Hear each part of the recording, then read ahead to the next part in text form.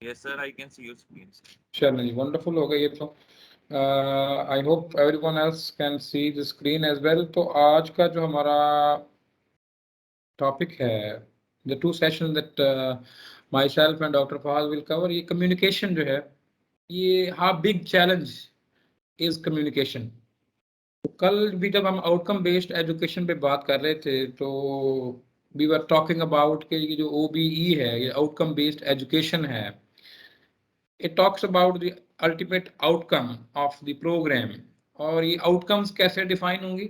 ये जो ultimate user of the product है, या जो अल्टीमेट जो एम्प्लॉयर है जो हमारे ग्रेजुएट्स हैं उसका। तो एक रिसेंट स्टडी हम देख रहे थे, फॉर एग्जांपल जो हमारे अपने जो स्टूडेंट्स हैं, तो एम्प्लॉयर जो है व्हेन दे से कि जी ये they are doing pretty fine, तो चैलेंजेस क्या हैं? तो वो कह रहे थे कि चैलेंज ये है कि they are technically very sound, लेकिन कम्युनिकेशन में स्ट्रगल कर रहे हैं। अब कम्युनिकेशन जो है, इसको अगर हम जो जॉब स्किल्स जो हैं, जो हॉट जॉब स्किल्स हैं, the skills which are required for the job, उसमें अगर हम देखें तो कम्युनिकेशन जो है, ये जितनी भी टेक्निकल या फील्ड रिलेटेड स्किल्स हैं, उससे इसको ऊपर रेट किया जाता है। तो अगर आप वो UNDP की जिस रिपोर्ट को मैंने कल रेफर किया, या कोई और रिपोर्ट जो जहाँ पे स्किल्स को बेंचमार्क किया गया हो on the basis of the feedback that employer gives, तो कम्युनिकेशन जो है दैट इज रैंक्ड वेल। ये टॉप कोई 5-7 जो स्किल्स हैं उसके अंदर इसकी रैंकिंग होगी। तो जो हमारा बिजनेस है, for example the kind of job that we are doing as faculty members, इसमें तो कम्युनिकेशन इज क्रिटिकल। ये तो आप अगर हम ये कहना, that will not be an over statement कि this is our bread and butter, this is the principal tool that we in academia we deploy. अब सवाल ये है कि जो कम्युनिकेशन जो है, is it restricted to speaking only? ये मैंने on in our session on Monday थोड़ा सा मैंने रिफ्लेक्ट किया कि जो रीसेंट रिसर्च है into the process of communication, that suggest that 58% of communication is listening.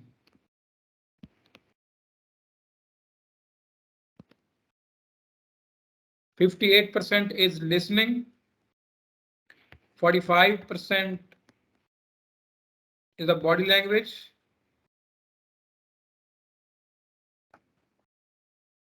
or 7%, not 38, sorry, this is 38, not 45. Yes, 38%, and 38 plus 7, that is 45. So this should be 55. Let me correct this.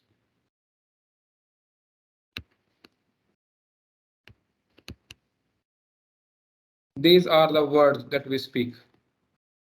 ये एक composite है basically. 55% is listening. तो अगर 50% का जो threshold हो, passing marks हो, and we are poor listeners, where do we stand then? Usually we are good to talk. Teachers जो हैं, जाहिर है उनका बिजनेस है, उनका प्रोफेशन ये है speaking. Well, when we consider speaking, we consider the communication is all about speaking, whereas the words only constitute 7% in the overall process of communication.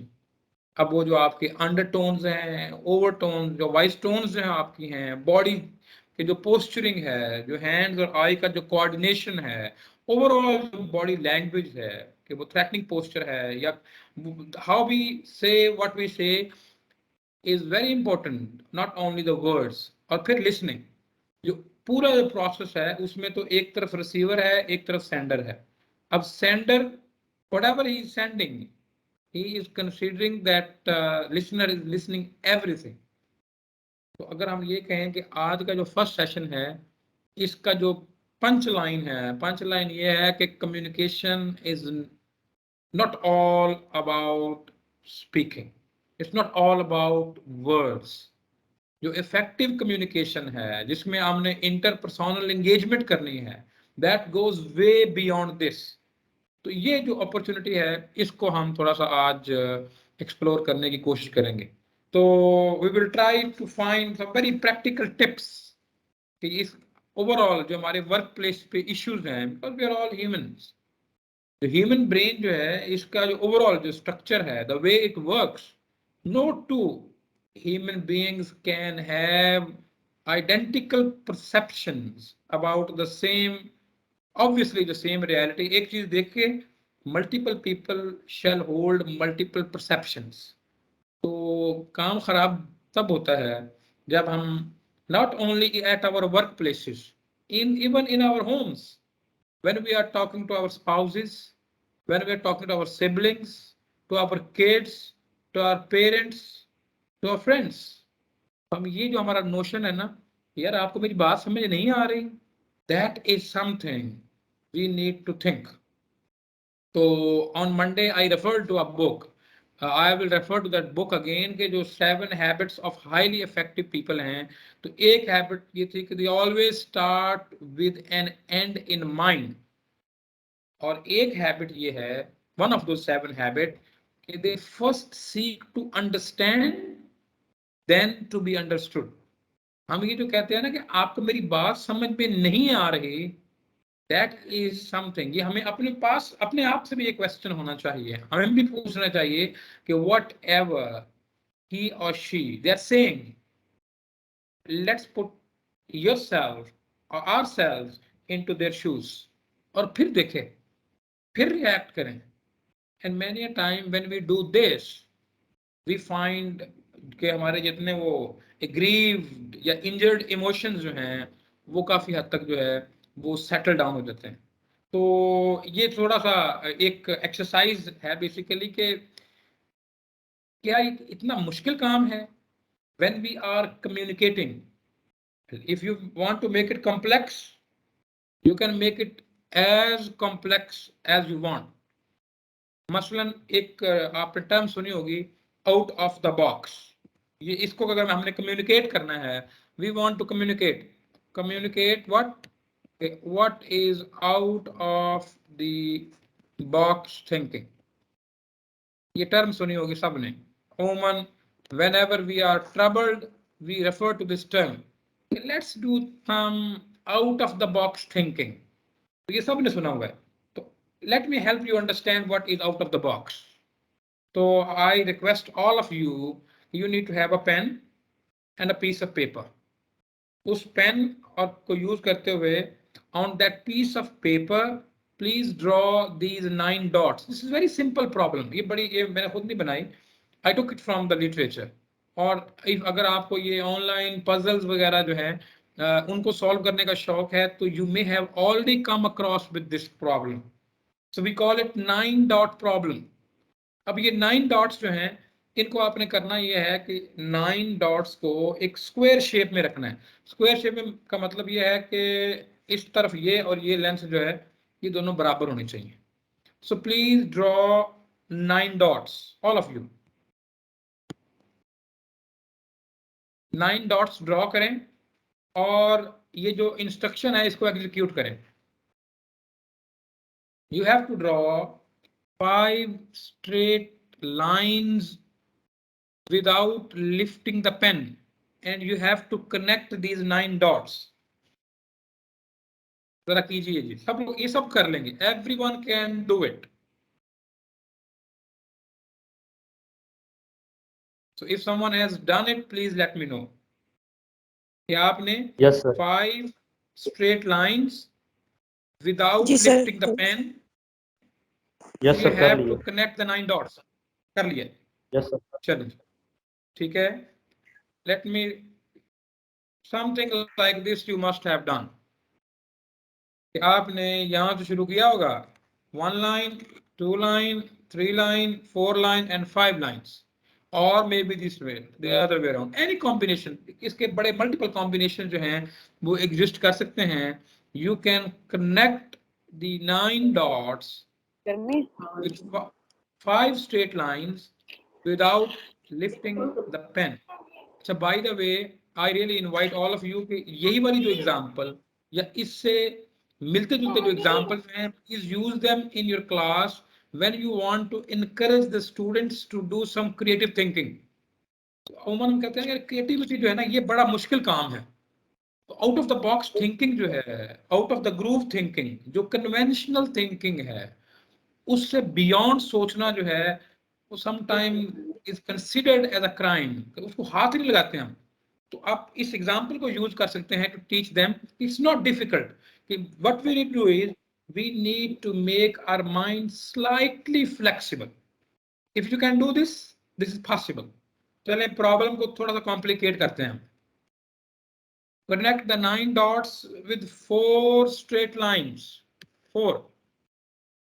4 straight lines without lifting the pen. Kindly कीजिए जरा.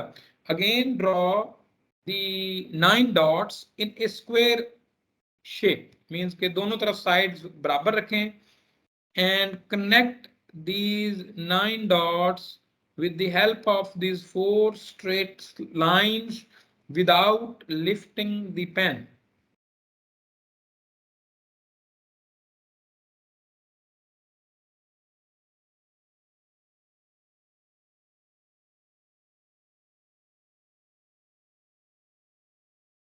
If someone has done it, please let me know. Sir एक dot रह जाता है। एक dot रह जाता है। चलें जी, ये एक प्रैक्टिकल फीडबैक आ गई कि आपने at least you have tried but 9 dots connect नहीं हुए। इफ एनीवन एल्स, एक डॉट रह गया। एक डॉट रह गया है, ठीक है जी सर, एक डॉट हो जाता है। अच्छा, अब एक डॉट जो रह गया है ना, इसका एक रीजन है। The reason is you have considered this as a box. मैंने 4 लाइनें लगाई हैं, एक बीच में से एक डॉट मेरा भी रह गया है। What we are doing, why we are struggling to connect these 9 dots with the help of 4 straight lines is because this box has become a constraint. ये कंस्ट्रेंट बन गया है। अच्छा, अगर ये देखिए जरा, here you go, एक लाइन,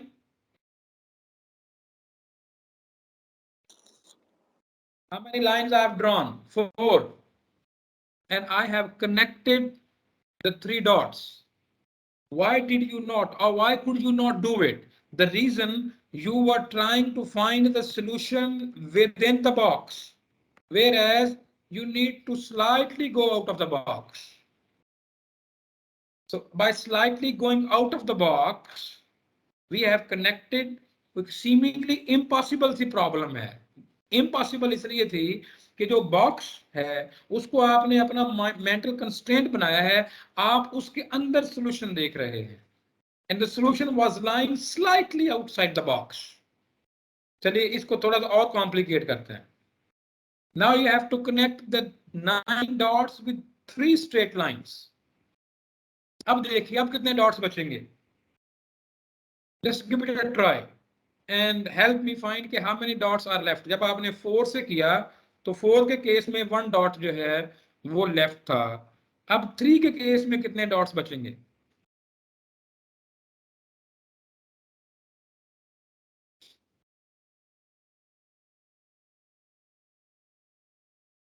सर 2 Anyone? डॉट्स, कितने? 2 डॉट्स। 2 डॉट्स, ऑलराइट जी 2 अगर डॉट्स ही आप बच रहे हैं। इसको 3 लाइन से कनेक्ट करने की कोशिश करें, but what you can do is you can learn from this example. If you have gone slightly out of the box, or you manage to connect the seemingly impossible 9 dots with 4 lines, go slightly more out of the box, break the box. जो mold है ये, this is the thinking problem.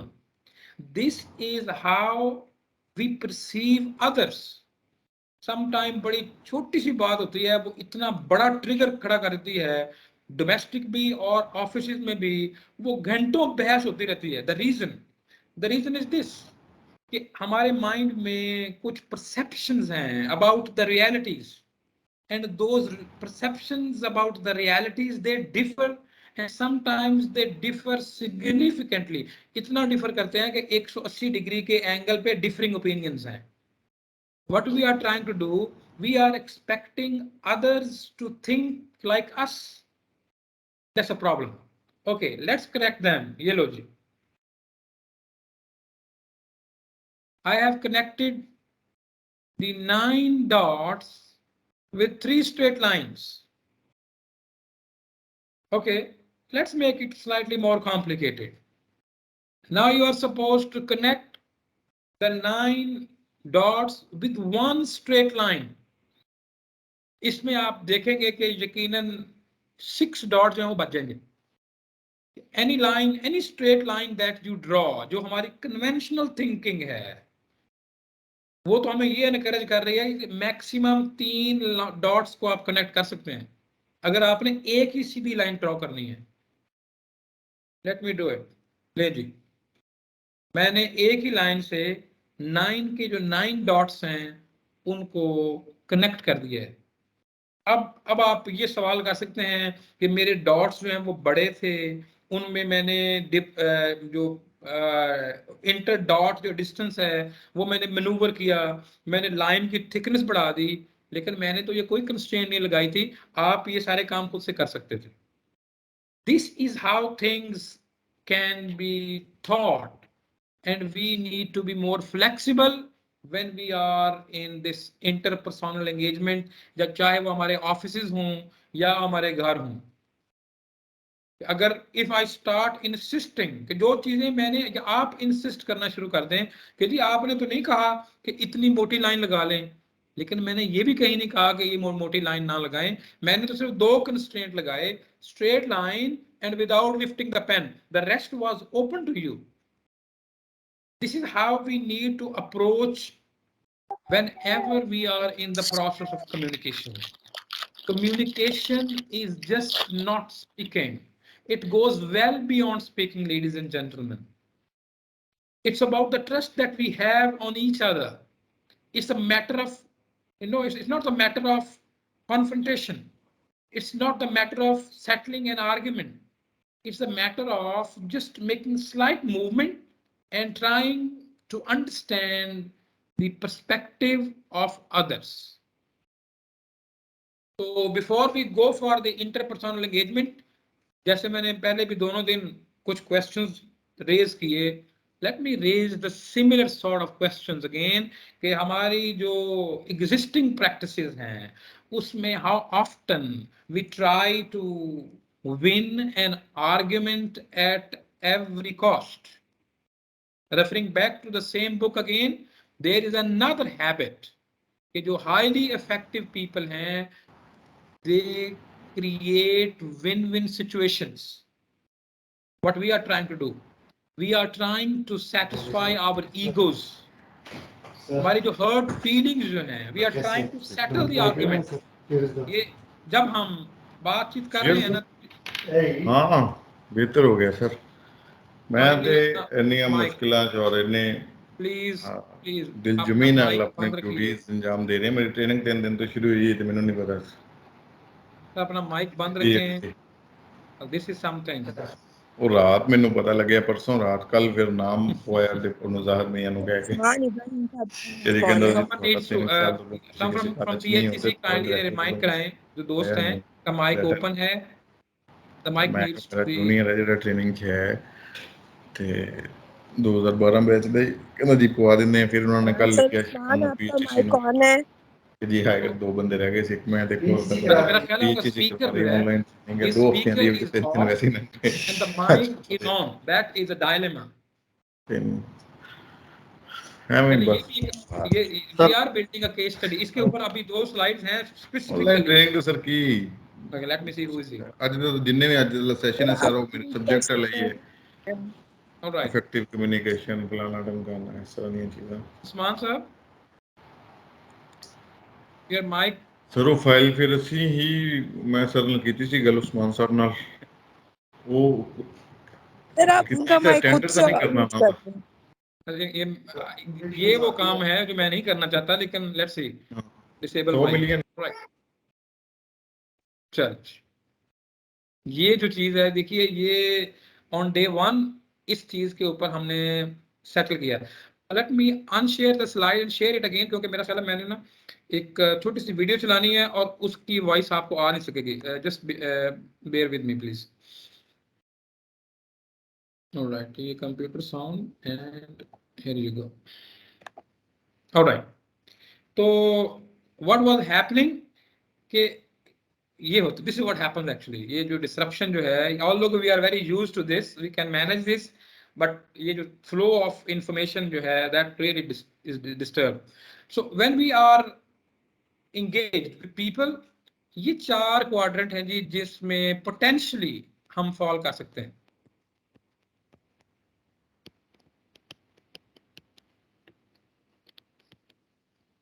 ये जो पहला argument जो है, we call it win win. This is win lose, this is lose win, this is lose lose. So when we are engaged with our colleagues, with our family members, with our spouses, with our anyone, with our friends, ये potentially 4 किस्म के scenarios हैं जो हो सकते हैं। This is what is desired, कि win-win situation create करनी है, because highly effective people they create win-win situation. There is another, ये बहुत ही पॉपुलर है, आप जो हमारी typical public sector work places हैं उसके ऊपर ये वाला जो we are most of the time we are in the second quadrant, win lose. We do not consider it enough that if we win the argument we want others to lose as well. It's not only the matter of settling the subject, हम चाहते हैं कि जो अगला बंदा है जिससे बात हो रही है उसको क्रश किया जाए, उसकी फीलिंग को बिल्कुल फिनिश किया जाए। So this is that I need to win, that is part 1। The other party has to lose, it is only then I will consider the argument settled. Most of the time आप अपनी कोई भी conversation जो है वो करें जब वो हमारा जो वो आग है, जो fire inside in our selves, उसमें क्या है, उसमें यही मसला है कि हम उसको सेटल करना चाहते हैं। जब तक वो आग ठंडी नहीं होती, that argument goes on and on and on unless we see the other party really really broken down. ये this is very popular, most of the time we fall here. ये एक है lose win, where we say, well, I'm not interested in winning, I'm not interested, I need to lose, and we let others win all the time. This is also not required. And the 4th quadrant, that is ultimate killing quadrant. This is जो पंजाबी में कहते हैं कि ना खेलेंगे ना खेलन देंगे, lose lose. Neither I will win nor shall I let anyone win. अब सवाल ये है कि we need to make move. ये जो क्वाड्रेंट नंबर 1 है, बाय ऑल मींस किसी ना किसी तरीके से, ये एक सेपरेट ट्रेनिंग है, ये सिर्फ इसी चीज के ऊपर ही कि हमने ये जो इंटरपर्सनल एंगेजमेंट को इम्प्रूव करने के लिए पहले हम असेस करेंगे through a list of questions, उससे कि हम कौन से क्वाड्रेंट में हैं। Once we know by doing the self analysis कि विच क्वाड्रेंट वी फॉल, उसके बाद हम करेंगे मूवमेंट कि अगर आप सेकंड से फर्स्ट में जाना है तो उसके क्या स्ट्रेटजीज हैं, थर्ड से फर्स्ट में जाना है या फोर्थ में। But the ultimate question is how often we try to win an argument at every cost, how often we try to create win win situation, how often we park our egos out of the argument. आप अभी कोई recent meeting देखें जिसमें जरा blood bath create हुआ हो, तो अब देखिए जरा कि आर्गुमेंट और ईगोस, सब्जेक्ट मैटर किधर रह जाता है। Eight the and what is left is the clash of personalities, the clash of views. वो जो इंडिविजुअल्स, उनकी ईगोस जो हैं, they become so high that they can't see beyond their own egos. ऐसा क्यों होता है, इसकी रीजन भी आज डिस्कस करेंगे। How often we are locked in an argument. At the end of the day, when we are discovering a subject, we are discussing an issue. तो हम क्या करते हैं, we are locked in an argument. How often winning or losing an argument is more important than exploring the subject matter. Issue discuss हो रहा है जी curriculum में कुछ changes आपने लेके आनी है या जो teaching learning process है उसको improve करना है और at the end अगर आप वो सारी proceeding उठा के देखें what you are discussing कि जो इसने कहा है उस पे मैं agree नहीं हूँ. So this is the pre-established notion, एक pattern है जिसका basically we are falling victim to that.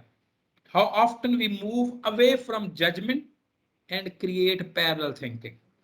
इसके ऊपर हमने एक चीज डेवलप की हुई है वो आज मैं आपको शो भी करूंगा कि पैरेलल थिंकिंग जो है कि इफ वी स्टार्ट डिबेटिंग कि ये जो मेरे पास सेल फोन है what you see on the cell phone, हम दोनों सेल फोन को ही देख रहे हैं but what you see is different what I see, but if I slightly move like this we are parallel now, we will more or less we will agree कि ये बिल्कुल एक ही चीज है जिसको हम डिस्कस कर रहे हैं. How often we mix our feelings with facts. Many a time, interpersonal disengagement at workplaces है. That is because instead of we all the parties being on the same page, they are reading very different books. If you're talking about the feelings and someone else is talking about the facts, both could be correct. दोनों ठीक हो सकते हैं लेकिन वो settle नहीं करेंगे because वो डिफरेंट चीजें हैं. If you are talking about the feeling you can say let's talk about the feeling.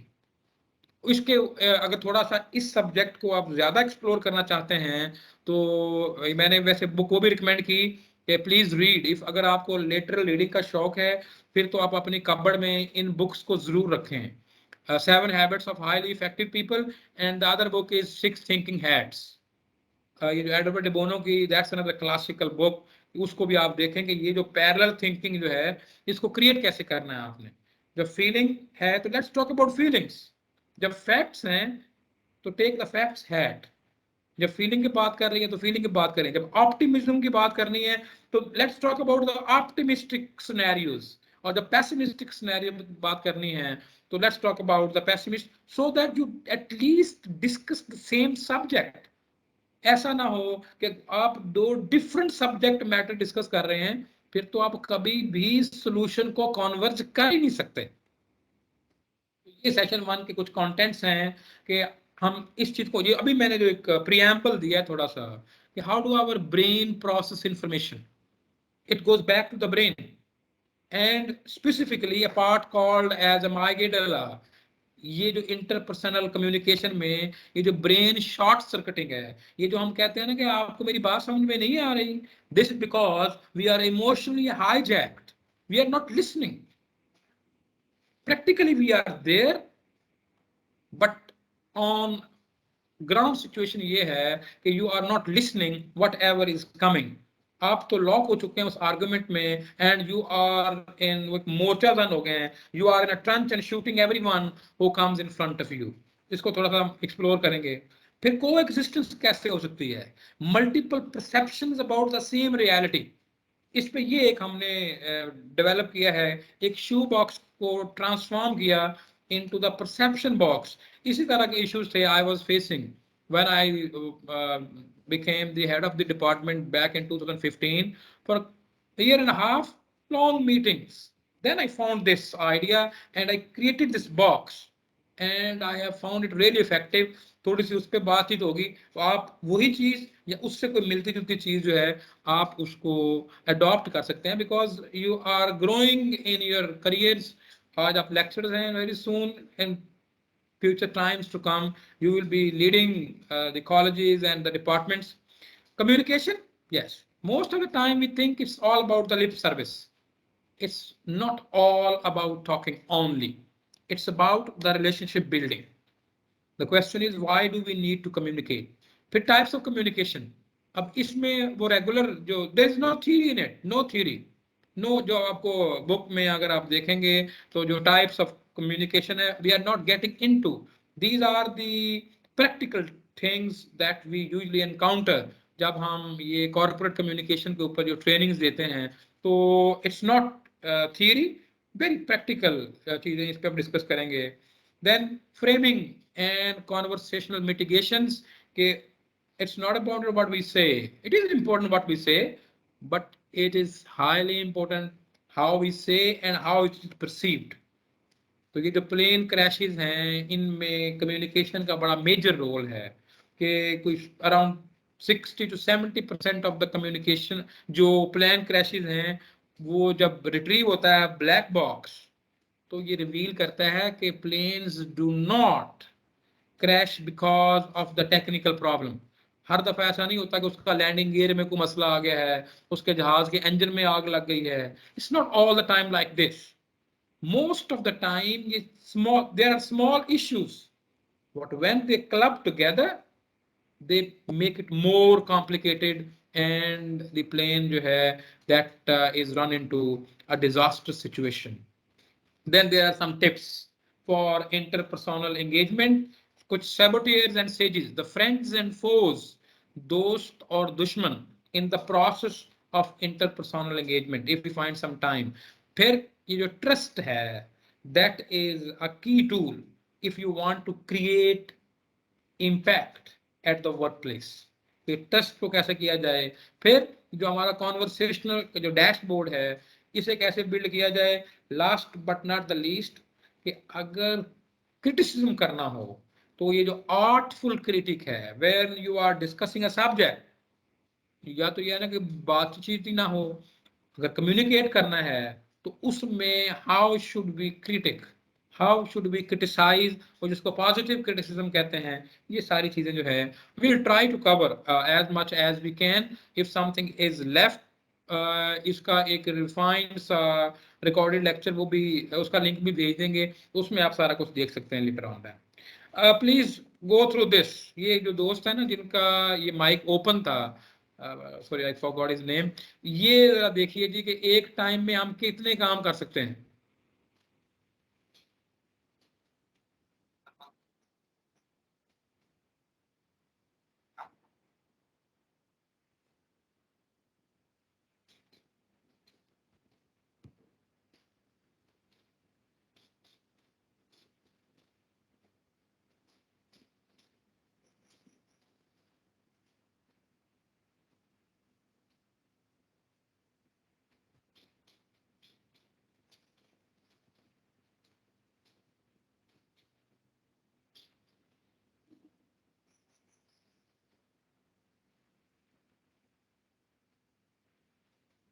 All right, you must have counted.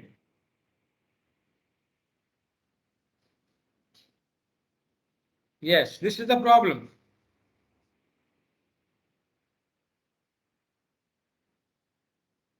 I did miss the gorilla when I saw this video first time because I was looking for a white shirt player passing the ball.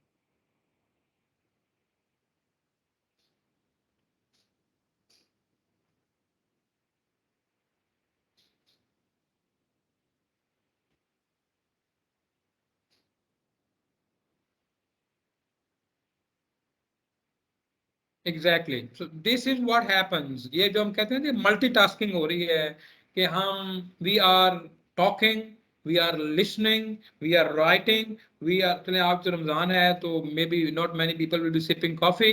So that is a false notion. ऐसा हो ही नहीं सकता कि आप एक ही time पे you are receiving information, you are processing the information and then you are reacting. तो इसके ऊपर अगेन एक छोटी सी आप खुद भी एक्सरसाइज कर सकते हैं. If I have not given you it on Monday तो अगर दिया तो I am sorry for the repetition. If you can close your eyes and try to draw a circle with your right hand and at the same time a triangle with your left hand. You can't do it. आप जरा करके देखिए. Take 5 seconds. A circle with your right hand and at the same time a triangle with your left hand. Unless you are trained in this art, you can't do it. Do it. तो ये तो बहुत ही छोटा सा काम है कि where brain has to instruct two hands to do two different geometrical shapes at the same time. अगर हमारा ब्रेन ये इतना लोअर ऑर्डर का जो काम है वो नहीं कर सकता एट द सेम टाइम, वो जो मल्टीटास्किंग वाला जो कॉन्सेप्ट है, तो receiving the information and processing the information and then responding to the information, ये एक टाइम पे ये सारा काम कैसे हो सकता है? So that is something we need to see कि when we have committed, ये जो ट्रेनिंग का आज एक हमारा टाइम है, ये 2 वीक्स की ट्रेनिंग है, there are different resource person, information coming, तो काइंडली इस पे कमिट करें आप। ये आपकी लाइफ है, every moment of our life that is gone is irrevocable, is irretrievable, वापस नहीं आ सकता।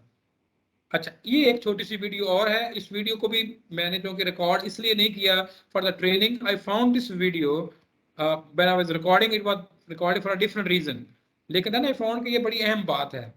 आपने देखना ये है कि what the student is complaining. एक उर्दू कॉन्टेक्स्ट है, स्कूल में उर्दू की स्पीच प्रिपेयर करनी है, तो टीचर ने जब उसको असेस किया है, तो टीचर ने क्या कहा, और जो स्टूडेंट है, she is a kid, she is just 6.5 years old kid, तो उसने क्या परसीव किया है? तो हम जो कहते हैं ना यार मैंने तो मामूली सी बात की है, तो आपकी मामूली सी बात क्या कर सकती है? Kindly see this video.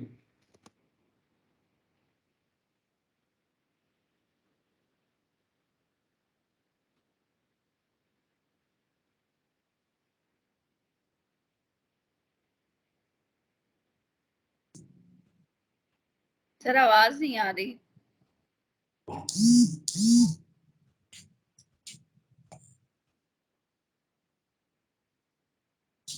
Alright, ये देखिए जी, ये उसने कहा कि टीचर ने कहा, अच्छा आवाज थोड़ी कम थी, मैं आपको बताता हूँ हुआ क्या है।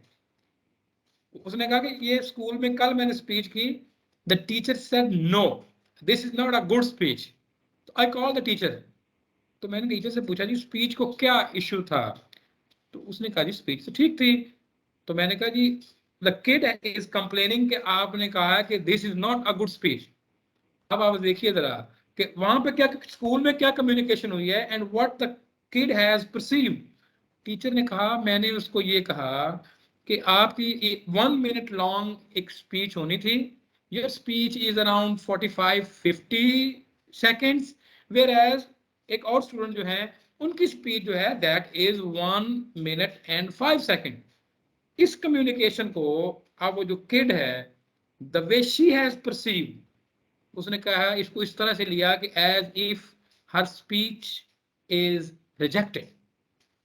सो मेनी अ टाइम जब हम कम्युनिकेशन कर रहे होते हैं, तो what we are saying totally normal things, but if we don't understand how this information will be perceived, it is very unlikely कि वो इम्पैक्ट क्रिएट किया जाए जिसके लिए वो कम्युनिकेशन हो रही है।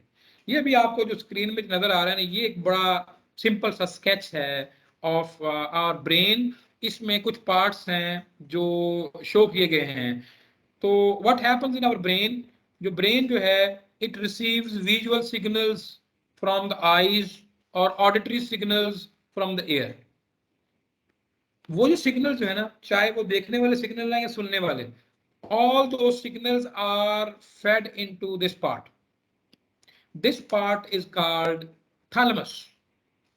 ये क्या करता है? इस पार्ट का काम ये है कि जो इंफॉर्मेशन आ रही है उस सारी इंफॉर्मेशन को ब्रेन लैंग्वेज में ट्रांसलेट किया जाए। जैसे कंप्यूटर है ना, तो कंप्यूटर भी क्या करता है कि वो चीजें इंटरप्रेट करता है। उसका यह है कि पहले इनपुट जितनी भी आ रही है उसमें उसको कंप्यूटर लैंग्वेज में कन्वर्ट करेगा, वो जो उसके जीरोस एंड वंस उसके पैटर्न बनाएगा, देन उसको प्रोसेस करता है। The brain works on the similar principle. All the information, the visual and the audio that goes into thalamus. Thalamus क्या करता है कि thalamus translate this information into brain language and passes it on to this part.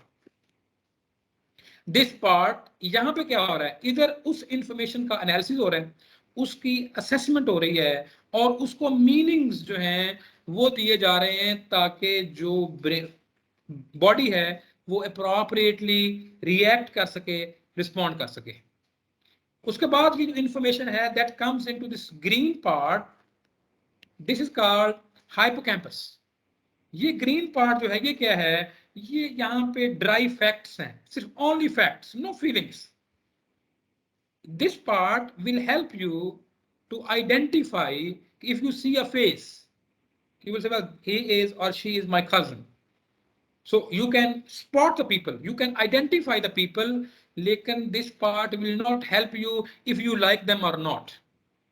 So green part can identify the people, but this part, this small orange, small bean hai, this is called amygdala. Ye part jo hai ji, that is the emotional center of the brain. That is the seat of emotional flavors. So अब होता क्या है? होता ये है कि ये एक लॉन्ग रूट है कि इंफॉर्मेशन आएगी किधर? थैलमस में इधर से यहाँ पे फिर पता चलेगा किस तरह का रिस्पॉन्स जो है वो देना है, and body is accordingly activated. ये लॉन्ग रूट है. There is a short route which connects the thalamus with the amygdala. इसकी मैं एग्जांपल देता हूं आपको. एक इमेजिन कि यू आर पार्क, सुबह मॉर्निंग वॉक पे हैं, आप पार्क में हैं, you are walking in the park and you see something, कोई अ स्टोन इज हर्ल्ड, कोई आपकी तरफ पत्थर फेंका गया है, पीस ऑफ लकड़ी जो वुड है वो फेंका गया है. What will be your response? Your first response is that आप वो जो डेंजर है जो आपकी तरफ आ रहा है, you move your self out of the line of danger. ये होगा हमारा first response. But next day, you have your 3, 4, 5 years old daughter with you, and you see a wild dog coming. आप क्या करेंगे? अब आप अपने आप को लाइन ऑफ डेंजर से अवे मूव नहीं करेंगे. You will come in the line of danger. आप उस किड को अपने पीछे कर लेंगे. What has happened? वो जो पर्सनल सेफ्टी का प्रिंसिपल था, वो जो ब्रेन ने यूज किया, उसने पत्थर देखा, पत्थर देखने के बाद डेंजर को असेस किया, डेंजर को असेस करने के बाद उसने बॉडी को ये डायरेक्शन दी कि आप ये लाइन ऑफ डेंजर है, इससे मूव अवे हो जाएं. But today when you have seen your little daughter, she is going to be attacked by a wild dog, तो आप क्या करेंगे? You will come in front of the danger. This is what happens over here. ये जो thalamus है, इसका एक direct connection भी है, दैट कनेक्शन विद द अमाइगडाला, के हमने सिग्नल को ट्रांसलेट किया और उसका एक छोटी सी जो पार्ट थी वो डायरेक्टली अमाइगडाला के पास गई, और अमाइगडाला जो है that is the seat of emotional flavours. उसने वो जो सारा लॉन्ग रूट था उसको ट्रिप कर दिया और ब्रेन को शॉर्ट सर्किट कर दिया. जब ब्रेन शॉर्ट सर्किट हो जाता है तो जो ब्रेन की एनालिटिकल पावर्स जो है, जो एग्जेक्टिव ब्रेन है, that is suspended. No analysis of the facts, only emotions. तो what happens? An emotional response is triggered. So आपने जब बच्चे को पीछे करके you came into the line of danger, what you have done? You have responded in an emotional way. You did not realize that the dog can come and harm you. So ये हमारी जो communications हैं, many a time we are in a brain short circuiting scenario. जब हम ये कहते हैं ना कि मेरी बात आपको समझ नहीं आ रही, and our ears and you know सब कुछ face जो है वो red हो रहा है, हाथ कांपना शुरू हो जाते हैं. What is happening? This is what is happening. Our executive brain is totally switched off. तो जो हमारा वो reptilian brain है, where there are only emotions from one side and then the emotions from other side. So emotions multiplied by emotions become emotional square and the situation get out of control. And there is no way we can hold any kind of impactful interpersonal engagement if too many times we run into this situation. इन छोटा सा आपसे question है कि आपने identify करना है कि what letter I am trying to draw. आपका क्या ख्याल है? ये जो थोड़ा बहुत स्केच आपको नजर आ रहा है, which alphabet I am trying to draw? Please focus on the empty spaces. Sir it's letter draw करने की कोशिश कर. मैं ई ड्रॉ करने की कोशिश कर रहा हूँ जी. बिल्कुल. आप सब ठीक कह रहे हैं, लेकिन practically I haven't drawn the letter. What has happened? Look, मैंने 1 2 3 4 5 6 7 8 9, I have drawn only 9 lines. What has converted these 9 lines into a letter E? इस तरह का एक मिलता जुलता पैटर्न आपके माइंड में ऑलरेडी रजिस्टर्ड है. This is what has made you to make an assessment कि I'm trying to draw a letter E. I was never trying to draw a letter E. ये काम आपने खुद कंप्लीट किया जी. This is what happens. ये जो दोनों लाइनें हैं ये कम्युनिकेशन में आप खुद ड्रॉ करते हैं. When we have an already pre-existing notion या perception, तो मैंने सिर्फ 9 लाइंस 9 स्ट्रेट लाइंस ड्रॉ की हैं. उसको जो लेटर की शेप है ये आपके ब्रेन ने खुद दी है. The brain it does not works in bits and pieces. इसका मसला ये है it works in terms of patterns. तो ये जो एक ऑलरेडी स्टोर्ड पैटर्न था, जब मैंने लाइंस दी तो आपने अपने ब्रेन को फौरन से एक्टिवेट किया. उसने ब्रेन में जितनी मेमोरी है उसको स्कैन किया, तो उसने कहा कि वो जो टोटल 26 लेटर्स हैं, सबसे जो क्लोज मैच है वो है लेटर ई के साथ. Alright, let's go for other thing. इसमें एक और क्वेश्चन है आपसे. What do you see in this picture? Do you see an 80 years old woman और a 20 years young lady? ये भी अगेन एक young lady old ladies basically confusion है ये.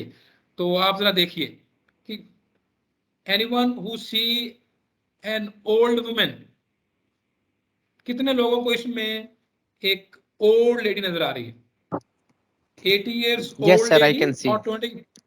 You can see. All right. Anyone who see a 20 years young lady? Sir मुझे Yes, sir, I can young see lady young ये देखिए बिल्कुल सही है. जिनको Young lady, young sir. Lady नजर आ रही है वो भी करेक्ट हैं. young lady. जिनको ओल्ड लेडी नजर आ रही है वो भी करेक्ट है. अब आप कह सकते हैं कि ये एक ही पिक्चर है, ये कैसे हो सकता है? This is what happens ladies and gentleman. जब हम अपने आप को सही करने के बावजूद दूसरों को गलत साबित करने पे तुल जाते हैं, we are falling victim. Actually हम विक्टिम्स हैं. वो कैसे? अगर आपको ओल्ड वुमेन नजर आ रही है ना, तो you are considering this as the lips. जिन लोगों को ओल्ड लेडी नजर आई है ना, please consider that this is a necklace and this is chin, this is eye, this is the earring. अब देखिए वो क्या हो गया है कि जो आपको पहले ओल्ड वुमेन नजर आ रही थी, now it is turn into a young lady. If you consider this part as her chin and she is facing towards that, it is young lady. But if you consider this her nose, it becomes an old woman. So many a times जो भी हमारी interpersonal जो engagements हैं उनमें यही मसाइल हैं. Both parties have the right to be correct, लेकिन हमारा जो डायलेमा है, डायलेमा ये है कि हम इस बात पे मुसर हैं कि well I am right, it is not enough, the other party has got to be wrong, but this is wrong now, we have no right to do this. जब भी आप सब्जेक्ट मैटर को एक्सप्लोर कर रहे हैं, we need to park. जिस तरह car, आप में से कितने लोग हैं जो अपनी कार बिल्कुल दफ्तर के अंदर ले आते हैं? none of you. कार दफ्तर के अंदर आ ही नहीं सकती. कार तो बाहर कार पार्क में पार्क होगी. जहां पे कार को पार्क करते हैं ना, अपनी ईगो को भी उधर ही पार्क करें प्लीज. उसके साथ ही पार्क करके ना डबल लॉक कर दें कार को. Then you see the impact. जो आपकी छोटे छोटे जो टेंशन हैं, स्ट्रेसेस हैं, दूर से भी किसी को देख के हमें लगता है कि perhaps those two individuals are talking about me. वो चाहे कोई कश्मीर या फलस्तीन की बात ही क्यों ना कर लें. हैपेंस ये एक हमारी अपनी पर्सनल इन्वेंशन है कि ये मैंने जो पहले रेफर भी किया कि we used to have very long meetings, बड़ी हॉट डिबेट्स, ईगोज, सिंग फंस जाते थे. Then I had a shoe box. तो हमने जूते खरीदे. तो I was about to throw this. वैसे ये बॉक्स जो है ना, दिस इज 6-year-old now. तो बिल्कुल recently my son had a TED talk in his school. तो वो इस बॉक्स को ले गया और उसने घुमा दिया. Now I'm reconstructing this. I'm looking for a suitable box again. तो hopefully I find a new box और उसको दोबारा ये color papering करेंगे. What we do or what I did, ये जो बॉक्स है इसको मीटिंग का टेबल जो है उसके सेंटर में रख देते हैं. इसकी 6 साइड्स हैं. All sides have different colors. तो 4 साइड्स इफेक्टिवली नजर आ रही हैं. जो टॉप और बॉटम जो है इसको छोड़ दें. 1, 2, 3 and 4. 4 sides different colors. तो one day I did this experiment. तो जब वो हमारी डिबेट फैकल्टी मेंबर्स एक दूसरे के साथ जरा उन्होंने सीन फंसा लिए तो I put this box there. एक साइड पे जो ग्रीन कलर है, दूसरी साइड पे pink.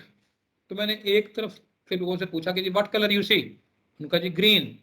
Then I asked the same question from the people on other side. उनका जी पिंक. तो मैंने कहा जी अब आप इस पे बहस करें.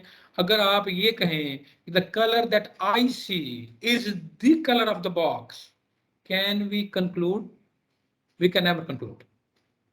तो अब पिछले 3-4 साल से this box stay in the meeting and every 5 minutes, 6 minutes, 10 minutes we rotate this box.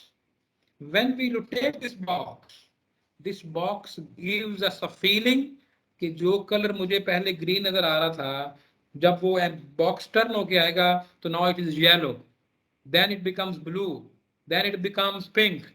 It means that जो सब्जेक्ट मैटर पे दूसरे लोगों का जो व्यू पॉइंट है वो भी इक्वली वैलिड है, उसको भी कंसीडर किया जाना चाहिए उतना ही equally as my own view point. एक और काम हमने किया, ये जो वर्ड ओपिनियन है हमने कोशिश की कि इस वर्ड को कम से कम यूज करें. ओपिनियन की जगह पे आप वर्ड यूज करें व्यू पॉइंट. इसका एक अपना इंपैक्ट है क्योंकि व्यू पॉइंट ये है. ओपिनियन जो है, ओपिनियन से एक टर्म निकलती है, हम उसे कह सकते हैं opinionitis. Opinionitis is a kind of brain disease in communication. जिस तरह लीवर की डिजीज है ना, हेपेटाइटिस है, ABCDE एंड ब्ला ब्ला, इसी तरह से ओपिनियनाइटिस, जब हम एक फर्म ओपिनियन होल्ड कर लेते हैं then it becomes a trench. एक मोर्चा बन जाता है. उस मोर्चे में हम बैठ जाते हैं and we keep shooting everyone who comes in the firing range. जबकि व्यू पॉइंट ये है कि आप इधर देख रहे हैं तो और व्यू पॉइंट है, थोड़ा सा अपने आप को मूव करें. It becomes easier to change your viewpoint. But opinion को चेंज करने से लगता है ऐसे है जैसे को बड़ा धचका सा लग रहा है. ये जो फिक्सेशन जो है, this is fixation. when we hold an opinion and then we insist and then we reject everything that does not conform. तो ये बेसिकली ना ब्रेन का जो हमारा जो डिसीजन मेकिंग का प्रोसेस ये है, जो बिलीफ सिस्टम जो है, ये प्रॉब्लम ये है कि हम हर जो नई इंफॉर्मेशन जो है, जो आईने नो वाली बात जो है, एवरी न्यू इंफॉर्मेशन उसको हम एनालिसिस करते हैं with the help of existing beliefs. अगर एग्जिस्टिंग बिलीफ्स के साथ मैच कर जाए तो पास, क्लैश कर दे तो fail. So we never improve. So fixation जो है उसको खत्म करने के लिए what we can do, we can go for parallel thinking. एक ये केस स्टडी है जी, इसको यूजुअली हम ये जो ऑपरेशन रिसर्च एक सब्जेक्ट है वो जब पढ़ाते हैं तो उसको मैं, ये रेलेवेंट है तो मैंने कहा इससे भी डिस्कस किया जाना चाहिए कि ये एक प्रपोजल है, कोई स्पॉन्सर है, उसने कहा है जी कि I want this to be made. आप एक कंपनी है, आपको ये प्रपोजल दी गई है. आपके वो जो डिपार्टमेंट था जो मार्केटिंग या सेल्स का, उन्होंने when they received the proposal they created a project request. Even I on this, ये जो छोटी सी है ना, ये जो सीडी है, इस पे जरा आप फोकस करें. When the proposal is received, it is converted into a project, it becomes this. When the project is designed, it becomes this. When the project is made, it becomes this.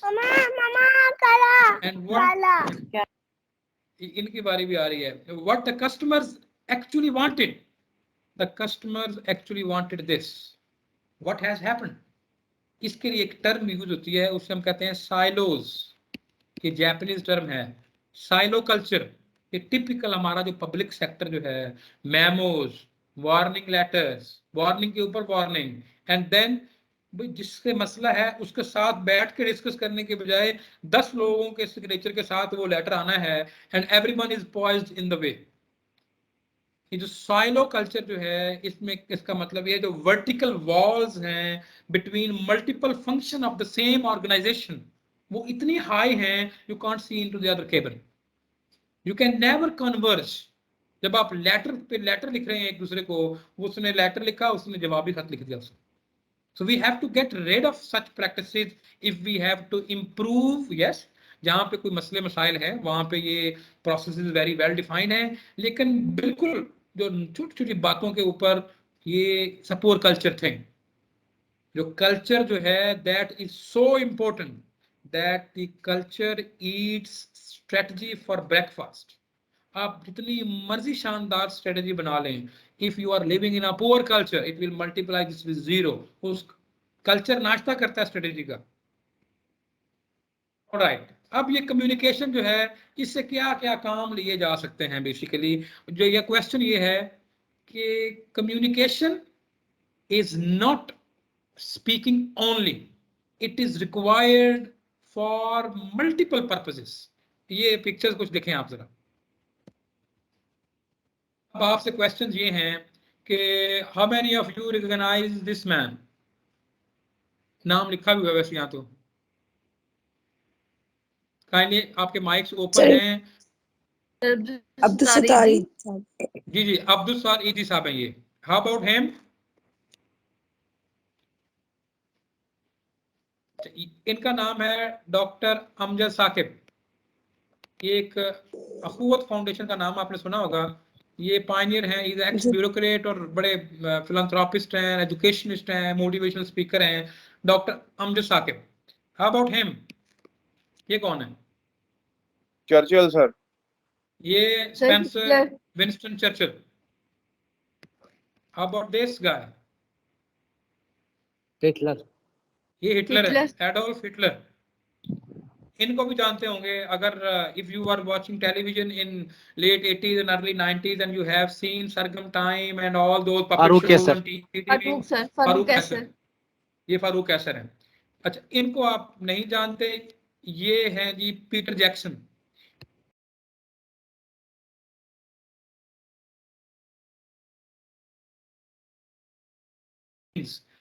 वो देखी हुई है, तो वो जो ancient times में humans and सब humans में जो फाइट्स हैं उसके ऊपर, तो ये director of that movie, he is Eric Schmidt. ये जो आज आपको गूगल नजर आ रहा है ना, he is the guy behind that. He is the one who transform Google from a startup into a multi billion company. Eric, इसका नाम है एरिक। और he is Bradman, Donald Bradman. इनको भी जानते हैं अगर क्रिकेट का शौक है आपको तो। अब सवाल ये है कि what is common in all of these guys? इनमें क्या चीज, क्या कदरे मुश्तरक है? They are all famous. एक तो ये है कि दे आर ऑल फेमस, लेकिन जो Yes. all of them creativity. they organized a group। अब ये देखिए, हिटलर ही ऑर्गेनाइज जो नाजी आर्मी जो थी, फिर जो अलाइड फोर्सेस को लीड किया इसने चर्चिल ने। ईदी साहब ही बिल्ट द ग्रेटेस्ट जो प्राइवेट चैरिटी जो ऑन द ग्लोबल स्केल के ऊपर। Amjad Saqib sahab did the same thing. Then Farooq Qaiser, वो नई चीज थी, वो लाइव शोज में उनकी जो कोऑर्डिनेशन, वो टीम बिल्डिंग, ये जो ऑर्गेनाइजिंग एक ग्रुप है दैट रिक्वायर्स कम्युनिकेशन। तो आप मुझे बताइए, अगर आप हेलो, अगर आप में से इशू है, आपकी स्लाइड्स आपको नजर नहीं आ रही, बाकियों को नजर आ रही हैं, आप रीज्वाइन कर लें प्लीज। स्लाइड का बिलाल आपको नजर आ रही है? Yes sir, your slides are visible sir. ठीक ठीक है, जिनको नहीं तो नजर नहीं आ रही वो इसको लीव करके दोबारा ज्वाइन कर लें। अच्छा, ये देखिए जी, कम्युनिकेशन जो है वो प्रीरिक्विजिट है। अगर आपने कोई आर्मी लीड करनी है, कोई वॉर लीड करनी है, कोई बहुत बड़ी ऑर्गेनाइजेशन खड़ी करनी है आपने, तो कम्युनिकेशन जो है that is critical as a group leader. तो अगर आपने ईदी साहब के साथ उनका काम देखा हो, या उनसे मिलने का आपको इत्तेफाक हुआ हो, या टेलीविजन पर उनके इंटरव्यूज देखे हो, तो आप देखेंगे कि he was not a great speaker, but still he built the greatest जो प्राइवेट चैरिटी जो है ग्लोबल स्केल के ऊपर। तो इसका मतलब ये हुआ कि स्पीकिंग इज वन एलिमेंट, लेकिन जो कम्युनिकेशन है वो रिस्ट्रिक्टेड नहीं है टू द पार्ट ऑफ ये जो लिप सर्विस तक है। कुछ और काम भी हैं जिसके लिए चाहिए कम्युनिकेशन। ये देखिए जी जरा,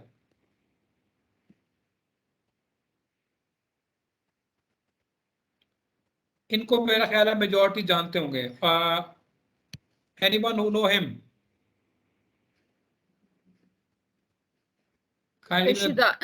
शुजात काफली के लिए चौधरी शुजात साहब तो ये हैं, बिल्कुल ठीक हो गया। ये जो चौधरी शुजात साहब हैं वो ये हैं नंबर 1। ये है अकरम जकी। अकरम जकी हैं, ये फॉर्मर डिप्लोमेट हैं और सेनेटर हैं। चौधरी शुजात साहब को सब जानते हैं, he is heading a political party, he is former prime minister of Pakistan. And ये कौन है? ये सर बान की मून है, एक्स बैन की मून, यूएन सेक्रेटरी जनरल जो है ना, बिल्कुल बैन की मून, यूनाइटेड नेशंस के। जी जी, यूएन के जो सेक्रेटरी जनरल रहे हैं ये। अच्छा, ये जज है, ये एक मदर है। वो भी कुछ बच्चों की आवाजें आ रही थी पीछे से, तो मैंने इसीलिए कहा कि इनकी बारी भी आ रही है। Many time this happens and then we have an umpire. इनमें क्या चीज कॉमन है? ये जो 6 फिगर्स आपको नजर आ रही हैं, do you see anything common? आप ये देखें कि एक चौधरी साहब को जो लोग जानते हैं, या थोड़ा सा अगर आपका पॉलिटिकल जो व्यू है पीछे, कॉन्फ्लिक्ट रेजोल्यूशन, ये जो निगोशिएटिंग अ सोल्यूशन, आपको याद होगा कि ये मैनी अ टाइम जो चौधरी साहब जो हैं उनको एज अ मीडिएटर रखा गया, कि जो कॉन्फ्लिक्टिंग पार्टीज हैं जी आप बैठ के, तो वो एक बड़ी इनकी टर्म मशहूर हुई मिट्टी पाव, कि ये बेसिकली क्या है कि when you have to negotiate a solution you have to give up something. So Akram Zaki is a former diplomat, ये भी बेसिकली कॉन्फ्लिक्ट रेजोल्यूशन की बात कर रहे हैं, निगोशिएटिंग अ सॉल्यूशन। जज क्या करता है? जज भी यही करता है। जज दोनों पार्टीज को सुनता है and then he resolves the conflict, he gives a decision. Same work is done by the mothers at home. माँ भी बाज दफा, वी ऑल नो कि चौधरी साहब जो है उनकी कम्युनिकेशन जो है बहुत अच्छी नहीं है। सिमिलरली जजेस दे डोंट स्पीक, और मैनी टाइम जो मदर्स जो हैं उनका बोलने से पहले ही उनका देखने काफी होता है, बच्चे आराम से बैठ जाते हैं। और अंपायर्स जो हैं उनके बारे में यही है कि वो भी एक सिग्नल करते हैं, when he signals all parties understands, तो वो भी एक सोल्यूशन जो है वो निगोशिएट कर रहे हैं। फॉर एग्जांपल जब वो क्रिकेट के अंदर जो बॉल जो है वो पैड्स को हिट करता है, तो जो बाउलर जो है वो अपील करता है, आउट की अपील करता है, हाउ इज दैट। अब अंपायर जो है वो या सर ऐसे हिलाएगा या वो अपनी उंगली खड़ी कर देता है। अब इसका मतलब क्या है कि he is not speaking. If he is not speaking, does it mean that he is not communicating? Can we negotiate a solution without communication? No. We need to have certain communication skills. Not necessarily हमारा जो perception है कि speaking is all about communication, इसको हमें revisit करने की जरूरत है। Then comes this, हम क्या करें? If we have to build a personal connection, no speak. अगर if you can simply reflect back, आप जरा कोई 20, 22, 25, 30 साल पीछे चले जाएं and recall all of those friends जो इस एज में आपके साथ थे, तो people were not communicating. It's an empathy that is a muscle which get stronger every time we use. ये देखिए इस म्यूजिक में he is not speaking, but the whole team जो बेसिकली वो म्यूजिक प्ले कर रहे हैं, they are looking at him and following. And same goes with these players. They have a sense of group where they are personally connected. They feel for each other. They have empathy for each other. they are communicating but not speaking. And last but not the least, ये pictures भी आपको पता होंगी कि you all of you knowing this, Bano कुत्सिया को सब जानते हैं. She wrote a lot of good pieces of literature. So did Mansha Yad साहब. तो ये क्या है? ये social analysis है. Social analysis के लिए आपने written communication करनी है. You don't have to speak. Many a time you don't speak, but you communicate. तो लिहाजा communication को speaking तक restrict करना जो है ये एक undermining the overall process है. It's about the relationship building. It's about the trust that we need to have with each other. चलें जी, ये एक और क्वेश्चन है. आप में से कोई बताया ये पिक्चर क्या है? ये पिक्चर ली गई थी 3 साल पहले. Anyone who can recognize this place? ये पाकिस्तान के नॉर्थ से ली गई है. ये सैफुल मुलूक झील सैफुल सैफुल मुलूक है. मुलूक. बिल्कुल ठीक है. This is Saiful Mulook. अब सवाल ये है कि सैफुल मुलूक ये जो 3 साल पहले मैंने पिक्चर ली, तो before you go into the lake तो ऊपर एक प्लेटफॉर्म सा बना हुआ है, उस पे खड़े हो गई पिक्चर ली गई है. तो क्या कोई डिफरेंस है इसमें? The picture that I took and the picture that you see, ये बिल्कुल वही चीज है. जो पिक्चर मैंने खींची, जो आप देख रहे हैं, जो कैमरा है बेसिकली उसने अपने पास से इसके अंदर कोई चीज ऐड नहीं की. This is north Atlantic cable. ये जो अंडर सी केबल है, अगर if you have your friend और ब्रदर और सिस्टर इन न्यूयॉर्क और आप लाहौर में हैं या लोधरा में हैं, तो आप उस पर टेलीफोन पे बात कर रहे हैं ना, this cable does not pollute, does not transform the information. क्या हो रहा है? ये उस इंफॉर्मेशन को वहां से पकड़ के आप तक ला रहे हैं.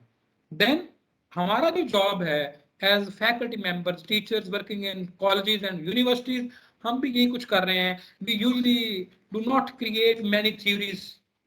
जो ऑलरेडी रिटन नॉलेज है बुक्स में, हम उस नॉलेज को कंसीडर करते हैं and then we transform that knowledge into the minds of disgruntled and bored students who are not willing to listen. हम अपने पास से कोई चीज ऐड नहीं कर रहे. ये एक टाइप की कम्युनिकेशन है, इसे कहते हैं कम्युनिकेशन बाय ट्रांसफर. जो मीडिया है बीच में, वो जो कैमरा है, ये जो केबल है, यहाँ पे जो टीचर है, they have not done anything but they have done, जो इंफॉर्मेशन वहां थी उसको आगे पास ऑन कर दिया है. This is communication by transfer.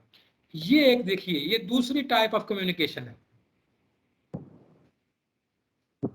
इसमें क्या हो रहा है? दिस टाइप ऑफ कम्युनिकेशन, आप ये देखें कि ये जो मटेरियल है, इस मटेरियल से आप ये वाली पिक्चर भी बना सकते हैं. इसका मतलब है कि आप हैप्पी फेस है, ये सैड फेस है, and this is a different shape. इस टाइप की कम्युनिकेशन को हम कहते हैं कम्युनिकेशन बाय कन्फ्यूजन, वेयर जो मीडिया है, जो ट्रांसलेटर है, जिसने इंफॉर्मेशन को पास करना है, उसके पास ये राइट है कि वो डिफरेंट काइंड्स ऑफ कॉम्बिनेशन बना सकता है. When we teach creativity and intuitiveness, उसमें जो कम्युनिकेशन बाय ट्रांसफर की बजाय जो कम्युनिकेशन बाय कन्फ्यूजन है, दैट इज मोर प्रेफरेबल. कि वेयर जो इंटरप्रेटर जो है, जिसने उस इंफॉर्मेशन को यूज करना है, उनके पास ये होना चाहिए, इतना मौका उसके पास हो. देन ये देखिए जी, ये सिंबल्स, ये सिंबल्स क्या हैं? When you see this symbol, what is this symbol? Anybody who can recognise this symbol? ये जो सेंटर पीस है येलो कलर का, सर ये लिखा work is in progress somewhere. Yes, ये बेसिकली रोड साइन है पे का एक सिंबल है. ये येलो कलर का जहां पे पड़ा होगा, if you are driving on a motorway, आपको ये सिंबल नजर आता है ना, तो automatically you reduce the speed of your car. इसका मतलब यह है कि आगे मैन आर एट वर्क, या इसका है लोग काम कर रहे हैं, या आगे एक्सीडेंट हुआ है, आगे फायर हो सकती है, there is some danger ahead. इसको देखते ही अब ये वाला जो सिंबल है, इट्स नॉट स्पीकिंग. तो ये जो टाइप ऑफ कम्युनिकेशन है, इसे कहते हैं communication by trigger. This is money symbol, dollar sign. ये एक ट्रैफिक साइन का सिंबल है. आप देखिए, जो ट्रैफिक साइन का जो सिंबल है, it does not speak. Green means go, red means stop, yellow means आप जरा थोड़े से कॉशियस हो जाएं। अब जो क्वेश्चन है कि when it is read it means that it is someone else turn. अब ये लिखा कहीं नहीं हुआ। ये जो कम्युनिकेशन बाय ट्रिगर है, इसमें जो ट्रिगर होता है इसका इम्पैक्ट उस प्रैक्टिकल उसकी बॉडी है उससे बहुत बियॉन्ड होता है। जस्ट लाइक जो साइज ऑफ द बुलेट है, अब देखिए बुलेट का साइज बड़ा छोटा सा है, लेकिन जो बुलेट डैमेज करती है वो बहुत ह्यूज है। इसी तरह से ये जो एक प्लास्टिक की बॉडी है, लेकिन जो ये मैसेज क्रिएट कर रही है, सो ट्रिगर की जो फिजिकल शेप है उसकी कोई वैल्यू नहीं है, लेकिन वो जो आपका इमोशनल सेंटर में उसका एक मीनिंग रजिस्टर्ड है, वो सिग्निफिकेंटली डिफरेंट है और ह्यूज है उसका impact as compare to that the physics of that particular object. अच्छा जी, अब सवाल ये है कि हम जब चीजों को कंक्लूड करते हैं तो किस प्रोसेस में से गुजरते हैं। ये एक लैडर ऑफ कंक्लूजन है। सबसे बेस के ऊपर है हमारी कॉन्वर्सेशंस, जो डे टू डे कॉन्वर्सेशंस हो रही हैं। मैनी अ टाइम आपके जो लॉन्ग टर्म फ्रेंड्स एंड फोज जो हैं, वो अगर आप उनको ट्रेस बैक करें तो it dates back to your first conversations. तो जो कहते हैं ना first impression is the last impression, वो क्या है? वो ये है जी, कन्वर्सेशन क्या है? कन्वर्सेशन से हमारी बॉडी जो है, for example if you are addressed in an inappropriate way, तो आपके अंदर एक गुस्से की फीलिंग आती है। इसका मतलब है कि जो लिसनिंग है उसने बॉडी के अंदर कुछ बायो रिएक्शन जो हैं उनको इनिशिएट किया है।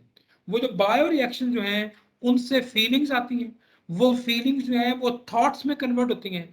उन थॉट्स को हम यूज करते हैं, जो रिपीटेटिव थॉट्स हैं, अपने बिलीफ्स बनाने के लिए, और वो जो बिलीफ्स जो हैं वो बन जाते हैं फिर हमारी एनकें, जिससे हम पूरी दुनिया को देखते हैं। अगर आप एक किस तरह की ऐनक पहन लें जिसमें सब ग्रीन नजर आए, तो आपको रेड भी ग्रीन नजर आएगा और ब्लैक भी ग्रीन नजर आएगा। तो जो बिलीव्स हैं, मैंने परसों के सेशन में भी कहा, beliefs are circular. It is very difficult to intercept the beliefs. If someone thinks that I am not a good guy, मैं जो मर्जी करूं, उसका जो ऐनक है वो पोलर आइड है, उसमें उसको रेड नजर आएगा या ग्रीन नजर आएगा। So what is happening, this is what's happening. Bio reaction से जो फीलिंग्स हैं, उन फीलिंग्स को हम यूज करते हैं, we give meanings to the feelings to create thoughts, we interpret thoughts to generate beliefs, we use beliefs to create assumptions to reach conclusions. This is how this ladder of conclusions it works. अच्छा, ये दो case studies हैं जो literature से ली गई हैं कि एक ऑप्शन ए है कि जी एक टिपिकल सिचुएशन कि 200 people can be saved और 400 people can be killed. दूसरी ऑप्शन ये है कि 33% चांस है कि 600 people will survive और 66% चांस है that no one shall survive. तो अब the way we present the information, ये दोनों 100% सेम सिचुएशंस हैं. 90% of the people picked up option A. The reason, it's more clearly understood. What you prefer, what meat you prefer. अगर आप सब जानते हैं कि we are very much diet conscious, इतनी प्रोटीन लेनी है, इतने कार्ब्स लेने हैं, वो जो स्लिमर बॉडी सिंड्रोम है, इस तरह के हमारा बॉडी शेप होना चाहिए, इतने फैट्स होने चाहिए, तो we are pretty much fat conscious. अगर आपको ऑप्शन दी जाए कि which food would you like, 99% fat free या 1% फैट, तो आप कौन सा ऑप्शन लेंगे? 99% फैट फ्री या 1% फैट? बताएं जी. 99% फैट फ्री. हाँ जी, सर ये सेम ही है दोनों. ये है सर सेम है दोनों. बट वो मैडम ने जो कहा है, शी इज करेक्ट इन अ वे कि ये एक जो केस स्टडी डेवलप की गई, इसमें around 6000 people they were asked this question और 93% पीपल जो हैं they responded that they would prefer 99% fat free over 1% fat. हालांकि ये एग्जैक्टली सेम चीज है, लेकिन ये जो फैट फ्री की टर्म जो है ये हमारे माइंड में इस तरह से रजिस्टर्ड है कि fat free is good, fat is bad. तो डिस्पाइट द फैक्ट कि जो सेम सिचुएशन है, सेम ऑप्शन है, वी पिक द सेम. अच्छा, यही ग्रुप जो था ना जिसने ये स्टडी की, उन्होंने इसको थोड़ा सा सिनेरियो को चेंज किया. अब उन्होंने कहा कि 98% fat free or 1% fat. And what were the results? 90% people went for 98% fat free over 1% fat. Practically 1% fat is healthier when compared to 98% fat free, but it is that fat free thing. तो आपने इसीलिए देखा होगा कि ये जो advertising है, जो एडवर्टाइज करते हैं चीजों को, जो मार्केटिंग में ये जो प्रिंसिपल्स जो हैं ये इसी तरह से डिप्लॉय हो रहे हैं कि it is very important how people think. If you tell them 1% fat, it is less charming as compare to 99% fat free. Alright, ये भी कुछ चीजें हैं जो हमारी बॉडी लैंग्वेज से रिलेटेड हैं. जब हम कम्युनिकेट कर रहे हैं तो आप देखिए कि जितने ये मॉडल्स मैंने यहाँ पे शो किए हैं, they all are depicting sad things. तो क्या कर हम ये हैं don'ts, negatives of body postures. When we are communicating, if we have our arms folded, ये एक अग्रेसिव सिग्नल है. जो आपके जो एड्रेसेस हैं, जो आपके रिस्पोंडेंट्स जो हैं, they will not take it very positively if you have your sleeves folded and you are standing with your arms folded. Then poor eye contact. If you do not make an eye contact, just imagine if I am looking at the wall and speaking to you, you don't feel very good. Although we are at different places, but you want me to see in the camera so that you get the feeling that I'm looking at you. So poor eye contact is another negative. Then tense facial expression. ये जो happiness और anxiety, ये जो दोनों हैं, ये they are just like they are just like viruses. ये spread करती हैं, ये pandemic create करते हैं. अगर आपकी शक्ल जो है वो टेंस है, anyone who comes and see, वो ऑटोमेटिकली वो उस तरह के फ्रेम ऑफ माइंड में चला जाएगा. तो टेंस फेशियल एक्सप्रेशन कम्युनिकेशन में ये भी नेगेटिव है. आपने हाथ रखा हुआ है फेस के ऊपर, नोज के ऊपर, हेड के ऊपर ऐसे रखा हुआ है, these are all negative gestures. या बॉडी जो है वो टर्न अवे है, बात आपसे कर रहे हैं. अब ये आपने देखा होगा कि आपके बच्चे जो हैं जब बात कर रहे हैं, if you have kid, little kids specially, तो आप किसी और से बात कर रहे हैं, वो आपसे बात कर रहे हैं, आप उन्हें कहना बेटा आप बोलो मैं सुन रहा हूं, तो वो आपको खींचते हैं, तो आप मेरी तरफ देखें. That is another negative in the posturing when your body is turned away from the audience. तो इसीलिए जब क्लास में खड़े हैं तो वो जो 45 डिग्री का एंगल जो है, where you have the whiteboard and then the students, so you can manage both of them. अब यही वाले जो मॉडल जो है इनको हमने ठीक कर दिया है. Relaxed and open facial expressions, arms hanging relaxed, open body, arms unfolded, upright posture है. तो ये सारे क्या हैं? These are all positives. ये और regular eye contact make, you need to make regular eye contact with your audience. अच्छा, अब कुछ स्किल्स जो हैं जो हम प्रैक्टिस करते हैं जब हम लोगों को ट्रेन करते हैं, स्पेशली यंग टीचर्स को रिक्रूट करते हैं. ये थोड़ी सी पुरानी पिक्चर्स हैं but it will still be valid. ये हमारी अपनी पिक्चर्स हैं कि if you want to increase the focus, you need to take a step forward. If you want to increase empathy, you need to tilt your head. If you want to change the focus, you need to change the pitch of your voice. If you want to increase the trust, you need to lower yourself. And if you want to get attention, you need to take a pause. And if you want to create an anticipation, then what you need to do is you need to lower the tone of your voice. ये कुछ local, इसमें around 110 के लगभग जो ये body language skills हैं जो हम लर्न कर सकते हैं, प्रैक्टिस कर सकते हैं। ये जो 6-7 जो हैं ये काफ़ी कॉमन है, पॉपुलर हैं, इसलिए हमने एक ट्रेनिंग में इनको रिकॉर्ड किया, तो अभी आपके लिए सुनिए। ऑलराइट, तो एक और इशू ये है कि when we are in class, तो हमें ये लगता है कि जो स्टूडेंट्स जो हैं specially in large classes as college में नंबर ऑफ स्टूडेंट्स काफ़ी ज़्यादा हैं, तो if you find all of us find this very troubling when we have students not focusing, तो उसके लिए एक टेक्निक है, उसे कहते हैं SS LANT, SSLANT। ये टेक्निक क्या है, that आप स्टूडेंट्स रिक्वायर करें that they need to keep smile on their face, they need to wear smile, smile is a fruit। Anxiety जो है या टेंस फेस जो है वो तो श्रब्स हैं, आप अगर कुछ भी नहीं करेंगे तो परेशान जरूर हो जाएंगे। खुश होने के लिए आपको एक बड़ी शौरी कोशिश करनी पड़ेगी। तो इफ यू आस्क देम, इससे उनका फोकस भी इंप्रूव होगा। वो जो डिस्ट्रैक्टेड फील कर रहे हैं तो यू कैन कमांड देम कि they should wear smile on their face, then they should always sit up, SS smile, sit up, and then encourage them listening, कि they should listen. You need to create an environment, वो एक safety का environment जो है जिसमें boredom ना हो, fear ना हो, तो then they will listen.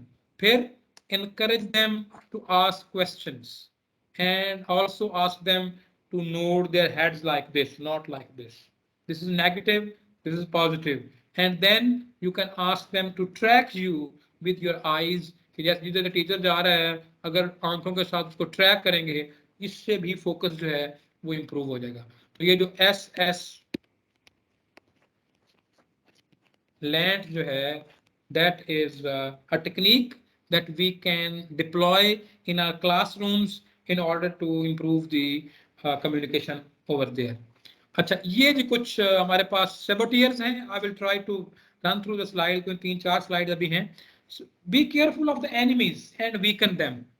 Most of the time ये जो 10 चीजें हैं ये हमारे अंदर हैं बेसिकली। ये saboteurs हैं, they are not the enemies across the borders, these are the enemies within ourselves.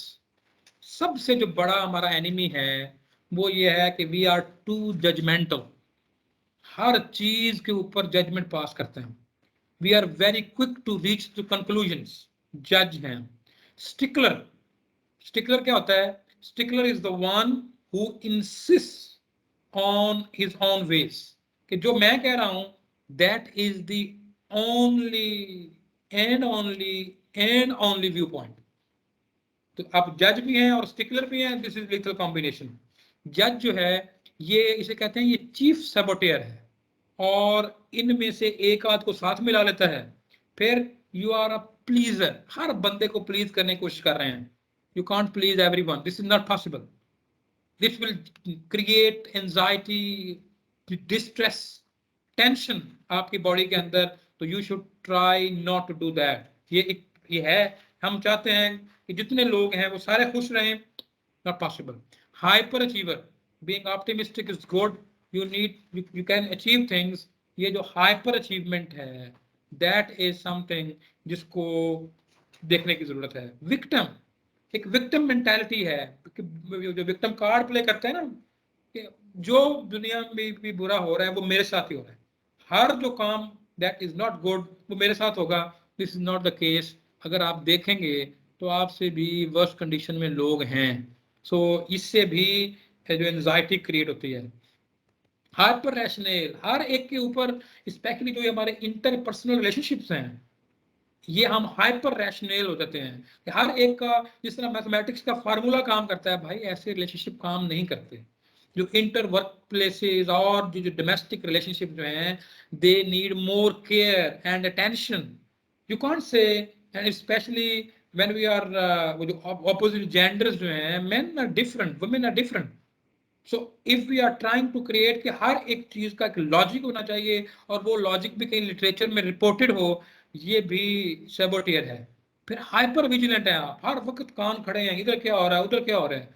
Late the globe go, let the world flow, ये आपके बहुत ज्यादा विजिलेंट होने से things will not be in an order, और जो चीजें होनी है उनका एक नेचुरल फ्लो डिफाइंड है.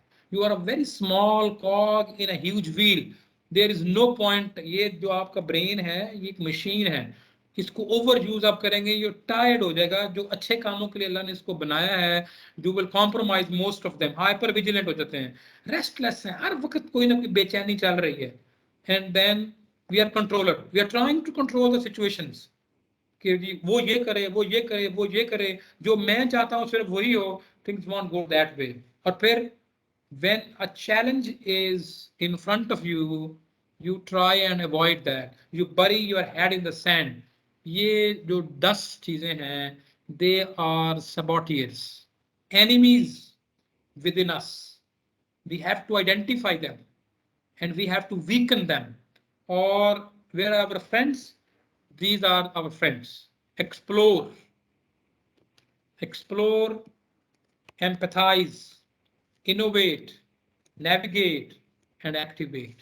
Explore with great curiosity and open mind. Let the possibilities come in. Consider every possibility that is coming. So consider करें. फिर empathize करें दूसरों को. When we react, before we react, आप अपने आप को उनके शूज में रख के देखें. How will you respond? This will create empathy and compassion and understanding the situation. फिर you need to look for new solutions out of the box and out of the groove. Navigate and choose the best path.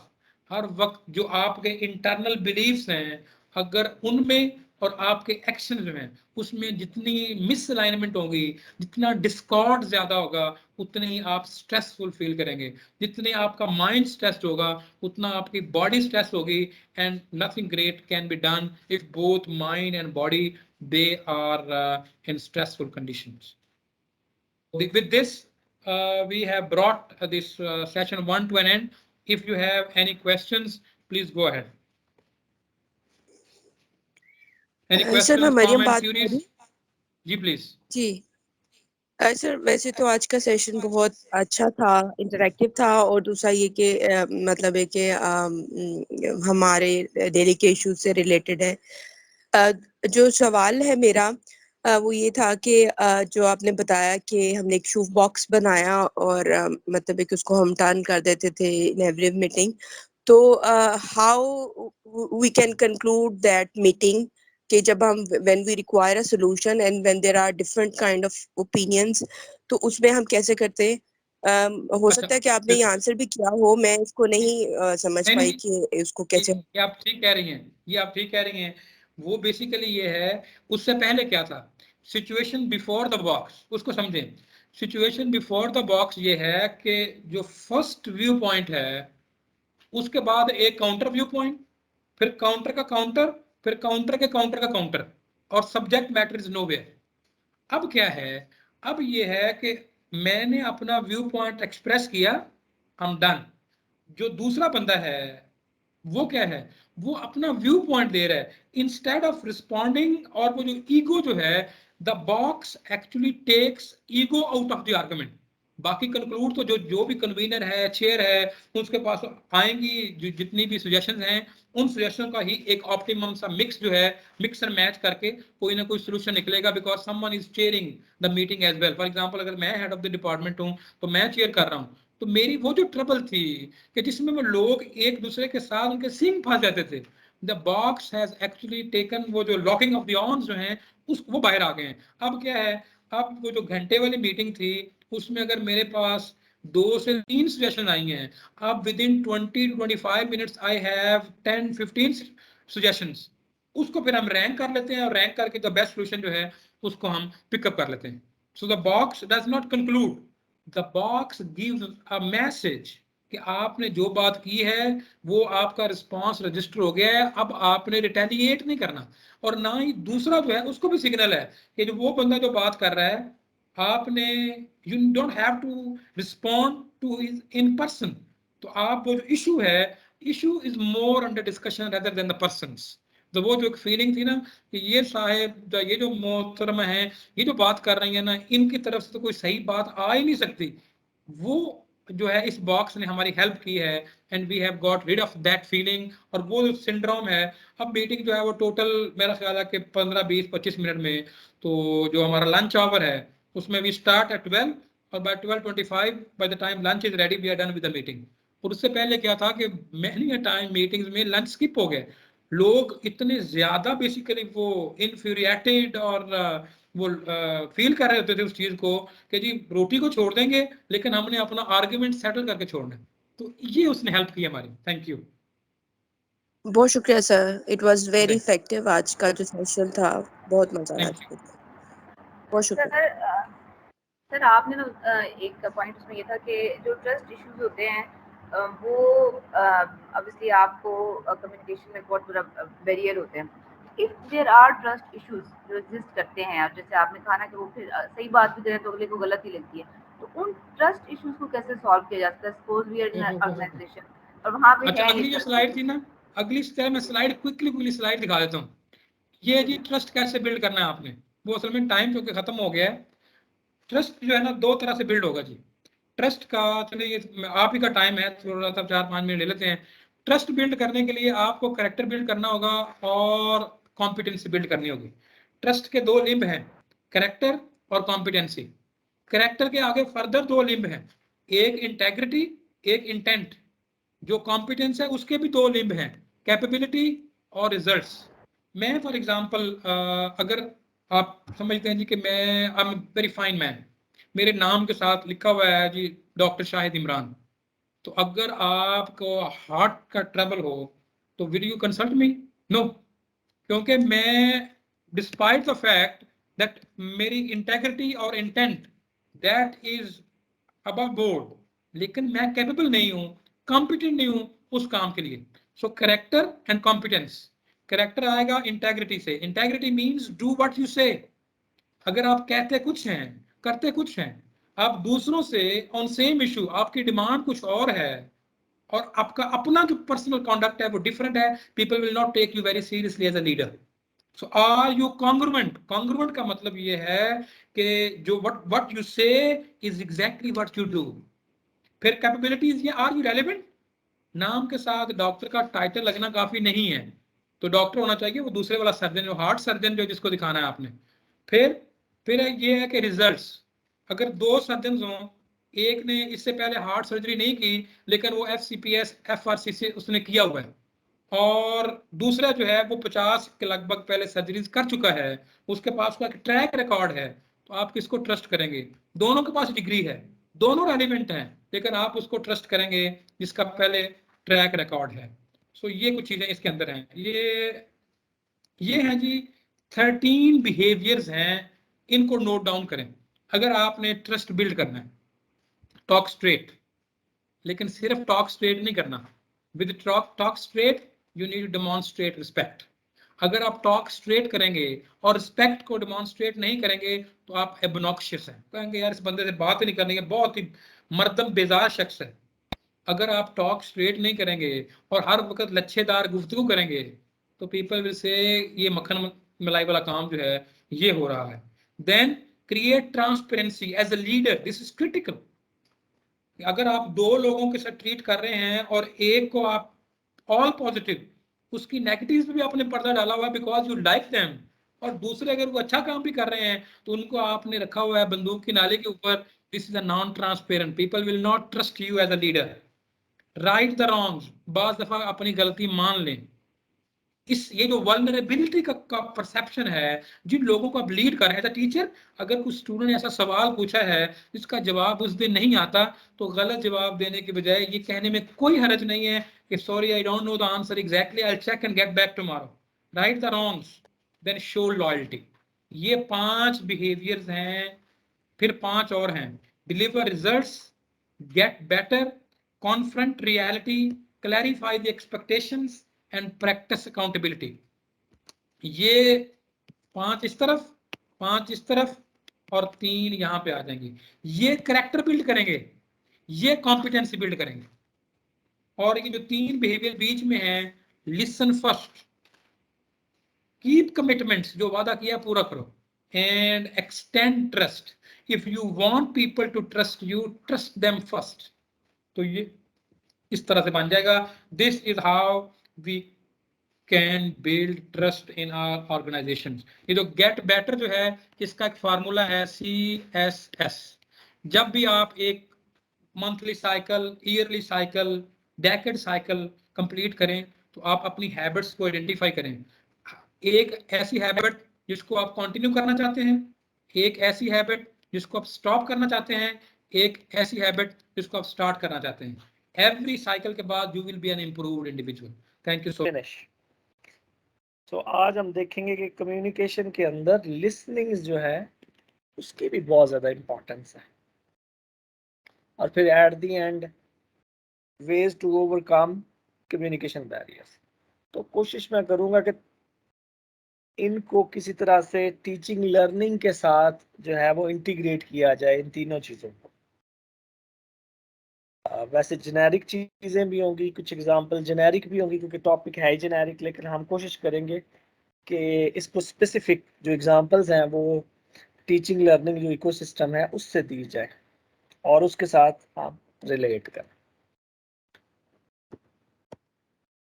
सबसे पहले हम समझने की कोशिश करेंगे बिल्कुल start से कि what is communication process. Communication process जो है वो इधर जो मैं एग्जांपल दे रहा हूँ वो स्पोकन की मैं एग्जांपल ले रहा हूँ. तो हमें पता है कि कम्युनिकेशन जो है वो उसके कई मोड्स हो सकते हैं, वो आगे मोड्स भी आ रहे हैं, लेकिन इधर जो है वो स्पोकन कम्युनिकेशन की एग्जांपल जो है वो मैं कोट करूँगा. देखा जाए तो दो एजेंट्स चाहिए एक कम्युनिकेशन के लिए. दो एजेंट्स चाहिए. सबसे पहली इसको हम कहते हैं सेंडर, जिसके ज़हन में एक आइडिया आएगा, कोई इंफॉर्मेशन आएगी, कोई चीज़ वो बात है, नॉलेज है, इंफॉर्मेशन है, वो शेयर करना चाह रहा है. शेयर किससे करना चाह रहा है? किसी और एजेंट के साथ. इसको हम कहेंगे रिसीवर. फिर वो जो भी आइडिया है उसके माइंड में, उसको वो कोड करेगा, यानी जिसको हम कहते हैं जी कौन सी लैंग्वेज में यूज करेगा. सो वो कोड यूज करेगा, कोडिंग होगी उसकी जो कि खास यानी वही समझ रहा होगा, या रिसीवर सारी बातें समझेगा. जैसे हर एक की लैंग्वेज इधर डिफरेंट है, सो हम उसको कोड कर रहे हैं, वो जो आइडिया है उसको उसकी कोडिंग हो रही है. कोडिंग के बाद हम कोई ना कोई चैनल यूज करेंगे. सो इधर क्योंकि वन ऑन वन है तो कोई यानी एयर यूज हो रही है. वैसे हमें पता है चैनल्स जो हैं वो वेरियस चैनल्स हम यूज कर सकते हैं. ईमेल कर सकते हैं, कोई व्हाट्सएप आजकल है, मोबाइल फोन है, इंटरनेट, टीवी, किसी तरह से भी हम अपनी वो वाली जो इंफॉर्मेशन है उसको रिसीवर तक पहुंचाएंगे. अब रिसीवर जो है वो कलेक्ट करेगा सारी की सारी इंफॉर्मेशन, जो है कलेक्शन होगी, और कलेक्शन के बाद वो यानी रिसीव करने के बाद वो इसको डी कोड करेगा अपने माइंड के अंदर. सो डी कोड करने के बाद यानी ये वो वक्त है जब दोनों अब जुड़ चुके हैं, दोनों के अंदर एक रैपो क्रिएट हो चुकी है और उधर से बात इधर आ चुकी है. और तरह क्या है जिसके अंदर रिसीवर जो है वो फीडबैक देगा कि यस मुझे समझ आ रही है या मैंने बात जो है वो आपकी पिक कर ली है. सो फिर जाके हम कहेंगे कि जी ये पूरे का पूरा कम्युनिकेशन का प्रोसेस जो है वो कंप्लीट हो चुका है. तो इसके अंदर ओपन कोई चीज नहीं है, तो ये क्लोज लूप है बेसिकली. सो इन नटशेल हम कह सकते हैं कि बेसिकली एनकोडिंग हो रही है किसी भी आइडिया की, नॉलेज की, इंफॉर्मेशन की, थॉट की, और फिर डिकोडिंग हो रही है उसी आइडिया की, वो उसी इंफॉर्मेशन की. और इसके अंदर decoding is very important. Decoding के अंदर दो चीजें हैं, एक है उसका कंटेंट और एक है उसकी इंटेंट. यानी दोनों चीजें, मीनिंग का भी पता हो और पीछे इंटेंट क्या है उसका भी पता हो, फिर जाके कंप्लीट डिकोडिंग होनी है। क्योंकि हमें पता है अल्फाज जो है वो सेम तरह से लिखे जाएंगे, लेकिन अगर इंटेंट डिफरेंट हो तो बिल्कुल, तब हमें पता है कम्युनिकेशन बिल्कुल डिफरेंट हो जाती है। सो ये तीनों चीजें, और दोनों आपस में रैपो है और फीडबैक है कि जी यस मैंने बात सुन ली है, अदरवाइज तो वो मोनोलॉग होगा ना, पता ही कोई नहीं क्या बात हो रही है और क्या नहीं हो रही। तो ये बेसिकली बिल्कुल एक जीरो लेवल से हमने स्टार्ट किया है। कम्युनिकेशन प्रोसेस क्या है, अब जितने स्टूडेंट्स हैं बेसिकली जो यूनिवर्सिटीज में आ रहे हैं, जिनको डिग्रियां मिल रही हैं, सो डिग्रियां मिलने से पहले और डिग्री मिलने के बाद जो उनके अंदर चेंज आई है, जिसको हम कहते हैं जी क्या ग्रेजुएट एट्रीब्यूट्स उनके अंदर आए हैं, जिसको हम जीएस बोलते हैं, जो कल भी हम कह रहे थे जिसको हम पीएलओस बोलते हैं, प्रोग्राम लर्निंग आउटकम्स।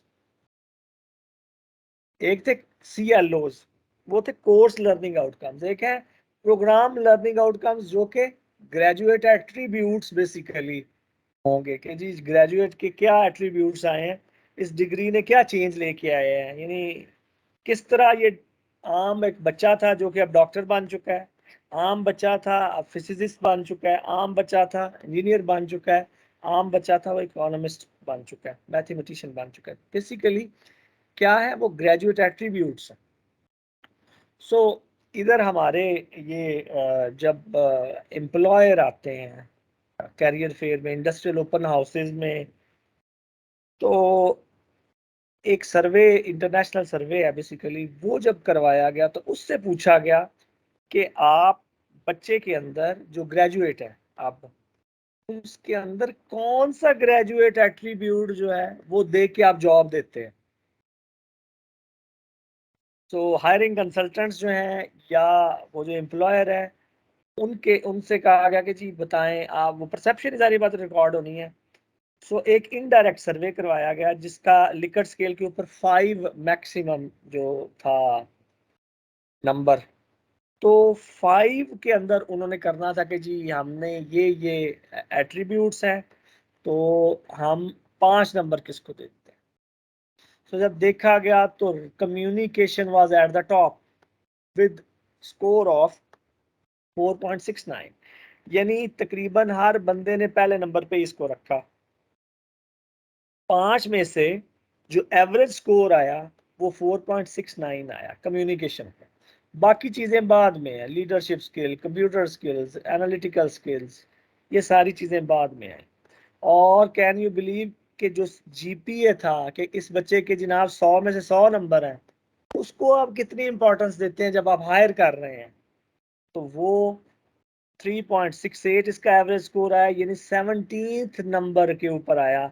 अगर इसको प्रायोरिटाइज किया जाए तो 17वें नंबर के ऊपर इसकी प्रायोरिटी बनी कि जी हम सीजीपी और जीपीएस को भी देखते हैं, लेकिन वो बड़ा नीचे जाके देखते हैं।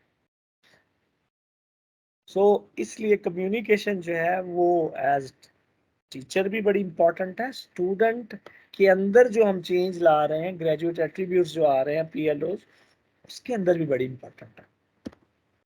और एक सादा सर्वे करवाया गया जिसके अंदर फिर जो इसी तरह से जी टॉप 10 पूछे गए कि जी आपने टॉप 10 के अंदर बताएं, तो उसके अंदर भी कम्युनिकेशन जो थी उसकी वो पहले नंबर पे था।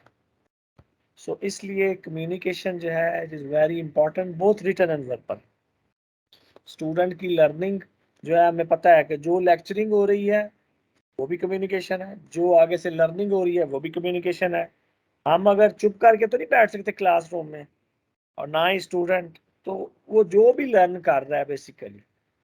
कल हमने देखा कि 3 डोमेन्स के अंदर बच्चे लर्न कर सकते हैं।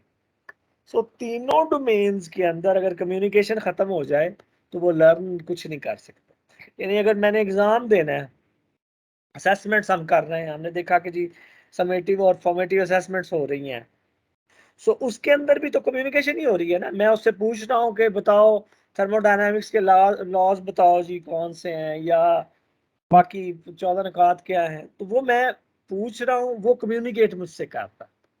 सो इसका मतलब ये हुआ कि हार्ट एंड सोल जो है पूरी इस लर्निंग प्रोसेस का ही कम्युनिकेशन होगी तो उनकी कॉग्निशन इंप्रूव होगी, इंटेलेक्चुअल स्किल्स जो हैं वो इंप्रूव होंगे, नॉलेज जो है वो इंक्रीज कर जाएगा, और इसी तरह से उनका जो बिहेवियर है वो बेहतर भी, यानी चेंज इन एटीट्यूड भी आएगा। वो भी हमें सिखा रहे हैं हम थ्रू कम्युनिकेशन। जो हमने कल लास्ट सेशन में देखा कि रिसीव, रिस्पॉन्ड, वैल्यू, इंटरनलाइज, वो सारी की सारी नेचुरलाइज वो क्या है, वो बेसिकली अफेक्टिव जो डोमेन्स हैं उनके जो लेवल्स हैं वो किस तरह से आएंगे, वो भी कम्युनिकेशन से ही आएंगे। और इसी तरह से साइकोमोटर स्किल्स जो हैं वो भी कम्युनिकेशन से ही आएंगे कि ये स्टेप करें और ये स्टेप्स करें जो हायर लेवल के, बाकी तो देख के भी आ सकते हैं। सो ये तीनों डोमेन्स के अंदर बेसिकली जो बच्चे की ग्रूमिंग हो रही है वो विदाउट कम्युनिकेशन हो ही नहीं सकते। तो इसलिए कम्युनिकेशन इज वेरी इंपॉर्टेंट। सो अब हम बेसिक्स फिर एक और एंगल से देखते हैं कि कम्युनिकेशन के मोड्स कितने हैं।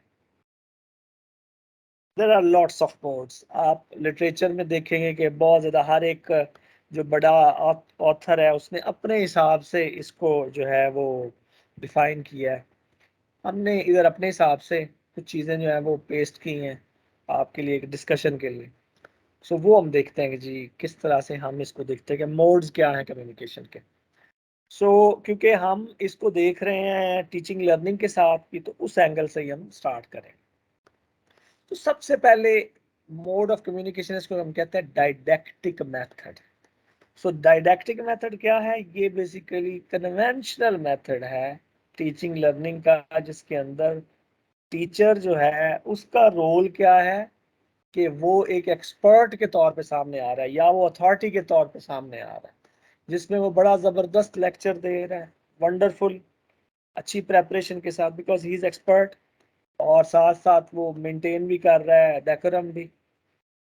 लेकिन क्या है, स्टूडेंट्स को इन्वॉल्वमेंट उसकी कम है, तो इसको हम कहते हैं वन वे कम्युनिकेशन कल चल रही है, ये टू वे नहीं है कम्युनिकेशन। इस तरह से हमने देखा कि फीडबैक के बगैर यानी लो क्लोज नहीं हो रहा। तो डायडैक्टिक के अंदर ऐसा ही है कि वन वे कम्युनिकेशन हो रही है। I am sage on the stage and student they are as if they are empty vessels, और वो स्पून फीडिंग में कर रहा हूँ, मैं ना उनसे कोई क्वेश्चन पूछ रहा हूँ ना वो मुझसे कोई क्वेश्चन पूछ रहे हैं, चुप करके सुन रहे हैं। ये ऐसे ही है जैसे खबरें पढ़ी जा रही हैं या आपको नशर किया जा रहा है टीवी के ऊपर प्रोग्राम, जिसमें हम चुप करके देख रहे हैं, सुन भी रहे हैं, लेकिन हम उसके अंदर कोई इनपुट नहीं दे सकते, कोई क्वेश्चन नहीं कर सकते। सो ये ओल्ड एक तरीकाकार जो था, यानी अब भी ऐसे ही हो रहा है, लेकिन कन्वेंशनल मेथड यही है। इससे एडवांस मेथड जो है उसको हम कहते हैं सोक्रेटिक मेथड। सो सोक्रेटिस, आपने उसकी फिलॉसफी पढ़ी होगी कि वो कहता था मैं सिर्फ क्वेश्चन जो है वो पूछता हूँ, तो फिर लोगों को पता चलता है कि वो किस लेवल के ऊपर है, उनका नॉलेज किस लेवल के ऊपर। सो उसका एक मेथड था, उसको हम कहते हैं जी सोक्रेटिक मेथड। उसके अंदर क्वेश्चन एंड आंसर जो है वो समझ लें कि कोर, सारी कम्युनिकेशन का कोर जो है वो क्वेश्चन एंड आंसर। जिस तरह हमने यस्टरडे भी देखा कि जैसे ही टीचर का रोल हम बदल दिया हमने, सो उससे क्या हुआ, इंटरेक्शन एक शुरू हो गया, स्टूडेंट्स जो थे वो भी पार्ट बन गए पूरे इस लेक्चरिंग का। सो वो भी क्वेश्चन पूछ रहे हैं, टीचर भी उसके आंसर दे रहा है। सो वाई दिस वाई दैट, ये पूछने की बिल्कुल इजाजत है, बल्कि इनकरेजमेंट है स्टूडेंट से। तो टीचर जो है वो स्टूडेंट कोई बुत बन के नहीं बैठे हुए और सो नहीं रहे पीछे, बल्कि इंटरेक्टिव सेशन है जिसमें पूरे की पूरी उनकी भी सॉरी इनपुट्स आ रही हैं। तो इसको हम कहते हैं टू वे कम्युनिकेशन है, ये वन वे कम्युनिकेशन नहीं है। तो इसको हम कहते हैं जी इंटरेक्टिव कम्युनिकेशन, जिसके अंदर वाइज पूछे जा रहे हैं, हाउस पूछे जा रहे हैं, व्हाट्स पूछे जा रहे हैं, किस तरह से है, क्यों है, ताकि जो चीज़ों की असलियत के बारे में जाना जाए। कम्युनिकेशन का मकसद यही है किसी तरह से नॉलेज जो है वो कंप्लीट ट्रांसफर हो जाए। फिर उसके बाद जो बड़ी पॉपुलर टर्म है उसको हम कहते हैं वर्बल कम्युनिकेशन। सो वर्बल से मुराद है थ्रू वर्ड्स जो कम्युनिकेशन जैसे अभी हो रही है, और ये रिटन भी हो सकती है, बोल के भी हो सकती है, इसको हम कहते हैं जी वर्बल कम्युनिकेशन है। फिर इसके बाद है non verbal communication. So non verbal communication is very important. So communication ऐसी कम्युनिकेशन जिसके अंदर वर्ड्स यूज नहीं हो रहे। तो there are lots of other things के जो के कम्युनिकेशन के अंदर आ रही है। जैसे हमने पहले स्टार्ट किया कि कम्युनिकेशन के दो हिस्से हैं, एक है कंटेंट और एक है इंटेंट। सो कंटेंट तो सामने आ जाता है चीजों का, लेकिन इंटेंट असल जो अंडरलाइंग मैसेजेस होते हैं वो भी इंटेंट के अंदर ही होते हैं। सो नॉन वर्बल कम्युनिकेशन जो है वो हम देखेंगे इसको जरा एट लेंथ नेक्स्ट स्लाइड के अंदर कि नॉन वर्बल कम्युनिकेशन है क्या बेसिकली। फिर फॉर्मल और इनफॉर्मल कम्युनिकेशन है। फॉर्मल कम्युनिकेशन हमें पता है कि जब हम किसी भी ऑर्गेनाइजेशन के अंदर होते हैं, जब हमें किसी खास पॉलिसी मैटर के ऊपर या कुछ ऐसी ऑफिशियल चीज़ें आ रही होती हैं तो हमें फॉर्मली चीज़ों को पूछना पड़ता है। और हमें पता है कि जी हमने अगर ईमेल लिखनी है या कोई लेटर्स लिखने हैं तो वो बड़े ही नपे तुले हम लिखते हैं, और ऐसे जो भी वर्ड्स यूज़ कर रहे होते हैं वो 4 दफ़ा हम डिस्कस करते हैं कि जी ये ठीक है या नहीं है, और फिर जाके वो बात आगे पहुंचती है और फिर ऊपर से नीचे तक आती है। तो फॉर्मल कम्युनिकेशन बड़ी एक सोफिस्टिकेटेड टाइप की कम्युनिकेशन है जिसके अंदर टाइम बहुत ज़्यादा लगता है।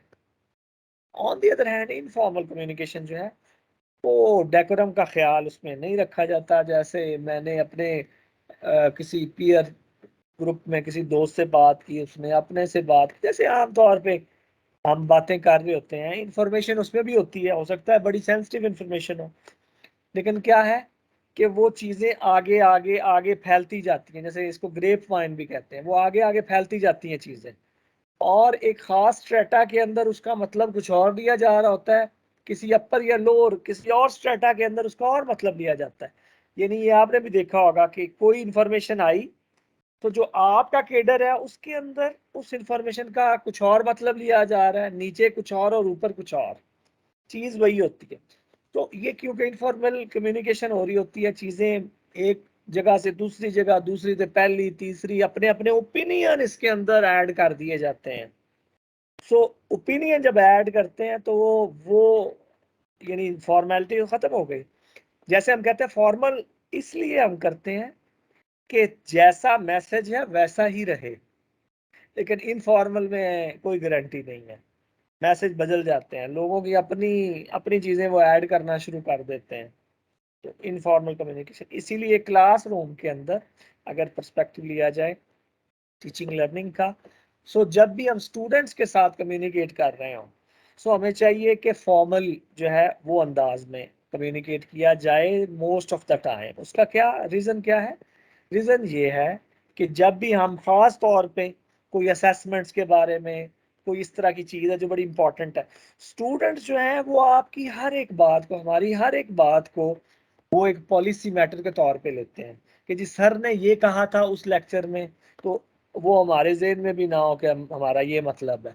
लेकिन बच्चे जो हैं वो उसको बड़ा सीरियस ले रहे होते हैं और वो बाद में पूछते भी हैं जी सर आपने तो ये कहा था और इस तरह से एग्ज़ाम में ये चीज़ें आएंगी या ये क्विज आएगा और इस तरह से ये और वो, और हम जो है वो इनफॉर्मल कर रहे होते हैं क्योंकि इनफॉर्मल भी बड़ा ज़रूरी है। इनफॉर्मल कम्युनिकेशन नहीं होगी तो रैपो नहीं क्रिएट हो सकती, मैं स्टूडेंट को इंगेज नहीं कर सकता। जब मैं उनसे हंस के नहीं उस तरह से बुला रहा उनको, उनको इंगेज ही नहीं कर रहा, तो फिर वो किस तरह से लर्निंग पूरी हो ही नहीं सकती।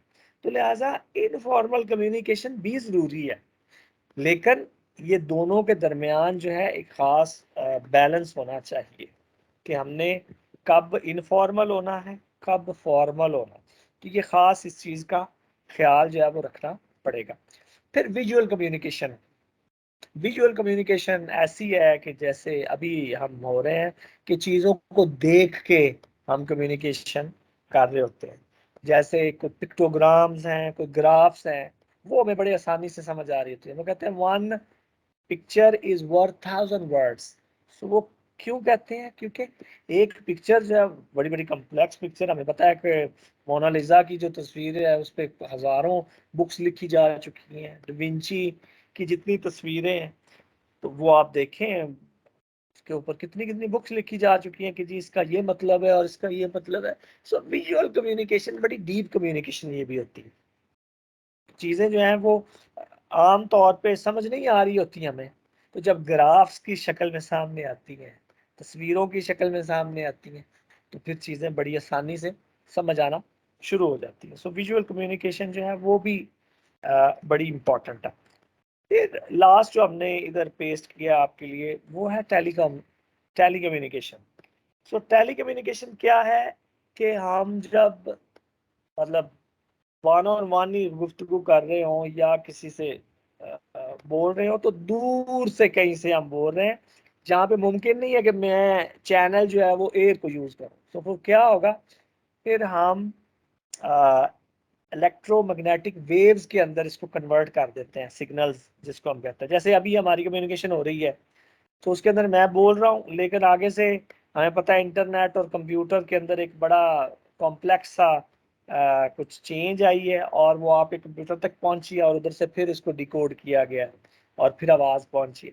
सो ये टेली कम्युनिकेशन हुई। जैसे उसी अमेरिका में मैच चल रहा है और हम इधर देख रहे हैं, तो ये सारी की सारी जो कम्युनिकेशंस हैं ये हमें मुख्तलिफ टाइम्स के ऊपर इनका कॉम्बिनेशन वो करना पड़ता है, तो फिर जाके जो है वो हम अपना मैसेज आगे पहुंचा सकते हैं। फिर जो अभी हमने कहा था कि जी नॉन वर्बल कम्युनिकेशन बड़ी इंपॉर्टेंट है, इसको जरा हम देखते हैं कि नॉन वर्बल कम्युनिकेशन जो है वो बेसिकली क्या चीज़ है। नॉन वर्बल कम्युनिकेशन जो है वो इंतहाई कॉम्प्लेक्स कम्युनिकेशन है और वो डिपेंड कर रही होती है समझ लें पूरे के पूरे कल्चर के ऊपर कि किस तरह से चीज़ें चल रही हैं। एक कल्चर किसी तरह से समझ रहा है, दूसरा उसी चीज़ को किसी और तरह से समझ रहा हो। तो उसके अंदर जो सबसे पहले हमने चीज़ रखी है वो है बॉडी कांटेक्ट। सो अभी हम यानी वो नॉन वर्बल से मुराद है खामोशी से हम गुफ्तगू कर रहे हैं। खामोशी की भी जिस तरह से कहते हैं कि जुबान है, सो वो है बेसिकली हमने कुछ नहीं बोला और ना रिटर्न में लिख के दिया है, लेकिन अगले बंदे को पता चल जाता है कि इसका मतलब क्या है। सो बॉडी कांटेक्ट जिस तरह से कोई अगर हम जिस तरह से मिलते हैं, सलाम लेते हैं या मुआनका करते हैं तो इसका खास एक मतलब है। हम अगर मुंह से अस्सलाम वालेकुम बोलते हैं तो वो हम इतना बेहतर होता नहीं है बेसिकली। तो हम ये ख़ास तौर पे आपने देखा होगा ये कोरोना के दौर के अंदर जब तक किसी से सलाम ना लें उस तरह से, तो वो रहता है यार कोई चीज़ रह गई है सही तरह से ना कम्युनिकेट, मेरा सलाम हुआ नहीं। या इसी तरह से अगर बच्चे जो हैं वो बड़ा अच्छा परफॉर्म करे तो हम थपकी उनको देते हैं, सर पे हाथ रखते हैं। तो ये सारी की सारी चीज़ें जो हैं ये बॉडी कांटेक्ट के अंदर आती हैं। इससे क्या है, एक किस्म का हम स्ट्रॉन्ग मैसेज देना चाह रहे होते हैं। मैसेज तो वही है लेकिन मैसेज की स्ट्रेंथ बहुत ज़्यादा बढ़ जाती है। हम मिलते हैं या किसी और कल्चर के अंदर वो नोज के साथ नोज लगाया जाता है। सो इस तरह की जो बाय कांटेक्ट, इससे क्या है स्ट्रेंथ जो हमारे मैसेज की है वो हम ट्रांसफर करने की कोशिश कर रहे होते हैं। फिर उसके बाद ओल्फैक्टिक्स है। ओल्फैक्टिक्स से मुराद ओल्फैक्ट्री से यानी सेंस ऑफ स्मेल से। सेंस ऑफ स्मेल जो है वो भी बेसिकली हम कम्युनिकेट कर रहे होते हैं। जैसे आज हमने कौन सा परफ्यूम लगाया है इसका खास एक मतलब है। सो मेरे ऑफिस के अंदर बंदे कुछ आए हैं और मेरा ऑफिस बड़े उसमें से खुशबुएं आ रही हैं, तो अभी बिल्कुल शुरू नहीं हुई मीटिंग लेकिन उससे पहले ही मैंने कम्युनिकेट कर दिया उनको, एक सूदिंग इफेक्ट पहुंच चुका है कि जनाब ये किस तरह का बंदा है। या अगर वो गंद पड़ा हुआ है और स्मेल आ रही है तो फिर आप भी समझते हैं कि मैं उनसे कम्युनिकेट बड़े बुरे तरीके से कर रहा हूँ। हालांकि बात बड़ी मेरी अच्छी होगी लेकिन बैकग्राउंड अच्छा नहीं है, तो इसका मतलब ये हुआ कि ये बिल्कुल ही मकसद ही फौत हो जाएगा। इसी तरह यानी मैं एक आपको एग्जांपल देता हूँ। एक जब हम यूके में थे तो उधर रेंट जब करना पड़ता है ना घर, तो सबसे पहली चीज जो सामने आती है वो हम कोई मालिक से बात करने से भी पहले, यानी मालिक से बात तो चलो हो जाती है, लेकिन जब हम घर देखने जाते हैं ना तो वो बता रहा होता है कि जी ये कमरा है, वो कमरा है। तो उससे पहले हमें पता चल जाता है ये घर अंदर से कैसा है। क्यों? क्योंकि उसके अंदर से अगर स्मेल आ रही है या नहीं आ रही। अगर तो स्मेल आ रही है तो हम वो जरूरत ही नहीं है बात करने की। सो ये बड़ा इंपॉर्टेंट है कि किस तरह की स्मेल आ रही है, तो घरों के अंदर से स्मेल। और इसी तरह से जब लोग किसी और कल्चर से होते हैं, यानी फॉर एग्जांपल मैं अगर चाइनीज हूँ तो मुझे जनाब स्मेल आएगी एशियन के खाने से। और अगर एक ही स्पेस हम यूज कर रहे हैं ना तो उसके अंदर बड़ा मसला हो जाता है। हम कहते हैं कि जनाब ये इनका खाना जो है वो बड़ा पंजेंट है और बड़ा, हमें चाइनीज नहीं ना पसंद। जो चाइनीज बिल्कुल हमें पता कि किस तरह से उनके खाने बड़े अजीब अजीब से हैं, बड़ी स्मेली खाने हैं। लेकिन मुझे यानी ये पता है कि चाइनीज को भी इसी तरह से फील होता है कि यार ये एशियन पाकिस्तानी जो है ना, इसको हम खुशबू समझ रहे होते हैं कि आए है कमाल खुशबू है खाने की, वो उसको बिल्कुल डिफरेंट एंगल से देख रहे होते हैं। कहते हैं यार पंजेंट स्मेल है, ये अजीब सा आपका जो है ना वो खाना है, तो वो उठ के चले जाते हैं, हालांकि बात शुरू नहीं हुई और वो उठ के चले जाते हैं। इसी तरह से जो परफ्यूम्स है वो जब हम लगाते हैं ना तो उसका भी खास मतलब होता है, और ये बिल्कुल शो कर रहा होता है कि जनाब ये बंदा जो है इसकी क्लास कौन सी है। अगर मेरे यानी कपड़ों से पसीने की स्मेल आ रही है या कुछ ऊद लगा हुआ है तो आप समझ सकते हैं कि कितना फर्क है। तो अगर स्मेल आ रही है तो उसका मतलब ये है कि बहुत ज्यादा मैं कोई इस तरह से यानी नफीस आदमी नहीं हूँ। सो कम्युनिकेशन में जैसी बड़ी बड़ी बातें करूं लेकिन पीछे एक वो बैकग्राउंड बन चुका होगा। सो नॉन वर्बल कम्युनिकेशन के अंदर ऑल्फैक्टिक्स यानी ऑर्डर्स एंड सेंस का खास ख्याल जो है वो रखना पड़ेगा, रखना चाहिए और रखते भी हैं हम आमतौर पे। फिर उसके बाद है फिजिकल अपीयरेंस, वेरी इंपॉर्टेंट कि हमारी ओवरऑल फिजिकल जो है वो अपीयरेंस कैसी है, हमारा फेस जो है वो धुला हुआ है कि नहीं, ऐसे ही सुते तो नहीं उठ के आ गया है जिस तरह हम कहते हैं। सो फेस, फिर हमने पहना क्या हुआ है। तो अडॉर्नमेंट जो है फैशन को शो कर रहा होता है। आमतौर पे लड़कियां फैशन करती हैं, लेकिन जब हम जाते हैं बड़े बड़े शहरों में तो लड़के भी फैशन कर रहे होते हैं। कुछ कईयों ने वो बुंदे पहने होते हैं, कईयों ने जनाब बालियां पहनी होती हैं, इवन लड़कों ने। सो लड़कियों जब फीमेल्स करती हैं तो वो आम है क्योंकि कल्चर है, लेकिन मेल करते हैं तो उसका भी खास मतलब है। कईयों ने कड़ा पहना होता है।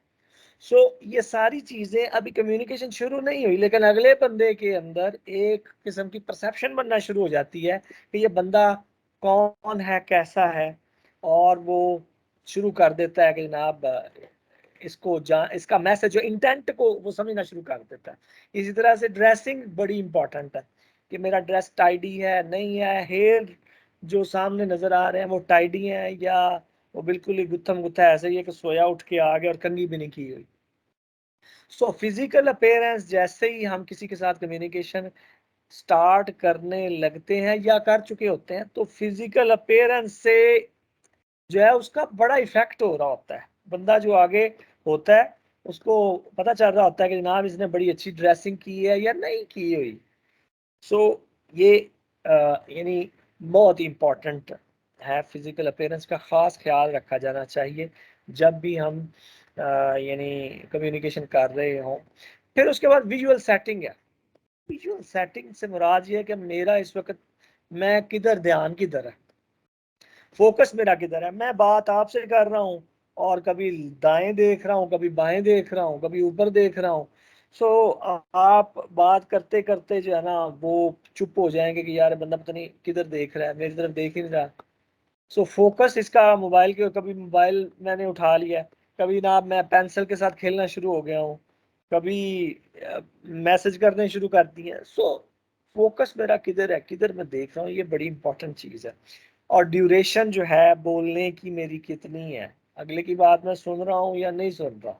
अगर मैं बिल्कुल खुद ही यानी ड्यूरेशन लंबी हो गई है तो मोनोटनी पैदा हो जाएगी। मोनोटनी हो जाएगी तो फिर काम जो है वो कम्युनिकेट उस तरह से हो नहीं सके। इसी तरह से मेरी डायरेक्शन क्या है, बात करते वक्त आपकी तरफ मैं देख रहा हूँ या कहीं और है, कहीं बिल्कुल ही डिफरेंट डायरेक्शन में नॉर्थ की तरफ मैं देख रहा हूँ। जैसे बच्चे भी ये कंप्लेन करते हैं, वो कहते हैं कि जब तक टीचर हमें देखना ना रहा हो तो वो रेपो क्रिएट नहीं होती, मुझे समझ नहीं आती।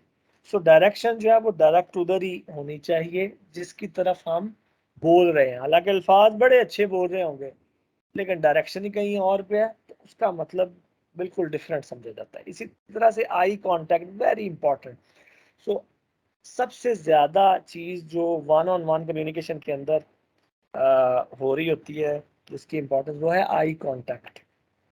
मैं कितना आई कांटेक्ट दे रहा हूँ। एक है स्टेयरिंग और गेजिंग।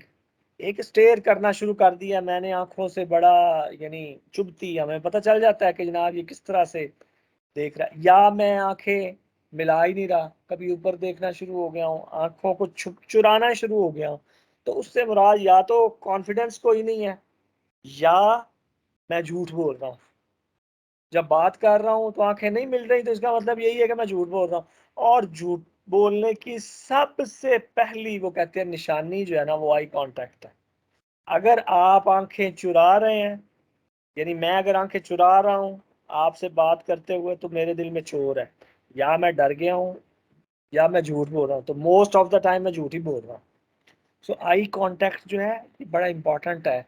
जब भी यानी इनएडवर्टेंटली अगर मैं आई कांटेक्ट नहीं दे रहा तो अगले को कम्युनिकेशन हो चुकी है कि ये बंदा झूठ बोल रहा है या ये पता नहीं क्यों इस तरह कर रहा है, अगर इतना उसको नहीं पता चलता। सो आई कांटेक्ट जो है वो इस तरह भी नहीं होना चाहिए कि जनाब मैं जो है वो आंखें अपनी बिल्कुल उसके साथ चिपटा ही लूँ। जैसे बंदा, ये देखे ना कितना इफेक्ट होता है कि मैं एक बंदे को नहीं जानता और किसी सुबह मैं भी वॉक पे निकला हूँ, वो भी वॉक पे निकला हुआ है। सो आते हुए जनाब मैं उसकी तरफ देखना शुरू हो गया, कोई बात नहीं की, देखना शुरू हो गया गौर से, बंदा डर जाएगा अगला। या मेरी तरफ कोई इसी तरह से देखना शुरू कर दे, कोई थोड़ा सा 5-7 सेकंड दे हमें, तो हम कुछ ना कुछ सोचना शुरू कर देते हैं, डर जाते हैं, या हम कहते हैं पता नहीं यार ये कौन है, क्यों मेरी तरफ इस तरह से देख क्यों रहा है। सो नॉन वर्बल कम्युनिकेशन के अंदर जो आईज का कांटेक्ट है ये बड़ा इंपॉर्टेंट है और इसकी खास एक वैल्यू है और उसको हमें पता होना चाहिए। फिर paralanguage, so this is one of the most important cues जो है नॉन वर्बल। सो एक चीज है हम क्या बोल रहे हैं, अल्फाज हमारे कैसे हैं, कंटेंट। एक है हम किस तरह बोल रहे हैं। सो किस तरह बोलना जो है वो बड़ा ही इंपॉर्टेंट है। मैं अगर सादा अल्फाज में किसी से पूछूं कि आप लाहौर गए थे, या मैं अगर लड़ना ही शुरू कर दूं, कहूं आप लाहौर गए थे, या मैं कहूं आप लाहौर गए थे। सो ये तीनों अल्फाज सेम है लेकिन हमें पता है कि पहले में मैं वैसे ही पूछ रहा हूँ कि यार आप लाहौर गए थे, दूसरे में मैं गुस्से में हूँ कि क्यों भाई क्यों लाहौर गए थे मुझसे पूछे बगैर, या तीसरे में अच्छा कोई ना कोई देयर इज समथिंग कि मुझे पता चल गया है जो तुम छुपा रहे हो ना, तुम लाहौर गए थे।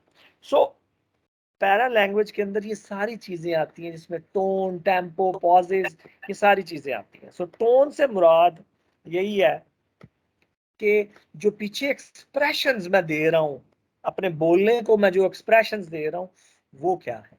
हम कहते हैं कि जी इस बंदे की टोन जो है ना वो बड़ी अग्रेसिव टोन थी जब ये बात कर रहा था, या इस बंदे की यार उसको पता तो नहीं था लेकिन बड़ी सिंपथेटिक टोन थी, इसने बड़े धीमे अल्फाज से जो है वो धीमे लहजे में मेरे साथ बात की और मेरी बात को सुना, इसने बड़ा जबरदस्त बंदा है जी। हालांकि अल्फाज चाहे मुझे समझ आए या नहीं, और ये चीजें कब ज्यादा काउंट होती हैं, ये तब बहुत ज्यादा काउंट हो रही होती हैं जब हम बिल्कुल दो मुख्तलिफ हमारे व्यू पॉइंट होते हैं या हमारी लैंग्वेजेस ही डिफरेंट होती हैं।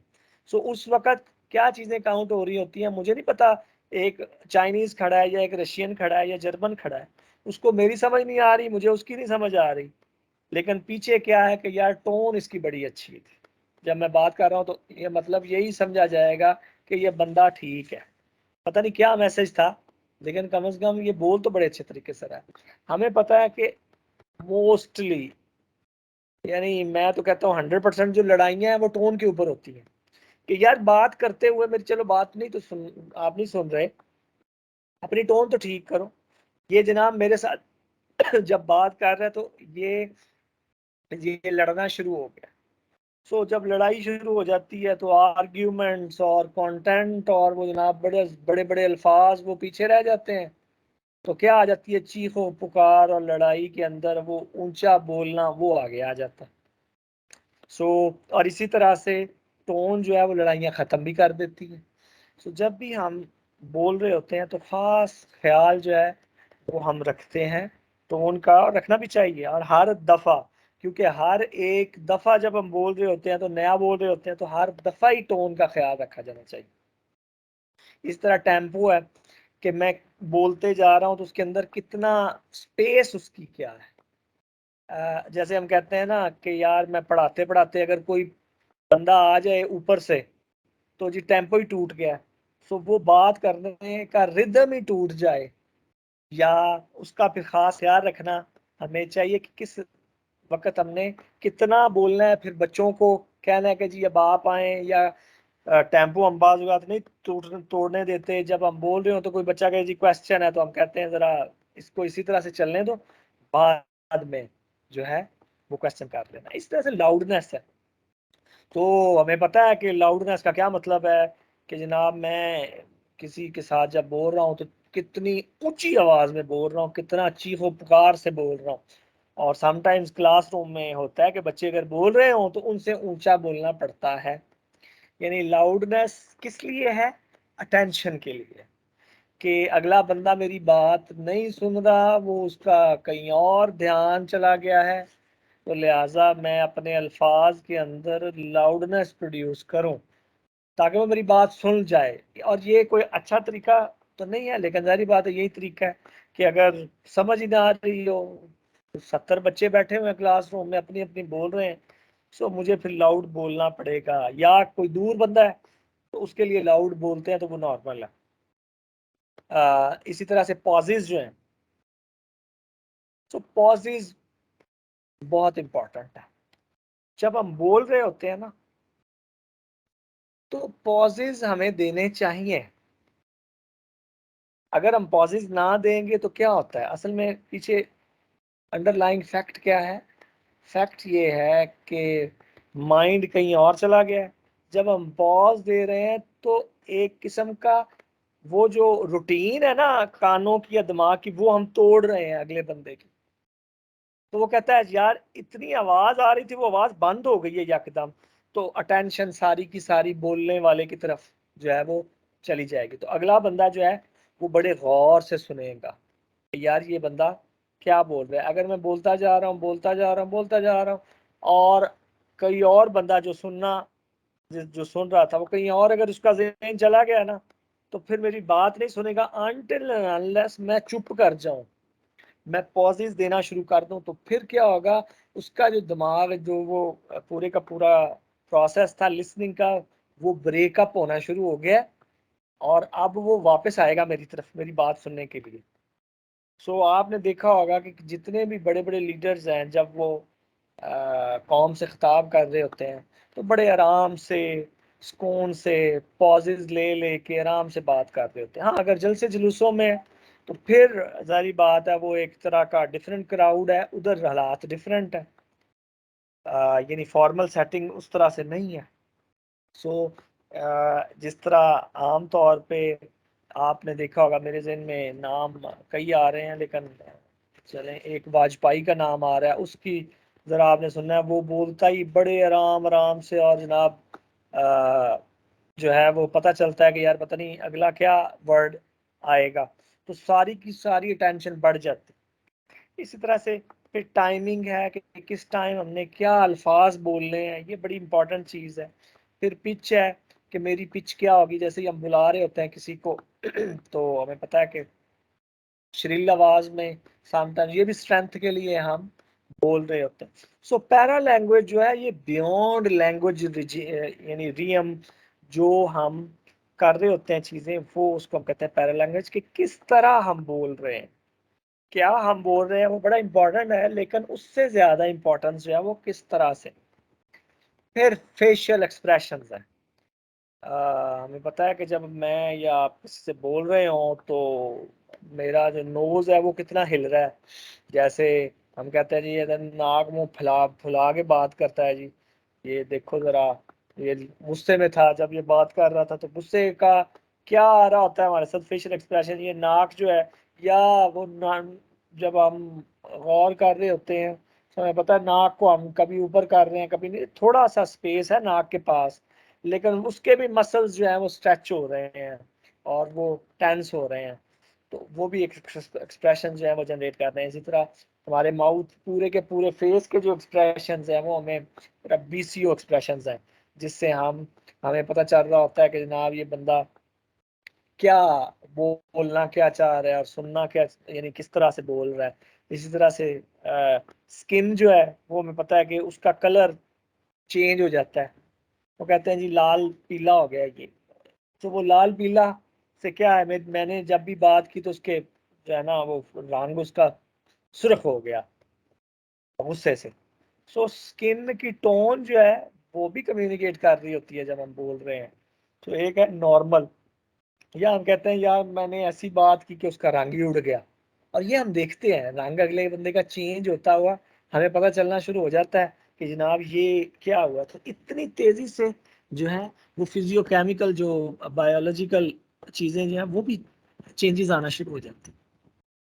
इसी तरह से आईज है कि हम रोल कर रहे होते हैं, इधर उधर देख रहे होते हैं, आईज को ऊपर नीचे कर रहे हैं। और आईब्रोज जो हैं वो भी हमें पता है कि जब हम बहुत ही ज्यादा किसी की तरफ ध्यान होता है तो हम स्केल लेते हैं आईब्रोज को इस तरह से, या हमें इनको ऊपर ले जाते हैं, अच्छा जब करें कि ठीक है मुझे समझ आ गई है, तो आईब्रोज ऊपर जा रहे हैं, माथा नीचे आ रहा है। सो पूरे का पूरा एक जो फेशियल एक्सप्रेशंस हैं, there are lots of facial expressions, कुछ की मैंने इधर जो है एग्जांपल्स दे दी हैं। तो हर चीज जो है वो आपकी बोल रही होती है, सिर्फ जुबान नहीं बोलती, हर चीज बोल रही है और वो उसके साथ मैच कर रही होती है। समटाइम्स हम कहते हैं यार बोल कुछ रहा था और इसकी आंखें कुछ कह रही थी, तो ये तो इंटेंट जो है वो समझ आ जाती है। समटाइम्स अगर नहीं आती तो वो तजर्बे के साथ आ जाती है, बच्चों को नहीं पता चलता कई एक्सप्रेशंस का, लेकिन किसी खास यानी एज के बाद हमें पता चलना शुरू हो जाता है कि इस एक्सप्रेशन का क्या मतलब है और इस एक्सप्रेशन का क्या मतलब है। स्पेस को हमारे कल्चर में आमतौर पे निगलेक्ट कर दिया गया है, कर दिया जाता है। दिस इज वेरी इंपॉर्टेंट कि जनाब मैं जब बोल रहा हूं तो कितनी स्पेस दे रहा हूं मैं, physical space. So physical space से क्या मुराद है कि बोलते वक्त मेरा और आपके दरमियान फासला कितना है। मैं एक आपको पर्सनल एग्जांपल देता हूं कि बात करते हुए मैं बड़ा ही करीब आ गया तो गोरा जनाब ऐसे जिस तरह डर के पीछे नहीं होता बंदा है, एक्टिंग करते हुए पीछे हुआ, तो मुझे लगा यार मैं पता नहीं क्या कर बैठा हूँ। तो थोड़ी देर बाद यानी एक्सप्रेशन जाहिर बात है एक कल्चर डिफरेंट है तो उसके अंदर समझने में देर लगती है थोड़ी सी, तो वो जब मैंने फिर समझा हाँ यार शायद मैं इनक्रोच कर गया हूँ उसकी पर्सनल स्पेस के अंदर। तो इंटीमेट स्पेस का हमें पता है कि इंटीमेट स्पेस यानी चांद 1 फुट से भी चांद इंचेस होती है, और उसके बाद फिर सोशल स्पेस है, पीयर स्पेस है, फिर एक वो बढ़ता जाता है, फिर 3-4 फीट पे हम बात करते हैं। जिस तरह आर्म्स लेंथ हम जिसको कहते हैं कि जी keep him at arm's length, तो उसका मतलब यही है कि इसको जरा दूर ही रखो, पर्सनल स्पेस पे ना आने जो। और या हमें पता है कि जनाब जो सोशल स्पेस है वो कितनी है, तो ये यानी 4-5 फीट से ज्यादा 12 फीट तक। तो ये स्पेस जो है इसका खास ख्याल रखना चाहिए हमें बोलते हुए कि कितना डिस्टेंस है और पोजीशन मेरी क्या होगी जब मैं बात कर रहा हूँ। जिस तरह डायरेक्शन है इस तरह मेरी पोजीशन क्या होगी कि मैं पीछे, तो अगर एक बंदा है जिसके साथ मैं कम्युनिकेट कर रहा हूँ और उसकी बैक साइड पे मैं खड़ा हूँ, तो क्या उधर से क्या समझ आनी है, या अल्फाज को किस तरह से वो डिकोड कर सकता है। वो उस तरह से डिकोड नहीं कर सकता। सो ये दोनों फैक्टर्स जो हैं इनका भी खास ख्याल रखना चाहिए। हम तो इधर क्या कर रहे होते हैं कि कोई पता नहीं है, किसी के साथ जब बोल रहे हैं तो बिल्कुल एक दूसरे के ऊपर ही चढ़ जाते हैं। सो इस चीज़ का भी खास ख्याल रखना चाहिए कि ऐसा नहीं होना चाहिए। खास स्पेस जो है वो हम रखें, और ख़ास तौर पे जब हम एक दूसरे को नहीं जानते, या हम यानी फीमेल जब मेल से बात कर रहा और एंड ऑपोजिट, सो एक खास स्पेस रख के हमें बात करनी चाहिए। फिर काइनेसिक्स हैं, इसके अंदर वो सारे के सारी बॉडी मूवमेंट्स जो हैं वो आ जाती हैं कि जेस्चर्स मेरे क्या हैं, हाथ में कितने हिला रहा हूँ बात करते वक्त।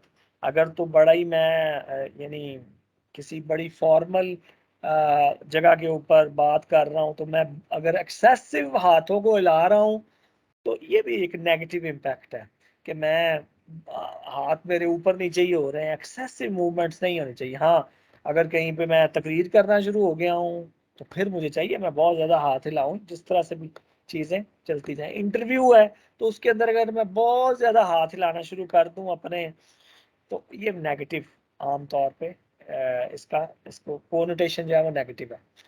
और हमें पता है जेस्चर्स जो हैं वो सलाम लेने का क्या जेस्चर है, एक खास कल्चर में कुछ खास जेस्चर्स डिफरेंट उनका मीनिंग होता है, दूसरे कल्चर में बिल्कुल डिफरेंट होता है। ये आगे चल के हम कुछ जेस्चर्स जो हैं वो नोट करेंगे।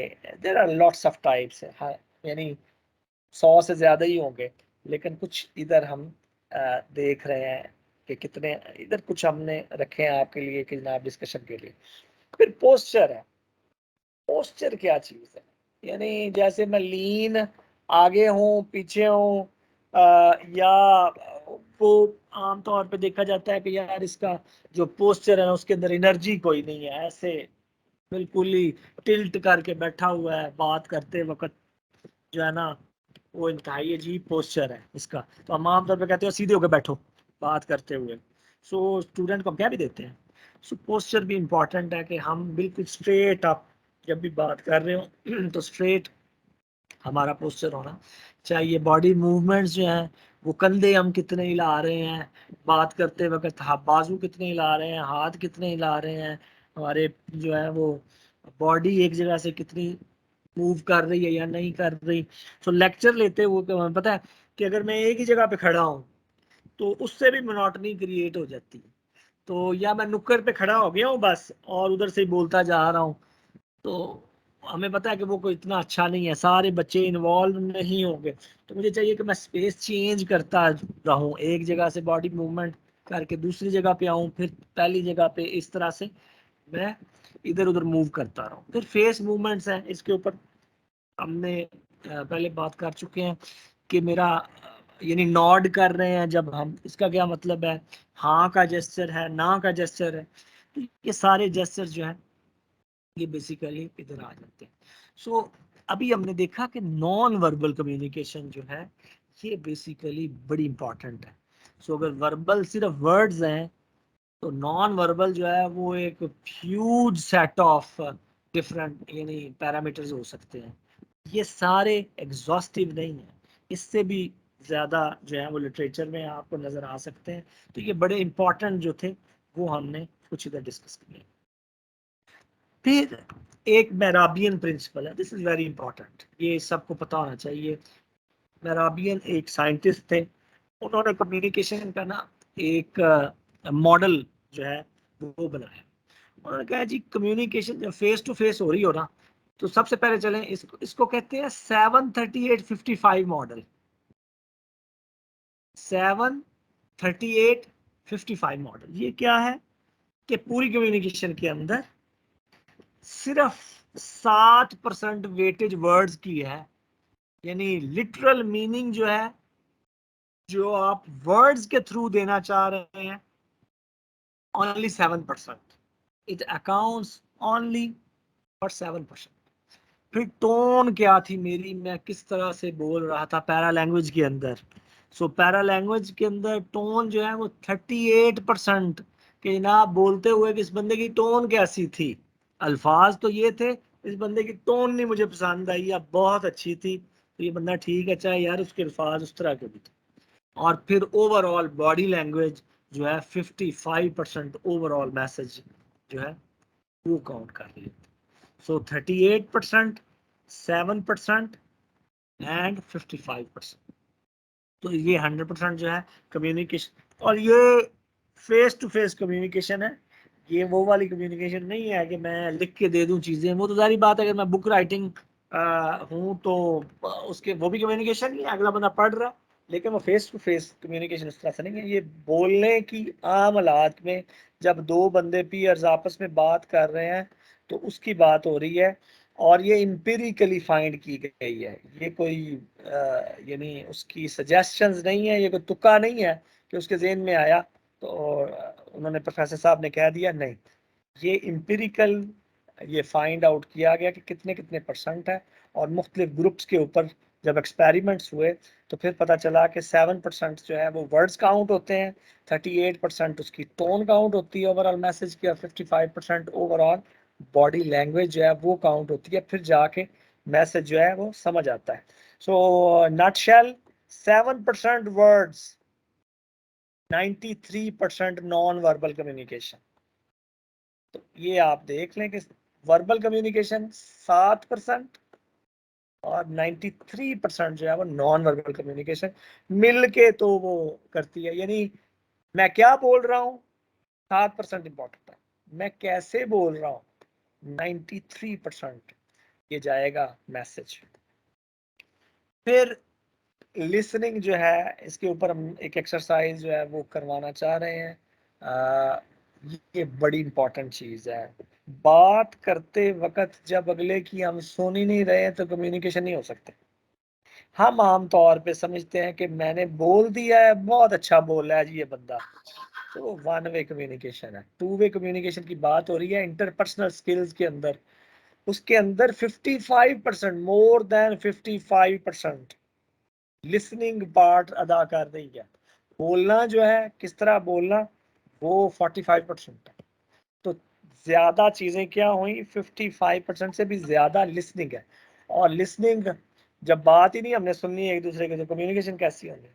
वो कहते हैं कि जी लिसनिंग के अंदर जो माइंड इंटरप्रेट कर रहा है ना, listening being listened is equal to being loved. So वो कहते हैं यार मेरी बात तो सुन लो, मतलब आपको समझ ना आए या मेरा मसला हल हो या ना हो, बात तो सुन लो।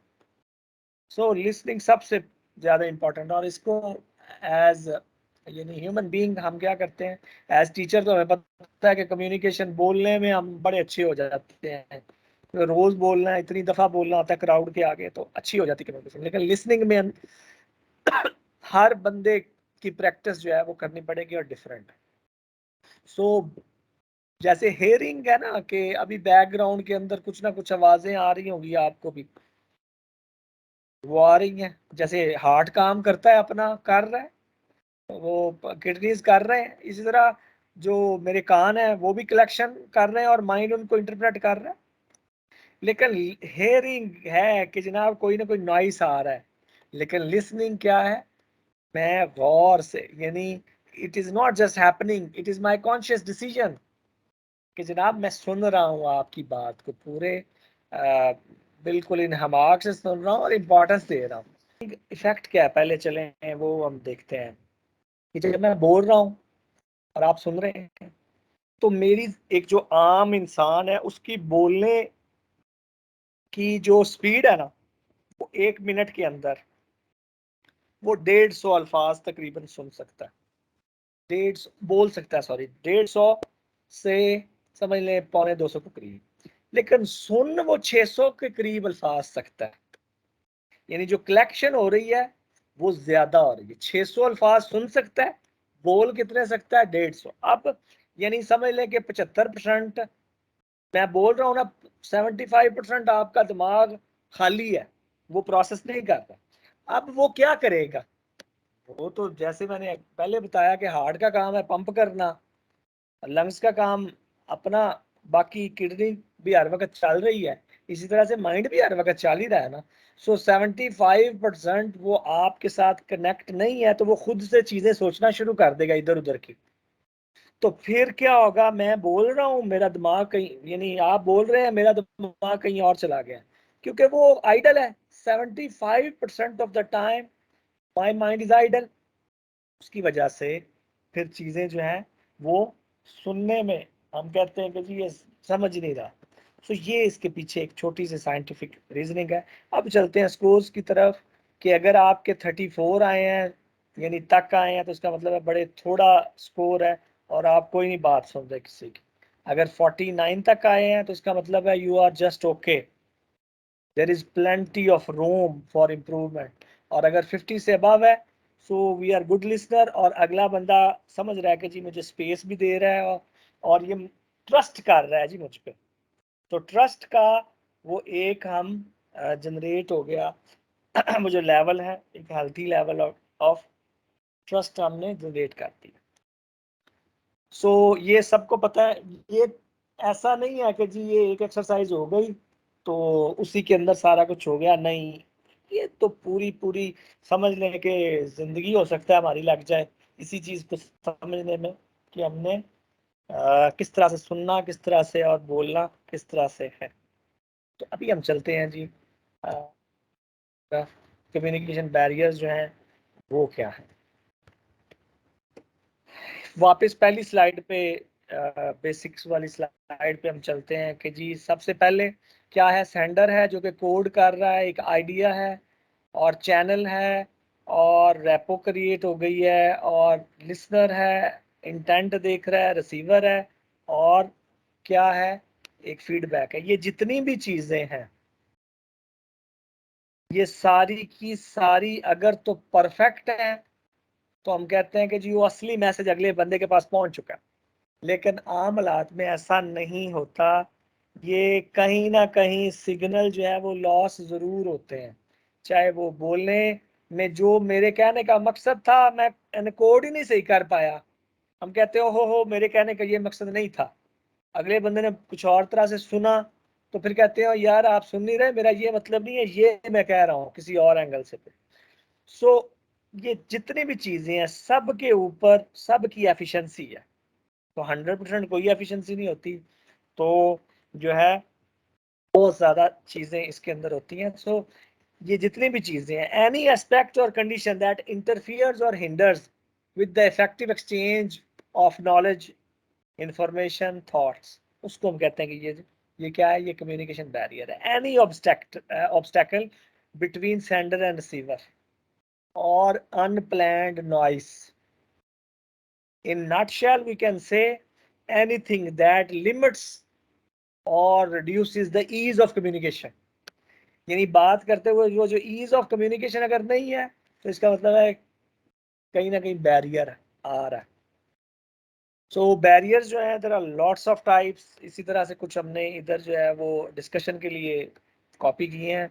सो फिजियो साइकोलॉजिकल बैरियर्स हो सकते हैं, मैसेज रिलेटेड बैरियर हो सकते हैं, फिजिकल बैरियर्स हैं, लैंग्वेज के अपने बैरियर्स हैं, ऑर्गेनाइजेशन के अपने बैरियर्स हैं हायरार्की की वजह से, सोशियो कल्चरल बैरियर्स हैं। इनको वन बाय वन देखते हैं। फिजियोलॉजिकल बैरियर से मुराद क्या है कि लिमिट्स, हमने कहा कि जी बैरियर से मुराद लिमिटेशंस है। सो बॉडी की अपनी भी लिमिटेशंस है ना, फिजियोलॉजिकल लिमिट्स हैं। मैं चीज़ों को सही तरह, मेरा कान ही नहीं ठीक, या अभी हम देखते हैं एग्जांपल्स कौन कौन सी हैं। यानी जो एम्पेयरमेंट है बॉडी की अपनी कैपेसिटी से बढ़ के चीज़ें आ गई हैं, उसकी वजह से जितने भी बैरियर्स हैं उसको हम कहते हैं फिजियोलॉजिकल बैरियर्स। जैसे सबसे पहला चीज़ ये है कि जब मैं, मेरा अगर सर दर्द हो रहा है ना, तो आप कम्युनिकेट कर रहे हैं, मैं बात को कह रहा हूँ कि जी मैं सुन रहा हूँ लेकिन कम्युनिकेशन कोई नहीं हो रही, बहुत बड़ा बैरियर है, फिजियोलॉजिकल बैरियर है। कहीं पे पेन हो रही है अगर, इसी तरह से पुअर आई साइट है अगर मेरी, और ये स्टूडेंट्स के साथ अक्सर होता है कि अगर आई साइट पुअर नहीं है, कईयों को नहीं पता होता, वो पीछे जाके बैठ जाते हैं, उनको समझ नहीं आती कि जनाब लिखा क्या हुआ है। सो ये एज अ टीचर हमें उनके साथ पूछना भी चाहिए उनको कि जनाब जिसकी अगर कोई आई साइट का मसला है तो वो आगे आ जाए। और क्योंकि मेरी खुद आई साइट थोड़ी सी वीक है तो मैं ये अक्सर पूछ लेता हूँ। इसी तरह से कोई पर्सनल डिस्कम्फर्ट है, मेरी सीट नहीं ठीक, मेरे जहन में कुछ चीज़ ऐसी है, सो किसी तरह से कोई भी डिस्कम्फर्ट आ गई है, तो सबसे पहले बॉडी जो है उसको रिस्पॉन्ड करेगी। बात बाद में सुनेगी। सबसे पहली ये चीज़ है कि यार मुझे कील लग रहा है, इसको ठीक करो। सो फिर टाइटनेस है, हमें पता है कि एमएससी वाले तो ज़्यादा जानते हैं कि 4 बजे क्लासेस इनकी शुरू होती हैं, सारा दिन जनाब पढ़ पढ़ा के तो एट दी एंड फिर जो है वो पढ़ना है तो 6 बज जाते हैं हायर क्लासेस में। सो टायर्डनेस की वजह से भी वो जो टीचिंग लर्निंग के अंदर कम्युनिकेशन है वो उसमें मसले आ जाते हैं। और आपने देखा होगा कि 12 बजे के बाद जब बच्चे खा पी के आते हैं, खास तौर पे जिस दिन चावल पके हों, तो बस वो टायर्डनेस, नींद ही आ रही है पीछे। सो ये भी एक फिजियोलॉजिकल बैरियर है, इनका पता होना चाहिए हमें। इसी तरह से हेयरिंग डिफिकल्टीज होती हैं, ये हम अच्छा नहीं समझते ना कि वो अगला बंदा क्या पंजाबी में कहते हैं जी, वो गूंगा बहरा है, बोला है जी ये। सो ये हमें थोड़ा सा क्यूज देने चाहिए स्टूडेंट्स को कि अगर कई बच्चे हमें कहते हैं कि सर बड़ा स्लो बोलते हैं जी, फीबल है उनकी आवाज, समटाइम्स इस तरह से होता है, ऊंचा सुनते हैं हम, तो ये भी हमें अनाउंस करना चाहिए कि जिस तरह से बच्चों को जिनकी आई साइट पुअर है या हेयरिंग डिफिकल्टी है वो आगे आ जाए, क्योंकि जी मेरी आवाज़ इतनी पीछे तक नहीं जा रही होती, तो वो बच्चे काइंडली आगे आ जाए, इस तरह से कह के। फिर अगर इंफॉर्मेशन ओवरलोड है, 4 चीज़ें मेरे पास हैं, एक दिमाग है मेरा, तो वो कितनी चीज़ों को प्रोसेस करेगा। एक फाइल के ऊपर मैं काम कर रहा हूँ, फाइल के ऊपर कुछ कर रहा हूँ, तो और साथ में आपसे कम्युनिकेशन करने की कोशिश कर रहा हूँ, दोनों काम ही मैं कोई नहीं कर रहा। एक फाइल जा रही है, दूसरी आ रही है, और साथ में आपसे भी मैं कम्युनिकेशन कर लूँगा, नो। सो बैरियर्स हैं, ये मेरी बॉडी की कैपेसिटी नहीं है। तो ये सारे के सारे बैरियर्स का हमें पता होना चाहिए, जिसकी वजह से ये हो सकते हैं। फिर साइकोलॉजिकल बैरियर्स हैं, साइकी की वजह से, वो साइकोलॉजी की वजह से।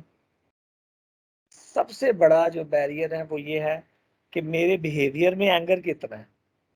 अगर मेरा बिहेवियर, मैं बहुत ज़्यादा गुस्से में हूँ, तो स्टूडेंट के साथ कम्युनिकेट मैं नहीं कर सकता, कम्युनिकेशन बंद, दिमाग बंद। वो बच्चे कहते हैं, एक अपने सर्वे करवाया तो बच्चे कहते हैं कि जी फलां टीचर जो है वो तो हर वक्त गुस्से में रहता है, तो हम उससे क्या क्वेश्चन करें। और सर अगर मुझे ये चीज़ें पता हो तो हम यूनिवर्सिटी में क्या लेने आए, हमें नहीं पता तो इसलिए ही हम यूनिवर्सिटी में आ रहे हैं। लिहाजा एज टीचर एंगर जो है उसको कंट्रोल हमें करना चाहिए, करते भी हैं ये, लेकिन अगर कभी कभी इस तरह की सिचुएशन हो जाए तो फिर समझे कि हमने वो जो चैनल है वो काट दिया, स्टूडेंट को कोई समझ नहीं। इसी तरह से एंजाइटी, अगर मैं एंग्शियस हूँ, कोई पुरानी अभी रह गई है, कोई असाइनमेंट रह गई है एज स्टूडेंट, या किसी तरह से भी एंग्जाइटी है, डर है, फियर है, तो फिर भी मैं बहुत ज़्यादा आपके साथ कम्युनिकेट उस तरह से नहीं कर पा रहा, या एज टीचर मैं फ्रस्ट्रेट हो गया और यार मैंने आपको 6 दफ़ा समझाया, आपको समझ ही नहीं आ रही। सो मैं अगर फ्रस्ट्रेट हो गया हूँ तो स्टूडेंट भी हो चुके हैं, समझे। वो जो आपस में जिस बार बार अब जो बात कर रहे हैं, कनेक्शन टूट चुका है, स्टूडेंट फ्रस्ट्रेट हो चुका है, मैं भी हो चुका हूँ, कम्युनिकेशन नहीं हो सकती, कोई लर्निंग नहीं है। तो इस चीज़ का भी ख़ास जो है वो ख्याल रखना चाहिए। इसी तरह से माइंड सेट जो है वो मुख्तलिफ है क्लास के अंदर डाइवर्सिटी है, मेरी एक ही बात है, उसको उसकी सेंसिटिविटीज डिफरेंट है। किसी एक सेक्शन को वो सादा बात थी, किसी दूसरे सेक्शन के लिए वो बड़ी जनाब चुभने वाली बात थी। तो डाइवर्सिटी ऑफ माइंड सेट को भी ख़ास तौर पे यूनिवर्सिटियों में ये होता है कि इसको समझना चाहिए। इसी तरह से फिजिकल इन्वायरमेंटल जो बैरियर्स हैं, जैसे अगर मैं बात कर रहा हूँ सो अंदर से कोई माइक ऑन हो जाता है और वो आपस में जो भी बंदा बात कर रहा है तो बड़ी उसके हिसाब से इंपॉर्टेंट होती है, लेकिन मेरे लिए वो नॉइस है।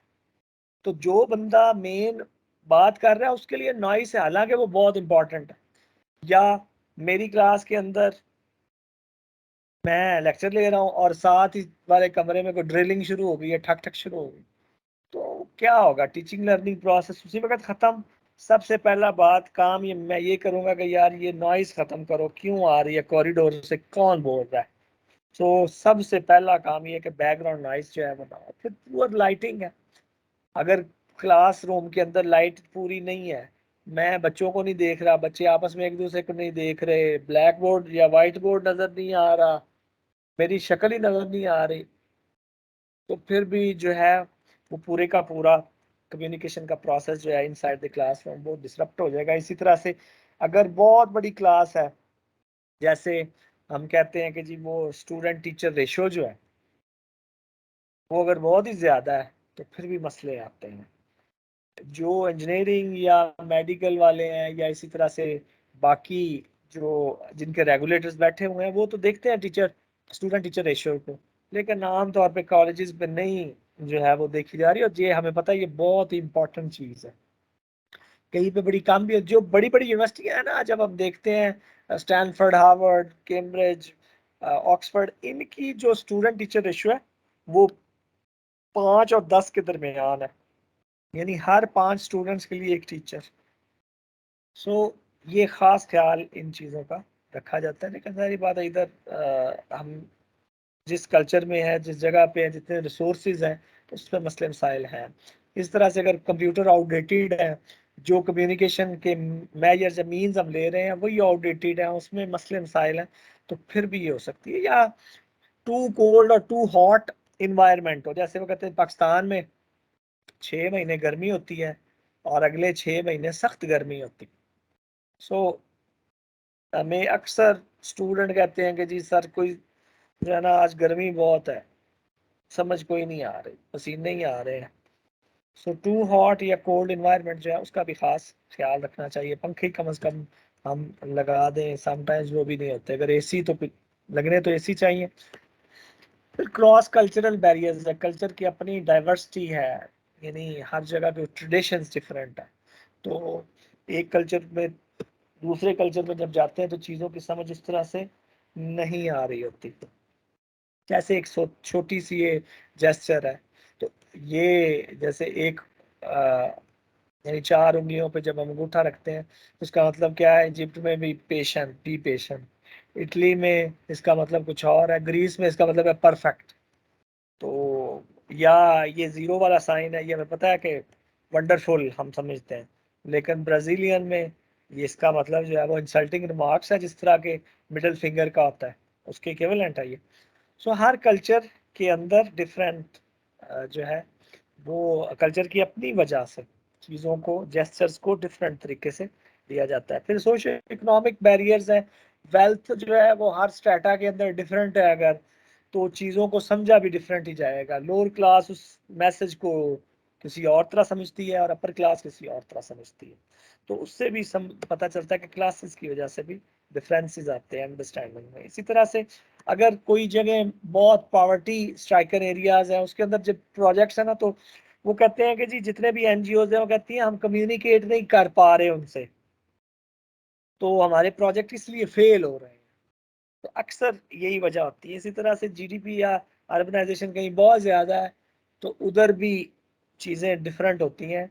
चीज़ों को समझना समझाना जो है वो बिल्कुल, एक मेट्रोपोलिस जो है उसकी लैंग्वेज बिल्कुल डिफरेंट होती है, एक जो बिल्कुल विलेज है उसकी लैंग्वेज है वो डिफरेंट होती है। इसी तरह से लैंग्वेज के समटाइम्स अपने भी बैरियर्स हैं, जैसे जार्गन है। हर एक यानी लैंग्वेज समझ ले फील्ड का अपनी एक स्पेसिफाइड एक स्पेशल लैंग्वेज होती है जिसको हम जार्गन कहते हैं, या स्लैंग है जो कि अनटोल्ड वर्ड्स हैं, अनरिटन वर्ड्स हैं बेसिकली। जैसे एक विकेड है, आमतौर पे विकेड का मतलब लिया जाता है जी बड़ा बुरा है, ईवल है। एक चलिए मैं एक पर्सनल एग्जांपल आपको फिर देता हूँ अपनी। फर्स्ट ईयर के अंदर हम मतलब जब यूके में थे तो मेरा क्रिकेट बड़ा शौक होता है, तो पहले ओवर में कोई 3-4 बंदों को मैंने आउट कर दिया, तो एक गोरा आया उसने आका ओ यू विकेट, बड़ा इंथुजियास्टिक था। मैंने कहा यार बोला इसने विकेट है लेकिन मत है बड़ा ये खुश। तो मैंने जब आके इसका मतलब देखा, इसका मतलब मैं तो इवल उस वक्त नहीं समझ रहा था, उसकी बॉडी लैंग्वेज डिफरेंट थी, लेकिन लफ्ज तो विकेट का मतलब इवल है, बुरा है, बैड है। लेकिन जब आगे देखा तो उसका मतलब था it is not good, it is great sir, perfect. तो हर जगह की अपनी जो है वो स्लैंग्स होती हैं। या पंजाबी में जिस तरह से वो एक हम कहते हैं कि जी ये ढक्कन है, तो सबको पता है ढक्कन का क्या मतलब है। और अगर आप वो लिख देंगे उर्दू में ढक्कन तो उसका मतलब ही हमें पता है कि वो क्या है। या जार्गन जो है वो हम यूज करते हैं स्पेसिफिक जो लैंग्वेजेस हैं हर एक फील्ड की। मैथमेटिशियन है उनकी अपनी है, कोई लॉयर्स हैं हमें पता है कि वो उनकी अपनी लैंग्वेज है, एक जो इंजीनियर हैं उनकी अपनी है, डॉक्टर जो है वो उनकी अपनी एक जार्गन है। और सर्वेज के अंदर या लिटरेचर में ये हमने पढ़ा कि बहुत ज़्यादा ऑपरेशन जो है वो इसलिए फेल होते हैं कि डॉक्टर्स जो हैं वो अपनी जार्गन यूज़ कर रहे होते हैं और वो जो बंदे को पता नहीं होता कि मुझे क्या बीमारी है। ऑपरेशन के दौरान वो कहते हैं कि जी आप इस तरह करें, तो उनको समझ नहीं आ रही होती कि किस तरह करें, तो ऑपरेशन फेल हो जाते हैं। या कब दवाई लेनी है, आपको क्या मसला है, तो समझ नहीं आ रही होती, तो उससे भी प्रॉब्लम्स हैं वो आते हैं। ये कुछ 2-3 वायरल मैसेज हुए थे, ये मैं इधर एक दफा पढ़ देता हूँ। जैसे वो कहते हैं hydrothermal treatment of ceramic aluminium and steel under a constrained environment. लग रहा है जैसे कोई बड़ा ही लैब के अंदर ना बड़ा ही काम हो रहा है, लेकिन जब हम आम लैंग्वेज में देखते हैं तो इसका मतलब है बर्तन साफ हो रहे हैं। या single handedly manage the successful upgrade and deployment of new environment illumination system with zero cost overruns and zero safety incidents। बड़ा ही बहुत बड़ा मार्का मैंने दिया और पहले नंबर पे पता नहीं आ गया, लेकिन सादा अल्फाज में इसका मतलब है सिर्फ बल्ब चेंज किया है। सो ये जार्गन्स जो हैं ये हम यूज करते हैं, जैसे सीवी बनाते वक्त बड़े बड़े अल्फाज हम लिख रहे होते हैं कि पता नहीं क्या कर दिया, लेकिन जब डिस्कशन होती है तो पता चलता है कि ये नॉर्मली काम था। फिर ऑर्गेनाइजेशन के अपने बैरियर्स होते हैं, कितनी सादा ऑर्गेनाइजेशन है, जितनी सादा होगी उतने ही अच्छे तरीके से कम्युनिकेशन जो है वो हो जाएगी। अगर कॉम्प्लेक्स हो जाएगी तो फिर हायरार्की अगर ज्यादा है, लंबी चौड़ी है, तो कोई पता नहीं किससे हमने करनी है। अगर लैक ऑफ इंफॉर्मेशन पॉलिसी है कि मुझे कोई मसला आ गया मैंने किससे बात करनी है, जितनी कॉम्प्लेक्स हायरार्की होगी समझ नहीं आएगी मेरा ये बॉस के बाद कौन सी अपर लेवल पे कौन है, किसके थ्रू ये कम्युनिकेशन होनी है। जैसे वो आजकल मैं देख रहा था कि जी वज़ीर आला जो है उन्होंने जब अपना भेजा रेजिग्नेशन, तो वो रेजिग्नेशन उन्होंने भेजना था यानी इनको गवर्नर को, उन्होंने वज़ीर आज़म को भेजा है। सो वो लैक ऑफ इंफॉर्मेशन, खैर वो तो हो सकता है उसमें कुछ और हो, लेकिन इधर लैक ऑफ इंफॉर्मेशन जो है वो अगर पॉलिसी है तो पता ही नहीं चल रहा होता है मैंने बात किससे करनी है, किस चैनल के थ्रू करनी। और अगर दो ग्रुपों की आपस में, मैं बॉस के करीब हूँ, जो मुझे पता चल गई मैंने नहीं आपको बतानी, अगले ग्रुप को जो पता चल रही है उन्होंने भी नहीं बतानी, तो फिर चीज़ें जो हैं वो समटाइम्स कोई नहीं समझ आती कि किस तरह से। या मैं बहुत ही अथॉरिटेरियन बॉस हूँ, मैं अगले की बात ही नहीं सुनता, मैंने जो कह दिया सो कह दिया, सो कह दिया तो समझ किसको आनी है, सबको तो नहीं आ सकती। सो ये भी एक जो है वो ऑर्गेनाइज बैरियर्स जो है क्रिएट करते हैं, चीज़ों को समझ नहीं आती। इसी तरह से हम किस तरह से ओवरकम कर सकते हैं क्विकली। लेक्चर जो अगर अब मैं दे रहा हूँ तो क्विकली हम देखते हैं कि जी लेक्चर के दौरान क्या चेक लिस्ट है जिससे कम्युनिकेशन जो है मेरी स्टूडेंट के साथ बेहतर हो सकती है। सो उसके अंदर स्टाइल ऑफ प्रेजेंटेशन है कि मैं सबसे पहले देखूँ कि मैं मेरी लाउडनेस क्या है, मेरी पेस क्या है, मेरे नॉन वर्बल क्यूज जो है वो मैं कैसे दे रहा हूँ, अपने एक्सप्रेशन दे रहा हूँ। और एक चीज बड़ी इंटरेस्टिंग हमारे सामने आई कि बच्चे कहते हैं कि जी सर की समझ नहीं आती। हमने कहा कि सर तो बेहतरीन सबसे ज्यादा पढ़े लिखे हमारे डिपार्टमेंट के हैं, फिर पता चला कि जी सर इंग्लिश बड़ी बोलते हैं। तो फर्स्ट ईयर वाले बच्चे कहते हैं हमें समझ नहीं आती। सो हमें फिर हमने ये सोचा कि सबसे बेहतरीन चीज ये है कि पता तो चले कि जो लिसनर है वो और मैं एक लेवल के ऊपर हूँ, मुझे चाहिए कि मैं उर्दू में ही बात करूँ, अगर मैं इंग्लिश में बोलता जाऊंगा तो फिर कोई समझ नहीं आनी। तो स्टूडेंट के साथ उस लैंग्वेज में बात करें। हाँ अगर इंग्लिश लैंग्वेज की क्लासेस है तो जाहिर बात है उस पर उर्दू तो नहीं बोलनी। सो आम हालात के अंदर वो वाली लैंग्वेज हम यूज करें जो कि बच्चे अंडरस्टैंड करते हैं। और मेरी फिर स्पीड कितनी है, कितनी तेजी से मैं मटेरियल जो है वो दे रहा हूँ, और मैं टू वे कम्युनिकेशन ही कर रहा हूँ कि वन वे कम्युनिकेशन है। इसी तरह से मेरा और बच्चों का जो रैपो है या रिलेशनशिप है, कॉन्टेक्ट है, वो किस तरह से मैं उसकी बात सुनूं, ये मेरी यानी अच्छी चीज है, और वो मेरी बात सुने, वो मुझे रिस्पेक्ट दे। तो ये चीज़ें जो है ये काउंट होती हैं। फिर कंटेंट क्या है कि मेरा एम्फसिस मेन पॉइंट के ऊपर ही है या मैं निटी ग्रिटी में पहुंच चुका हूँ। ये तो बच्चों का काम है ना अब कि वो खुद से चीज़ों को डिस्कवर करें। मुझे चाहिए कि मोटी मोटी चीज़ें मैं बता दूँ, बाकी वो खुद से करते रहें। और फिर प्लेस क्या है कि नॉइस तो नहीं है, टेम्परेचर हाई या लो तो नहीं है, किस तरह से स्टूडेंट एक दूसरे को मुझे देख सकते हैं कि नहीं। मैं नुक्कड़ पे खड़ा हूँ, कई बच्चे हमें कहते हैं कि जी मैं देख, जब तक टीचर को हम ना देखें, नज़र ना आए तो हमें समझ नहीं आती। तो इसीलिए हमें मूवमेंट, जिस तरह से हमने पहले भी जिक्र किया कि मूवमेंट करनी चाहिए एक जगह से दूसरी जगह, दूसरी से तीसरी जगह हमें मूव करना। फिर टीचिंग एड्स में जो यूज़ कर रहा हूँ, प्रेजेंटेशन जो है उसमें फॉन्ट साइज़ क्या मैं यूज़ कर रहा हूँ, मेरी जो लेज़र है लाइट वो मुझे यूज़ करनी चाहिए, या पेंसिल्स हैं अगर मैं वो मार्कर यूज़ कर रहा हूँ, जिस तरह से भी। और कम्युनिकेशन के अंदर यानी मैं पिक्टोग्राम्स कितने यूज़ कर रहा हूँ, विजुअल है ना सारी, तो इन दोनों को यानी दोनों कोलैबोरेट करें, बोलना भी और पीछे से विजुअल जो है। तो जितनी हमने टाइल देखी थी तकरीबन सबको मिला जुला के तो हम कम्युनिकेट कर रहे होते हैं। फिर 6 C's और 7 C's और इफेक्टिव कम्युनिकेशन, लिटरेचर में 7 C's हैं, करेक्टनेस भी है इसमें। सो कंप्लीट, क्लियर और करेक्ट जो है वो होनी चाहिए जो मैं बात कर रहा हूँ। जैसे एक एग्जांपल मैं देता हूँ जी, कि मैं अगर बच्चों को कहूँ कि जी आपने मुझे आगे मिलना है, ये एम्बिगुअस सा फिक्र है। अब जब तक मैं ये ना बता दूं, मैं कहूँ कि जी आपने मुझे आके मेरे ऑफिस पे मिलना है, अभी भी एक जो है वो कंप्लीट नहीं है। या मैं कहूँ कि मुझे आपने मेरे ऑफिस में 6 बजे आके मिलना है, तो 6 AM पे या PM पे या 2 बजे, जितने बजे भी मिलना है। सो इसका भी जो भी मैं कम्युनिकेट कर रहा हूँ कंप्लीट और क्लियर होना चाहिए, एम्बिगुअस वर्ड नहीं होने चाहिए। और जब भी मैं बोल रहा हूँ या लिख के दे रहा हूँ उसके अंदर ग्रामेटिकल एरर्स जो हैं वो नहीं होने चाहिए, एक प्रूफ रीडिंग होनी चाहिए उसकी। और इसी तरह से वर्बोसिटी नहीं होनी चाहिए, लंबे लंबे पैराग्राफ ही नहीं मुझे शुरू कर देने चाहिए बोलते हुए या लिखते हुए ख़ास तौर पे। और अगले के पॉइंट ऑफ व्यू को मुझे समझना चाहिए, कंसिडरेशन होनी चाहिए लिसनिंग के दौरान।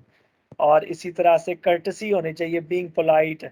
और इंथुजियाज्म होना चाहिए कि मैं आपकी बात को बड़े गौर से सुन रहा हूँ सर, कर्टसी होनी चाहिए इसके अंदर। सो ये अब हम देखते हैं सेंडर और रिसीवर का रिलेशनशिप किस तरह से बेहतर हो सकता है। सेंडर जो है वो, अगर मैं बोलना है मैंने, तो अगर लैक ऑफ प्लानिंग है, मुझे प्लान करना चाहिए सबसे पहले कि मैं अगर अपने बॉस से बोल रहा हूँ, बोलने जाना है, कुछ इन्फॉर्मेशन लेनी देनी है, तो क्या मैं बोलूँगा, मेरा पर्पस क्या है, ऑब्जेक्टिव मैंने क्या अचीव करने हैं, फिर मेरी चॉइस क्या होगी वर्ड्स की। और फिर बैडली इनकोडेड तो नहीं है वर्ड्स यानी अल्फाज जो है मैंने किस तरह से बोलने हैं, क्या लैंग्वेज यूज करनी है, कौन से मैंने अल्फाज यूज करने हैं। मेरी रियलिटी, परसेप्शन ऑफ रियलिटी कुछ और है, मेरे जिस अगले बंदे की कुछ और है। पहली दफा मैं बोल रहा हूँ उसके साथ, अपने बॉस के साथ बोल रहा हूँ, या रोज हम बोलते हैं अनशेयर्ड ऑप्शंस हो सकती हैं। मैं किसी और चीज को किसी और राय में लूँ, वो किसी और राय में लूँ, या रॉन्ग चैनल में यूज कर रहा हूँ, करनी मैंने ईमेल थी, कर मैंने SMS दिया, तो डिफरेंट हो जाएगा मसला फिर। तो इसी तरह से एज ए रिसीवर मैं पुअर लिसनर हूँ अगर अटेंशन ही कोई नहीं है, या मेरा तो इस बंदे पे इतबार ही कोई नहीं है या मैं पहले से प्री इवैल्यूएशन करना शुरू हो गया। जैसे हमने लिसनिंग में भी देखा कि अभी अल्फाज उसके मुंह में है, तो मैं जीतने के लिए पहले से ही मेरे पास उसके जो है ना वो जवाब देना शुरू हो गया। बाद में पता चलता है यार उसका मतलब कुछ और था।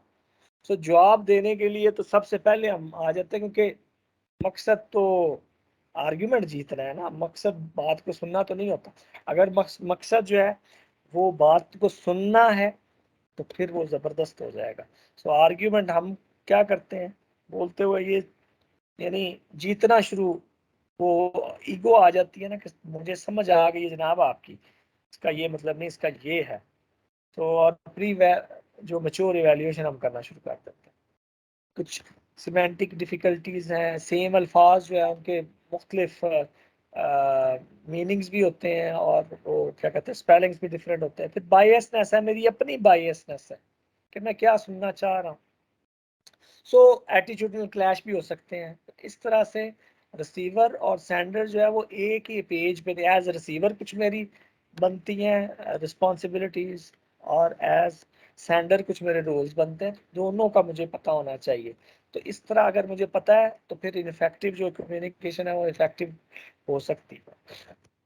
ओवरऑल अगर इन नटशेल हम देखें तो किस तरह से ये सारे कम्युनिकेशन के बैरियर्स हम रिमूव कर सकते हैं। क्रॉस कल्चरल जो बैरियर्स हैं, अगले की वैल्यूज को अंडरस्टैंड करके, टाइम दे के, हमें पता है ट्रेडिशंस और कस्टम्स को अंडरस्टैंड करके, और मेरा कल्चर इस तरह से समझता है, आपका कल्चर इस तरह से समझता है।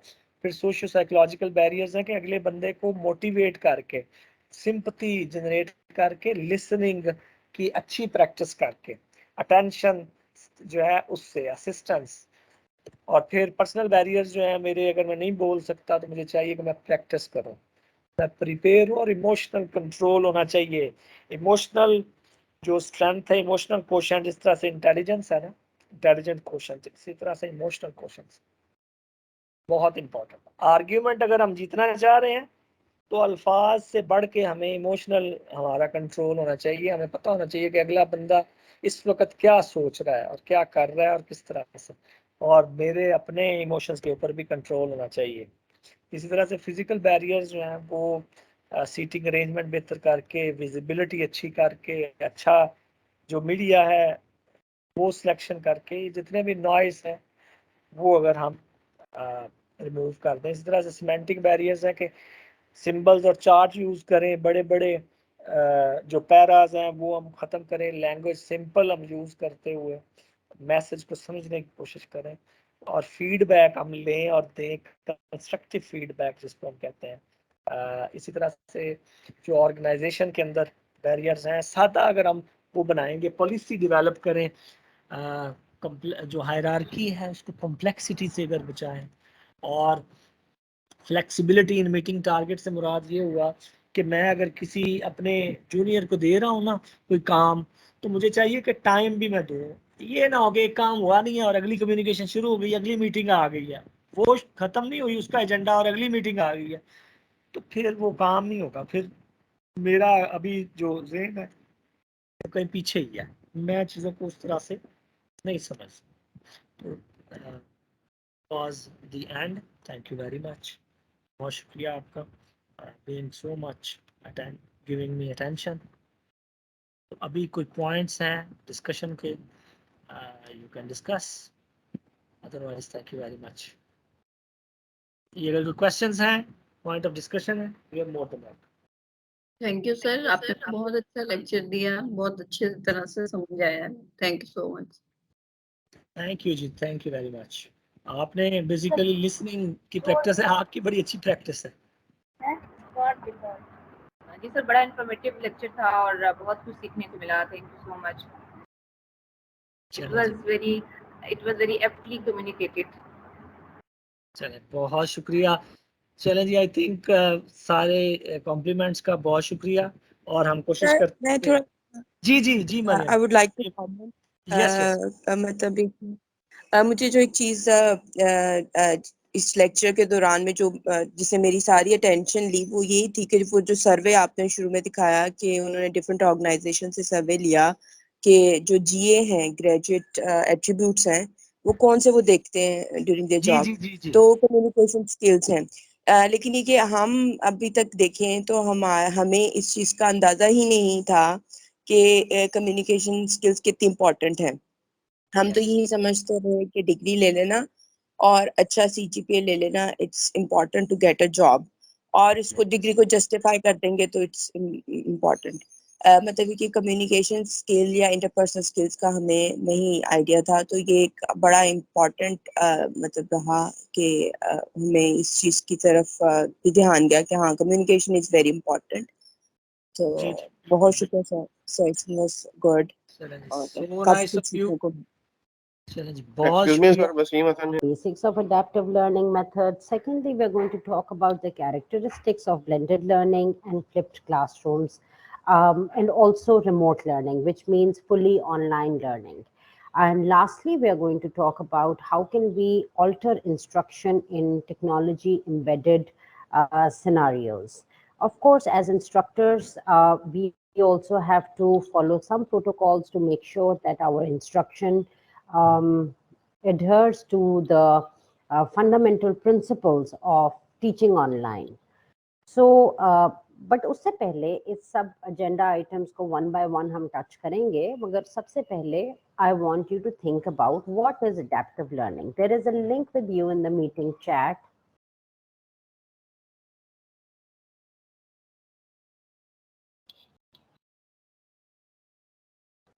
If you could please click on that link. Please tell me if you have received the link. From my end, it shows that it has gone to the participants, but it will take a minute or two to appear in your chat boxes. Yes, ma'am, we have received. Thank you. Just click on this link and see you will arrive on a voting portal where it's a simple question that says, what do you understand by the term adaptive learning? So all you have to do is, there must be 3 answer bars appearing on your screens. Just write a small answer, short answer, which means that you will, I would really encourage if you can just give me a 1-word answer of this, and just click submit. That's it. And in the meanwhile, I'll show you that how do I receive your responses and how does it appear on my screen. So far, I haven't one response only. The question says, what do you understand by adaptive learning? And we have one response that says, it should be according to the circumstances, customized, efficient, personalized, excellent. So take about a minute or two to report your thoughts, to just register your thoughts. And there is no right and wrong about this. It's just a simple question that I've asked from you, and I would appreciate if you can give me a reply. Based on your answers, I will build on the remaining part of this training session. This application, Mentimeter, it's a voting software, and this is a good software, a good application that teachers can use to brainstorm different ideas or elicit students' responses. This is what we are doing right now. You can see that on the bottom right corner, there is a man's icon, and on top of it, there is a number written, number 10, which means that 10 participants in this call have already registered their thoughts. So as you will submit the answers, this word cloud will keep on changing its shape. And now let's take a look at the responses. Most of you have the proper understanding of adaptive learning, which means that it is contextualized learning. It is the learning that is according to the circumstances. Now, whose circumstances are we talking about? Are we talking about just students' circumstances or teachers' circumstances, or generally everybody's circumstances? Now, there are different types of circumstances that play their role in the process of teaching and learning. One thing is that the ability of teachers to teach, naturally, that counts a lot. आपके पास किस किस्म के resources हैं, ये एक बहुत बड़ा determining factor है कि आपने बच्चों को पढ़ाना कैसे है. Then comes students. I mean, students के पास किस तरह की टेक्नोलॉजी है, वो क्या कुछ कर सकते हैं ऑनलाइन मोड में या generally in the classroom as well. क्योंकि adaptive learning is not just digital learning, it can also be in the conventional setting. So we first have to see that what are we adapting to? We are adapting to the situation, to the circumstances, provision of resources, ability to teach, ability to learn, to navigate in the technology embedded situation. And that's all adaptive learning. So thank you so much. Now, a couple of people have also reported the term personalization. Personalization is a very deep terminology, and yes, adaptive learning is personalized learning. Personalization का मतलब है कि आप जो कुछ भी पढ़ रहे हैं या पढ़ा रहे हैं, वो individual students की capacity, skill set, need and requirement के बिल्कुल अकॉर्डिंगली हो. अब अगर किसी की रिक्वायरमेंट है कि उसने शाम को पढ़ना है और सुबह नहीं पढ़ना, तो then the learning episode should be flexible enough to support the any time anywhere learning. Also अगर किसी की नीड है कि उसने एक दिन में 4 दिन का काम कंप्लीट करना है, तो it's okay, then the learning package that is provided to the students should be good enough to support this need. So it's all about the need and requirement of the students, and also when do they want to study, where do they want to study from, how much do they want to study, at what time do they want to study, and what is the different differentiated learning challenge that they can take. That is also very important. Curricular adaptation भी एक adaptive learning का part होती है. So thank you so much for registering your responses. I'm going to stop sharing my screen. Those of you who have not yet reported their thoughts, I would strongly suggest that they should, because it's a good activity. It's one way of understanding your own thought process, that what do you understand by the term adaptive learning. There are so many times when we are just familiar with the terminology and we keep using it in our daily ongoing conversation, but we have never sat down and thought in detail about it. So this was one activity which where I wanted you to think about adaptive learning, because adaptive learning में जो हमने further categories की बात करनी है, blended learning और flipped classrooms and then artificial intelligence adaptive learning, इन सब चीज़ों को समझने के लिए it is very important for you to understand the core principle of adaptive learning, कि ये होता क्या है. So at this point, I will stop to share this this screen with you and will take you back to my building on your responses. Adaptive learning की big picture. Let's talk about that. What is it? What do we mean by the term adaptive learning, and how does literature define it?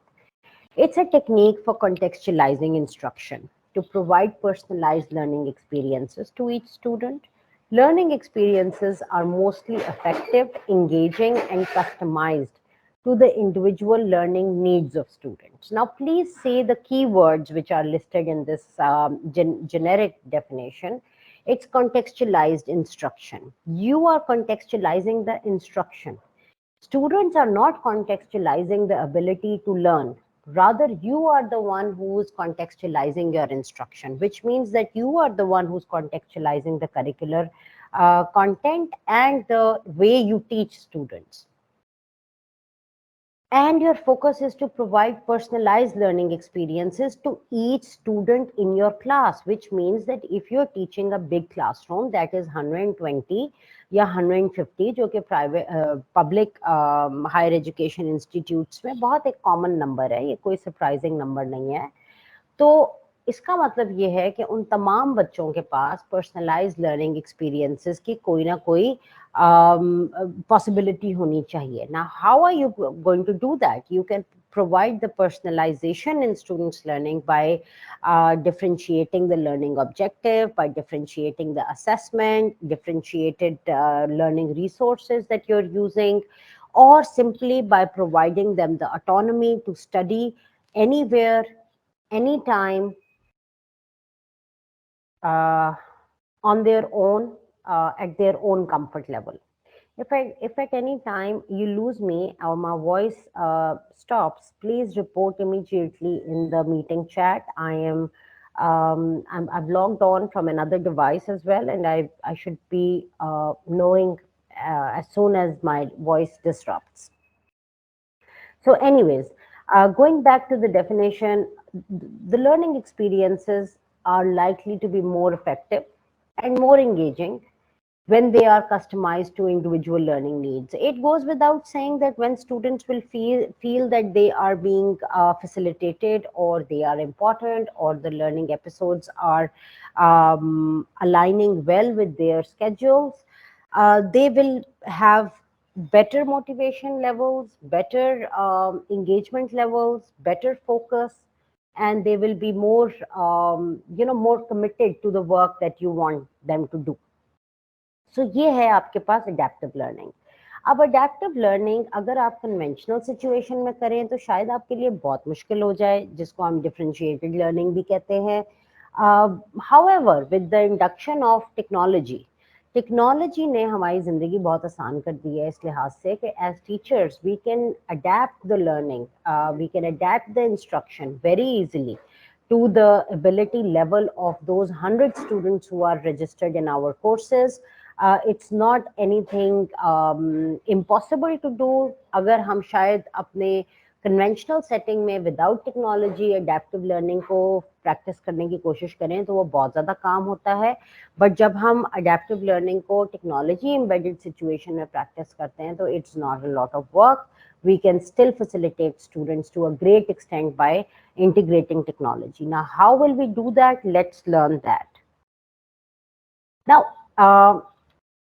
हम सबको experience है teaching online. हम कोविड-19 ने सारे लोगों को unanimously एक एक्सपोजर दिया और हम सब ने अपनी अपनी कैपेसिटी में अपने अपने कॉन्टेक्स्ट में ऑनलाइन स्टूडेंट्स को पढ़ाया ड्यूरिंग द कोविड-19 पेंडेमिक. ना पढ़ाने का तरीका, उसकी इफेक्टिवनेस, स्ट्रेटजीज जो हमने इस्तेमाल की, रिसोर्सेज जो हमने इस्तेमाल किए वो मुख्तलिफ थे. एंड आई एम श्योर कि इस वक्त जो कोहॉर्ट आप सब पार्टिसिपेंट्स हैं, इस वक्त जब आप सोचेंगे कि आपने कौन सी टेक्निक्स का इस्तेमाल किया पढ़ाने के लिए, और जब आप अपनी इन सारी टेक्निक्स को रिपोर्ट करेंगे मीटिंग चैट में, तो यू विल सी कि बहुत डाइवर्सिटी है, इसी कोहॉर्ट में बहुत डाइवर्सिटी होगी. So take about 2 or 3 minutes to just report कि आपने कौन से तरीकों से स्टूडेंट्स को ऑनलाइन पढ़ाया during the covid pandemic. Think about it. और किसी ने व्हाट्सएप पे पढ़ाया होगा, किसी ने गूगल क्लासरूम पे पढ़ाया होगा, किसी ने जूम पे लेक्चर्स लिए होंगे, हो सकता है किसी ने ब्लॉग स्पॉट बनाया हो, ब्लॉग बनाया हो, किसी ने हो सकता है कि कोई यूट्यूब की वीडियोस इस्तेमाल की हो. So think about all of these possibilities and different strategies that you used and please report those in the meeting chat.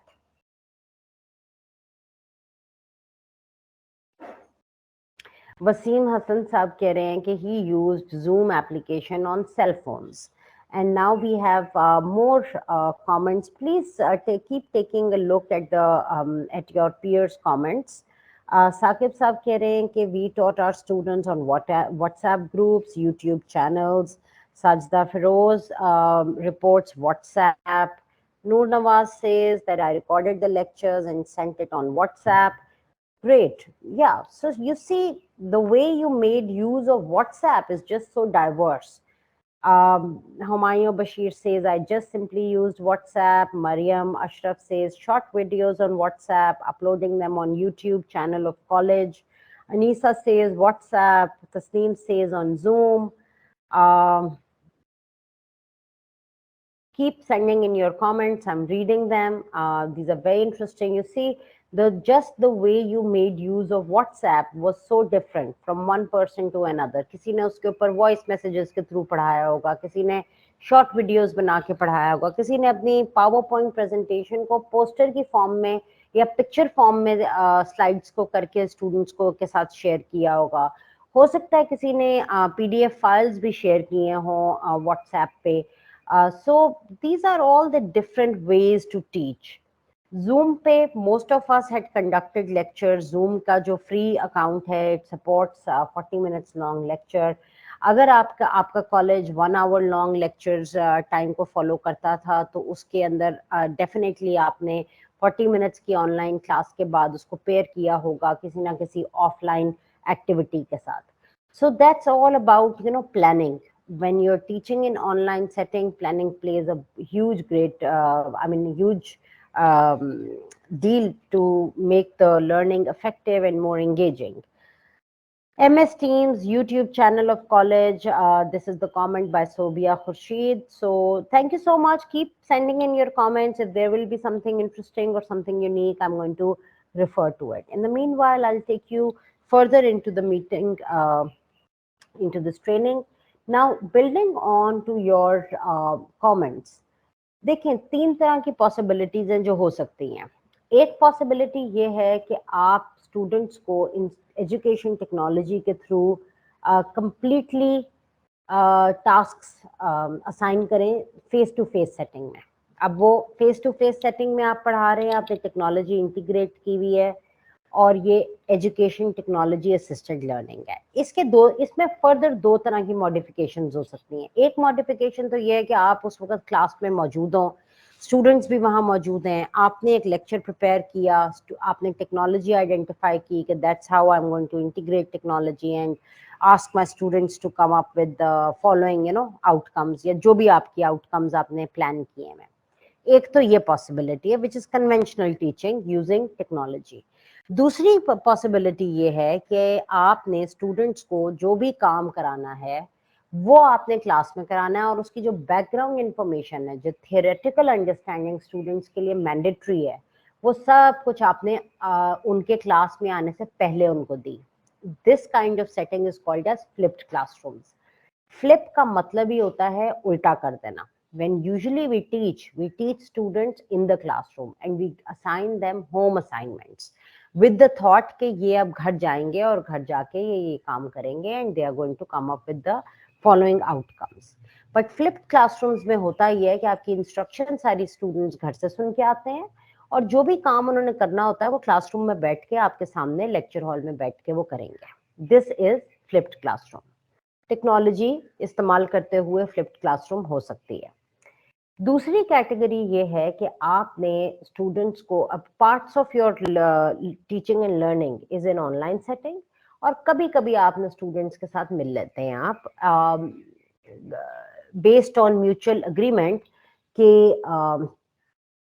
every Wednesday we'll meet or every Thursday or fortnightly or once a week। ये अब आपकी और students की mutual agreement है कि आपने एक हफ्ते में एक दफा मिलना है या 2 दफा मिलना है। बट ओकेजनल मीटअप्स हैं और रेगुलर ऑनलाइन क्लासेस हैं। This kind of technology integration means that you are teaching in the blended mode. कभी मिल लेते हैं इन पर्सन, कभी ऑनलाइन होता है। सो this is a blended mode of teaching. Blending, you're blending in different possibilities. You're blending the conventional with education technology. And the last category is when you never meet the students, and the students also know that the teacher is never going to meet us in person situation, rather she or he is only available in the online mode। ये होता है fully online को हम distance learning भी कहते हैं। Distance learning के अंदर टीचर और स्टूडेंट का जो एक ताल्लुक होता है वो या तो सिंक्रोनस होता है या एसिंक्रोनस होता है, डिपेंडिंग ऑन द नीड। अभी हम बात करेंगे कि सिंक्रोनस क्या होता है और एसिंक्रोनस क्या होता है। So hold on to your questions and thoughts. मैं अभी इसके बारे में आपको एक्सप्लेन करती हूँ कि ये क्या होता है। बट ये 3 डिफरेंट तरह से आप टेक्नोलॉजी को इस्तेमाल कर सकते हैं। कन्वेंशनल सेटिंग में, और उस कन्वेंशनल सेटिंग में फर्दर 2 तरह की मॉडिफिकेशन हो सकती है, या तो कन्वेंशनल टीचिंग विद टेक्नोलॉजी या फिर फ्लिप्ड क्लासरूम्स। दूसरी category is when you are meeting with students occasionally and you're teaching them online most of the times. This is blended learning. And the third possibility is when you never meet the students in person situation and you're just teaching them online. That's distance learning. ये 3 possibilities हैं हमारे पास और अब हम इनकी further बात करेंगे कि फ्लिप्ड क्लासरूम्स क्या होते हैं। फ्लिप कोई एक्रोनिम नहीं है, ये सिर्फ एक इंटरेस्टिंग इमेज है जो कि मुझे गूगल से मिला था एंड आई थॉट कि ये बहुत अच्छा इन्होंने बनाया हुआ है और इसको मुझे अपनी प्रेजेंटेशन में डालना चाहिए। बट अदरवाइज फ्लिप एक्रोनिम नहीं है, it's just a simple English word which means किसी भी चीज को उल्टा कर देना। And the meaning lies, flipped classroom का जो meaning है, it lies in the word flip, that you're basically inverting the process of instruction. You, instead of giving instruction in the lecture hall, you're giving the instruction through online modes and asking the students to come prepared to the university just to accomplish the outcomes of your lecture. Now, इस तस्वीर को अगर आप देखें तो इसके अंदर 4 characteristics हैं जो कि फ्लिप्ड क्लासरूम की लिखी हुई हैं। First is flexible environment. Yes, why? Because it gives the students the opportunity to choose when and where they want to learn from. It promotes a responsibility among students. It promotes them to become leaders and to become the autonomous owners of their learning outside of the classroom. क्योंकि जब आपने उनको अपना lecture forward कर दिया and now your expectations are pretty clear and straightforward कि Wednesday की class से पहले आपने ये पढ़ के आना है. Those of you जो पढ़ के आएंगे will be able to attempt the worksheet. Those of you who will not read this handout will not be able to attempt the worksheet. So you're actually passing on this ownership and this responsibility to the students to now be responsible of their learning. अगर वो नहीं पढ़ के आएंगे तो it's their loss and they are aware of the expectations. So एक learning culture को promote करती है flipped classrooms.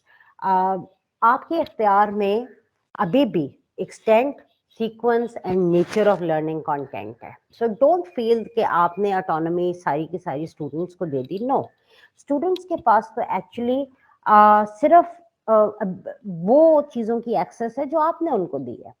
So you're basically the one who's deciding कि आपने कितना पढ़ाना है, कब पढ़ाना है और उस पढ़ाने की nature of content और activities क्या होगा.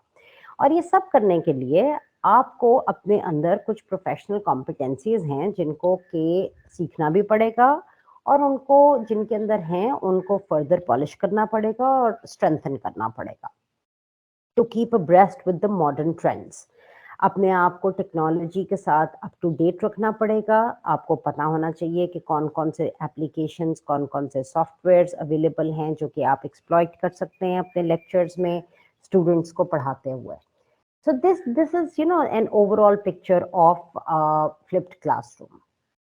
Now another basic question that arises, and it should arise in your minds as well, कि ट्रेडिशनल क्लासरूम से फ्लिप्ड क्लासरूम्स तक कैसे आप अपना सफर तय करें. जब आप ट्रेडिशनल क्लासरूम्स में पढ़ाते हैं तो आपके पास होते हैं स्टूडेंट लर्निंग आउटकम्स. आपके पास एक सिलेबस होता है या कोई करिकुलम होता है और आपको पता होता है कि इस करिकुलम में इतने चैप्टर्स हैं या ये कंटेंट है, मेरे पास इतना टाइम है, मैंने इस तरह से अपने जो भी कोर्स है उसको ऐसे प्लान करना है कि 9 हफ्तों में या 15 हफ्तों में मैंने स्टूडेंट्स को ये तमाम लर्निंग आउटकम्स अकम्प्लिश कर लेने हैं. So you will still be doing the same thing. आप उसी कोर्स आउटलाइन को कंसल्ट करेंगे, उन्हीं लर्निंग आउटकम्स को कंसल्ट करेंगे, अपना चैलेंज लेवल सिर्फ आप रीसेट करेंगे. You are going to give realistic challenge to the students in flipped classrooms. You will not be enhancing the challenge bar.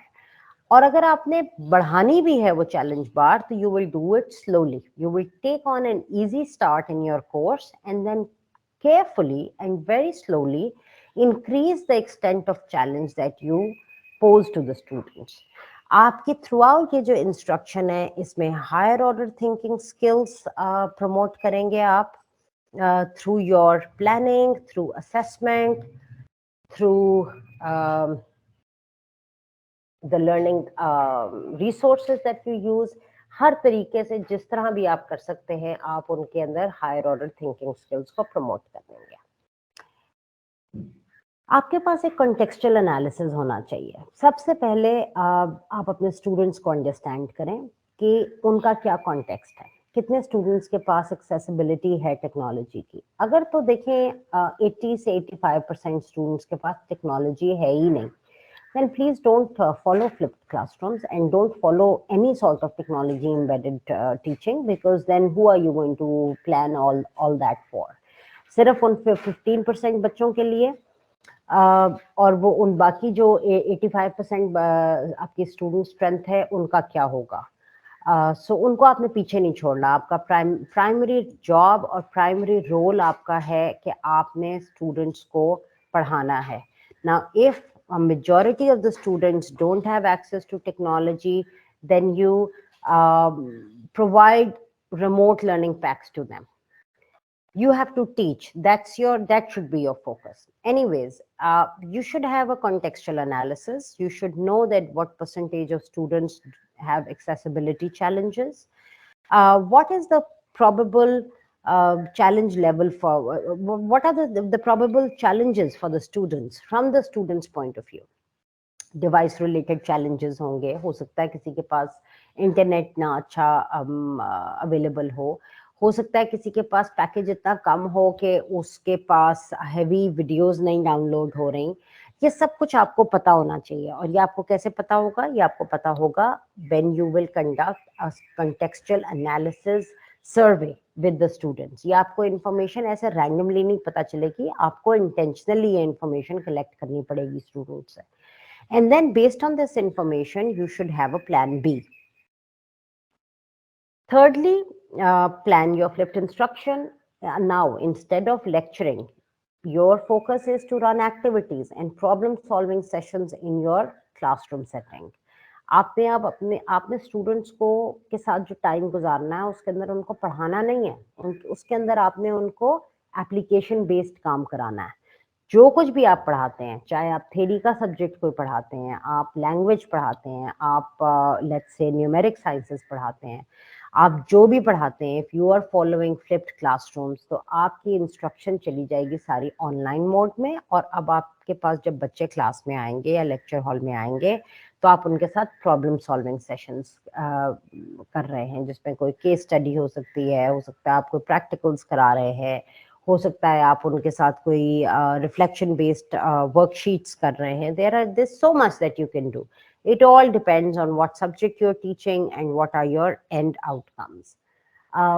Now basically आपकी जो एक्टिविटी है वो फेस टू फेस टाइम में चली जाएगी, और जितना भी टाइम आपके पास फेस टू फेस है वो स्टूडेंट सेंटर्ड बन जाएगा, स्टूडेंट फोकस्ड टाइम बन जाएगा। उसमें आपका रोल एक मीडिएटर और एक फैसिलिटेटर की तरह का रह जाएगा, इससे ज्यादा और कुछ नहीं होगा। लास्टली आपकी असेसमेंट बहुत आसानी से हो जाएगी। पूरी दुनिया ने कोविड-19 के शटडाउन की वजह से असेसमेंट के ऊपर बहुत बड़ा कॉम्प्रोमाइज देखा, यहाँ तक कि CIE ने अपने इम्तहान भी पोस्टपोन कर दिए, इसलिए क्योंकि कोई पॉसिबिलिटी नहीं है टू मेक श्योर कि असेसमेंट वैलिड है, रिलायबल है, अनबायस्ड है in the online mode, especially in the developing countries like ours, where we don't have, our students are not affluent with technological resources. तो ऐसी situation में online proctoring हो नहीं सकती। तो ऑनलाइन एग्जाम्स एक बहुत बड़ा क्वेश्चन मार्क थे on the credibility of assessment. Flip classrooms के अंदर आपके पास ये चैलेंज एड्रेस हो जाता है और आप अपने तमाम assessment face to face mode में स्टूडेंट ड्रिवन एक्टिविटी टाइम के दौरान ले सकते हैं, और असेसमेंट आपकी इंतहाई वैलिड और बिल्कुल रिलायबल होती है जब when you are teaching in flipped classroom mode. Also आपकी असेसमेंट प्रोजेक्ट फॉर्म में हो सकती है और इंटीग्रेटिव हो सकती है, थीमेटिक हो सकती है, डिफरेंट सब्जेक्ट्स की एक साथ असेसमेंट हो सकती है if you are following a project based assessment. Now कुछ स्ट्रेटजीज जो कि हमें बात करनी है कि फ्लिप्ड क्लासरूम को अगर हम फॉलो करना शुरू करते हैं तो हम बेसिकली किस किस्म की स्ट्रेटजीज को इस्तेमाल करके पढ़ाएंगे। वन थिंग इज कि आप वीडियो लेक्चर्स बना सकते हैं, आपने अपनी इंस्ट्रक्शन स्टूडेंट्स तक पहुंचानी है before the face to face time. आप अपनी वीडियो को रिकॉर्ड कर सकते हैं, या फिर अगर आप कैमरा कॉन्शियस हैं और आप नहीं चाहते कि आप अपीयर हों अपने वीडियो के अंदर, तो you can simply have a PowerPoint presentation with your voiceover.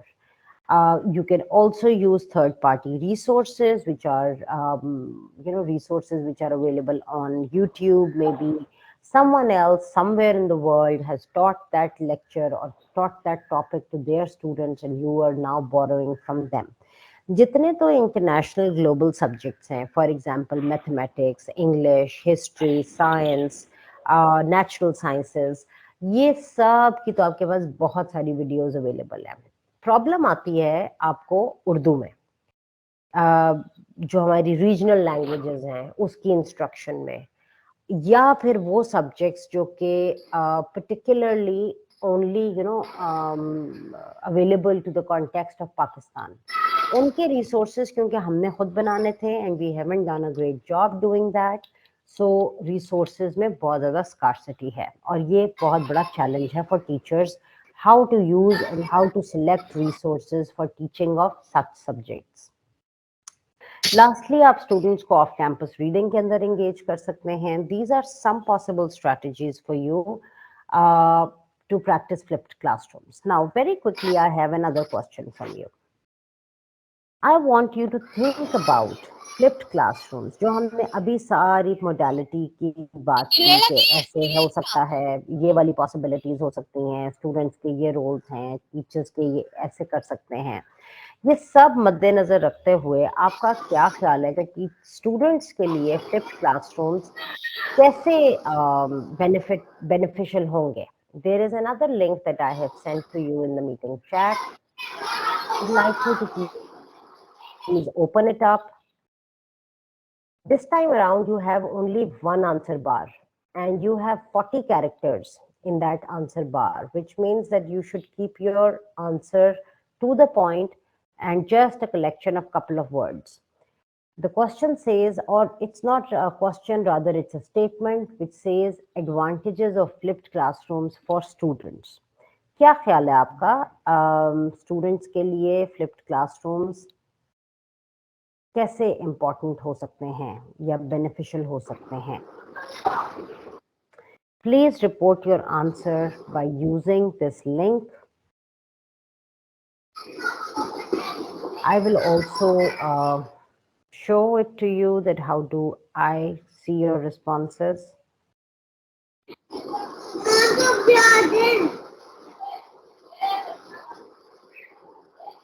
Somebody's mic is unmuted. If you could please mute your mic.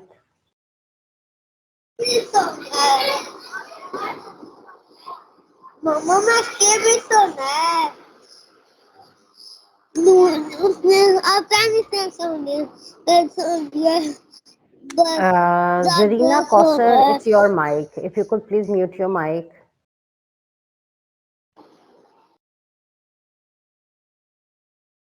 Okay, so you can see that this time around I've sent you a link of answergarden.ch and the question number is 2428249. It simply asks you what are the advantages of flipped classrooms for students. Starting narrator.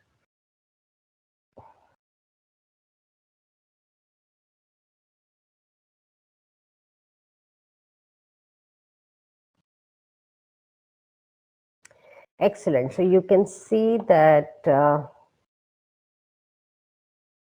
we have a few responses here. Narrator settings button. Exiting narrator. So some of you have already answered and you say that students will get easy access to resources, it's convenient, it will promote independent learning, it will create more responsible students. Both teachers and students become more, I don't know what, but maybe tech savvy. Active. I want to write active. Active, okay. Okay, yeah. Everybody will be active. Everybody will be, watching out for the next activity in the course because they are equally responsible for their learning. So please take about 2 more minutes to report your thoughts. आपका क्या ख्याल है? क्या फायदा होगा flipped classrooms का? So your responses are increasing with every refresh, which is a good thing.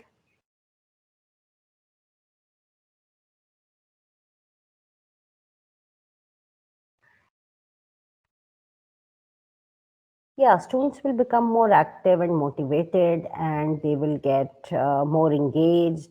They will take more interest in their learning. Now you see, suddenly creative learning stands out. If you place your cursor over it, you'd see that 2 people have responded this.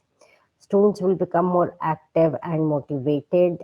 2 people have said the same. So this is another application that can be used to elicit responses. So thank you so much for participating in this activity. Definitely flipped classrooms have a lot of benefits, and these benefits include all of what you have just reported. All of this is very valid. Now moving on to the blended mode of teaching and learning. Blended mode of teaching and learning को कहा जाता है आम जुबान में best of two worlds. मतलब जब हम बात करते हैं तो हम कहते हैं कि this is the best of two worlds. यहाँ पे आपको हर चीज का एक सोल्यूशन है, हर चीज का एक बेहतरीन वे फॉरवर्ड है. It's a balance between conventional teaching and also online teaching. You can use the technology and get meet with the students in the face-to-face setting. वो जो एक COVID-19 के times में everybody missed on the social interaction and everybody thought that isolation में पढ़ाई का कोई फायदा नहीं, कोई मजा नहीं. कई बच्चों को बहुत उन्होंने demotivated feel किया. So blended learning में ये सारे challenges address हो जाते हैं. It's an approach to education that combines online educational materials, opportunities for interaction online, along with the traditional place-based classroom methods. It requires physical presence of both teacher and student, with some elements of student control over time, place, path or pace. एक अच्छा blended learning lesson या lecture should be in the synchronous modality. अभी मैंने आपको training की शुरू में दो लफ्ज बोले थे, asynchronous and synchronous. Synchronous होता है ये इस वक्त जिस तरह हम बात कर रहे हैं. All of us had to be present on Microsoft Teams at the same time. I'm talking, you're listening to me. This all is happening in real time. इसमें कोई delays नहीं है.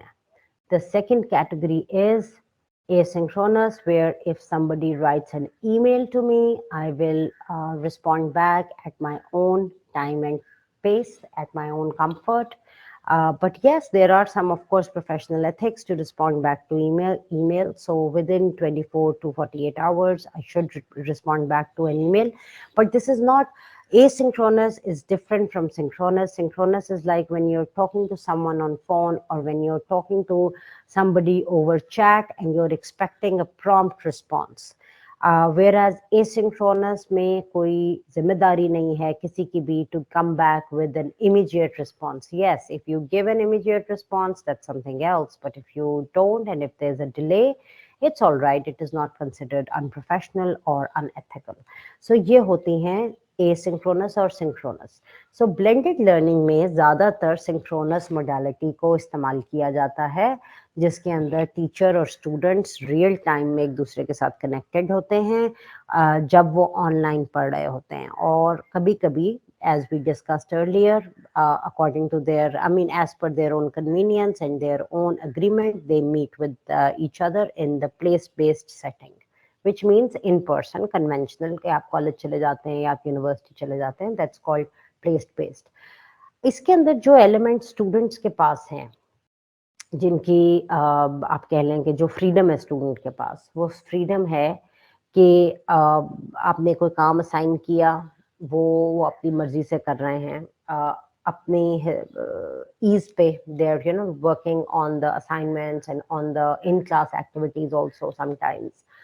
Also, when you're teaching a synchronous lecture, so they may attend that lecture from anywhere, wherever they want to attend it from. It's not essential that they have to come to the university or come to the college to do this.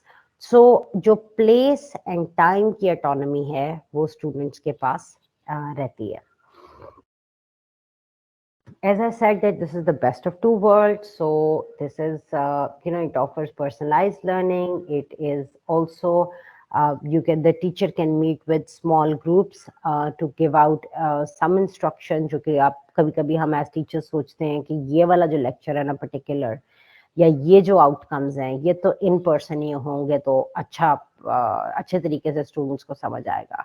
So teachers can actually meet with students in small group settings. And then, create rotational classes with them. Also, this type of teaching promotes a sense of collaboration because students meet with one another. So वो भी एक coldness between students भी नहीं होती. They still get to meet with their peers and they still get to break the ice and talk to them and create social bonds during their academic experiences. And at the same time, it offers some sort of individuality to the students के जहाँ वो online पढ़ रहे हैं वहाँ वो अपनी उनके पास autonomy है to choose the place where they are studying from. Now, when we said that it's the best of all worlds, I meant to say that it's the best of all aspects. आप in person collaboration कर सकते हैं, in person interaction and follow up कर सकते हैं. Follow up was also, by the way, a huge challenge which was identified by teachers from around the world, and people said that the follow up and feedback takes a lot of time in the online setting, because when we are in the place-based setting, we create cohorts. हम एक साथ lecture hall में जाके we can say that okay, कुछ बच्चों ने ऐसा किया था काम, अगर वो ऐसे कर लेते तो ज़्यादा अच्छा होता. We give them a personalized feedback, but it's verbal, it saves time, it's quick. In the online setting, all the time you don't give verbal feedback, rather you have to create rubrics, or you have to come up with the success criteria, and that then takes time as well as more laborious for teachers. Then you have in-person examination or assessment. That's also possible in blended learning, that all the assessment challenges are addressed through in-person assessment. Whereas you promote the self-regulatory mode for the students by taking them in the online setting, you promote the higher order thinking skills, offer personalization through your instruction, and you can create skills for lifelong learning among students. So this is what we mean by saying best of all aspects. Now I'm coming towards the end of this session, and very briefly, very quickly, I'm going to talk about the artificial intelligence assisted adaptive learning. तमाम वो applications जो कि आप इस्तेमाल करते हैं students के लिए, क्विज़ेस की फॉर एग्जांपल, या फिर आप यूज़ कर रहे हैं कोई ऐसी outcome based, performance based application जहाँ पे स्टूडेंट्स के पास एक्सेस है कोर्स कंटेंट की, और वो कोर्स कंटेंट खुद ही से अनफोल्ड हो रहा है और स्टूडेंट्स की परफॉर्मेंस के ऊपर बेस करते हुए. इस तरह की तमाम अडेप्टिव लर्निंग को artificial intelligence assisted adaptive learning कहते हैं. बिकॉज अच्छा, अब ये इसमें दो कैटेगरीज होती हैं. हम बात करेंगे डिज़ाइन अडेप्टिवनेस की और एल्गोरिथमिक अडेप्टिविटी. इसका मतलब क्या है? जो डिज़ाइन अडेप्टिव आर्टिफिशियल इंटेलिजेंस है उसके अंदर बेसिक कंटेंट मास्टरी है. If this then that situation, आपने जवाब सिस्टम के अंदर फीड कर दिए या कीवर्ड्स फीड कर दिए, system is going to match the students response with what is being fed as the correct response, and if it matches correctly, the system will unfold the next stage of the course. So if this then that situation, however, if the answer does not match, then the system will give some reinforcement activities. Rather than excelling the concept, it will just keep on repeating the same concept until students की जो mastery level है वो उसके मुताबिक नहीं आ जाता और वो सही जवाब नहीं देते. इंस्ट्रक्टर के पास प्रिविलेज है कि उसी ने सवाल सेट करना है, उसी ने उसका जवाब लिखना है, उसी ने सिस्टम के अंदर फीड करना है कि कितनी अटेम्प्ट्स के बाद ये कोर्स फर्दर अनफोल्ड होगा, और अगर सही जवाब नहीं मिलेगा तो फिर कैसे उसको आपने रीइंफोर्समेंट में किस तरह जाना है, रीइंफोर्समेंट मॉडल क्या होगा, ये सब चीज़ें इंस्ट्रक्टर प्लान्ड हैं. Nothing is planned by the students. Students are mere recipients of the content. Whereas algorithmic adaptivity is a bit more complex. What happens is that you all must be familiar with the post and the pre-test situation. So there is a pre-test that teachers take, and they already, differentiate between the academic level of the students. जो pre test है उसकी उसी की basis पे आपने students को 3 cohort में या 4 कोहॉर्ट्स जितने भी आपके जहन में हैं और जितने तरीके से आप अपना कोर्स डिफरेंशिएट कर सकते हैं उसमें आपने डिवाइड कर दिया है. Some students are at the basic level of content mastery, some are at the intermediate level, and some should start the course from the proficient level. So students की जो footing है, initial footing है for this course, for your course, it will be all different. It will be based on their existing skill set, on their existing knowledge, on their prior understanding of concepts. And then, and that is why this is called as advanced adaptability. It is more personalized. Why? Because you're already basing your content and the way it is delivered to the learners based on what do they already know, on their prior learning. And then from there you decide that what should be their next experiences. Those of them who are taking the start from the intermediate level will be moved up on the scale of proficient. Those of them who are already taking a start at the proficient level will be taken one step higher in terms of challenge, in terms of academic rigor, in terms of expectation. So, और जो बिल्कुल basic level पे हैं जाहिर है उनको आपने उनके लिए जो success criteria that is to only excel to the level of intermediate. So it all depends on your choices. मगर ये different levels से students के पास course unfold होता है और उसकी जो एक foundation है वो आती ही students के pre-test से है. इसके पॉसिबल मेथड्स करने के कुछ technical, of course this is a technical thing, but being the subject specialist we should know about it. Sometime maybe we work together with somebody who has expertise in technological coding and handling of such initiatives. So as subject specialists we should know that there are two methods of doing that. One is item response theory and the other is Bayesian knowledge tracing.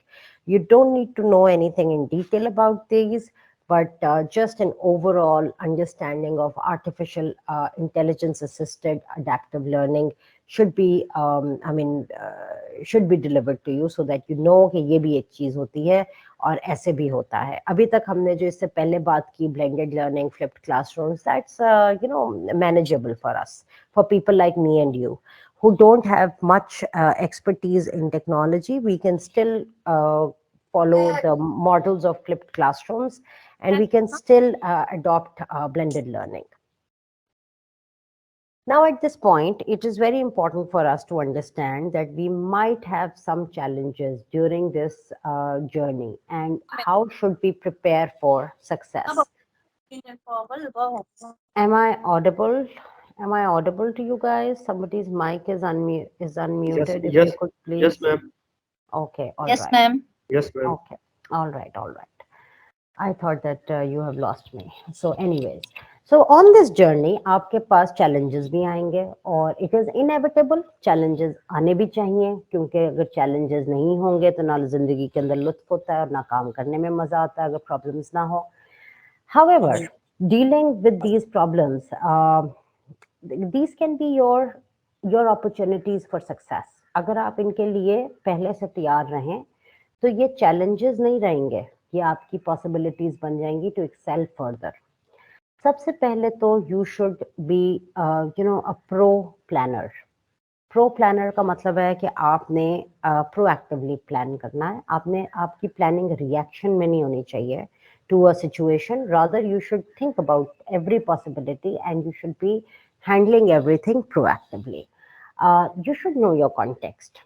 Students को जाने पहचाने, उनके नाम से ज़्यादा उनको जाने, उनको आपको पता होना चाहिए उनके पास टेक्नोलॉजी की कितनी एक्सेस है. हो सकता है किसी के घर में एक कंप्यूटर हो, 4 बहन भाई हो, स्टैगर्ड टाइम के ऊपर वो देख रहे हैं, उनके पास मशीन की एक्सेसिबिलिटी है, इंटरमिटेंट इंटरनेट की एक्सेसिबिलिटी है, शाम को अब्बू घर आते हैं तो हॉटस्पॉट बनता है, तो फिर लर्निंग रिसोर्सेज मिलते हैं।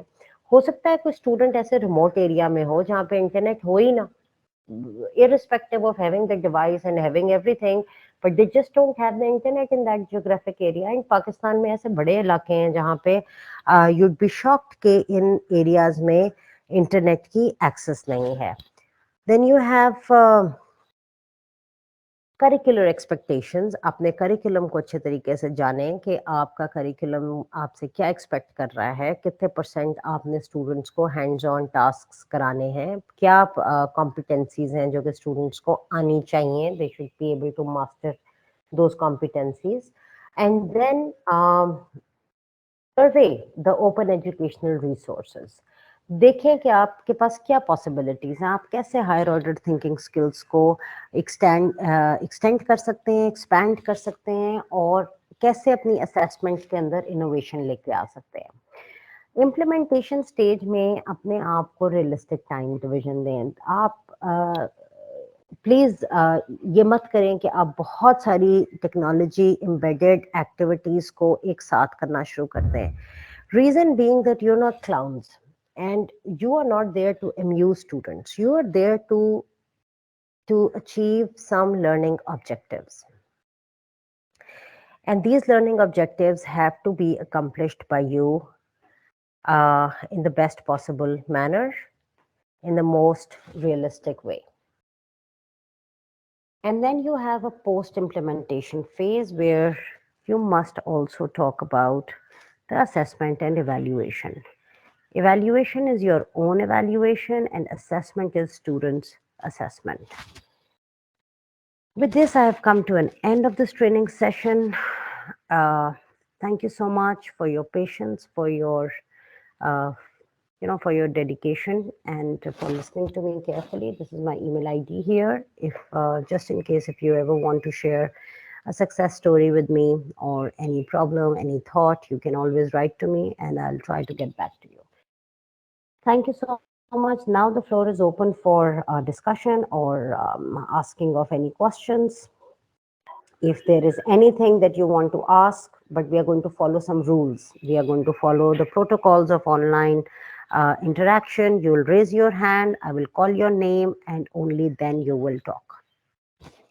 So, yes, Sehre Shawan, if you could please unmute your mic and talk to us. अस्सलाम वालेकुम मैम. मैम आपका लेक्चर बहुत अच्छा था, बहुत से सीखने को मिला. मुझे जरा ये पूछना था, जो फ्लिप क्लासरूम है इसमें हमें कितने परसेंट नॉलेज जो है स्टूडेंट्स के साथ वो पहले शेयर करना है, उसकी कोई परसेंटेज है?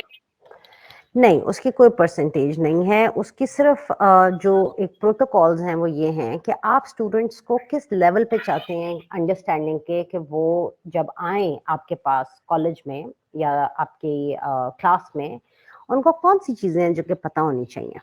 That's it. And you are the one who has to decide कि ओके ये मैंने पढ़ाना कैसे, अब इनको कैसे प्रिपेयर करना है.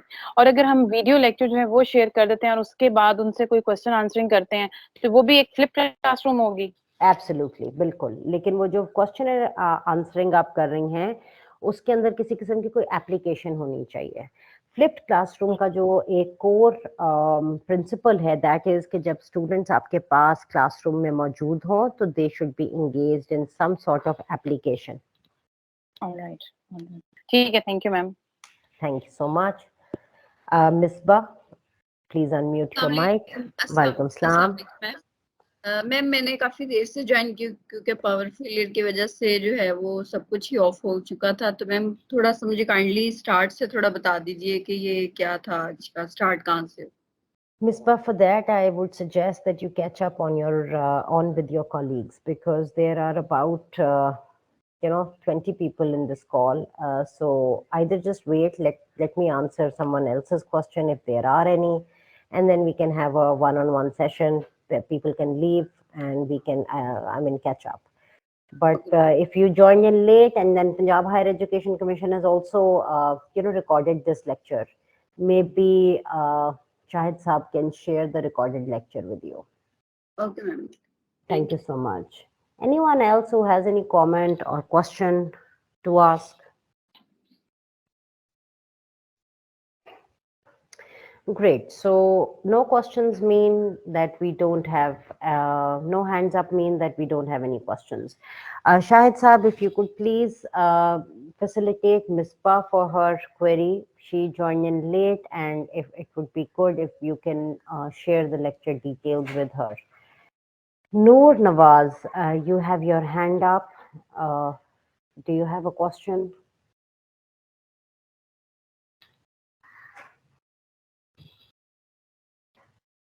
हेलो, आवाज आ रही है मैम? जी जी जी जी।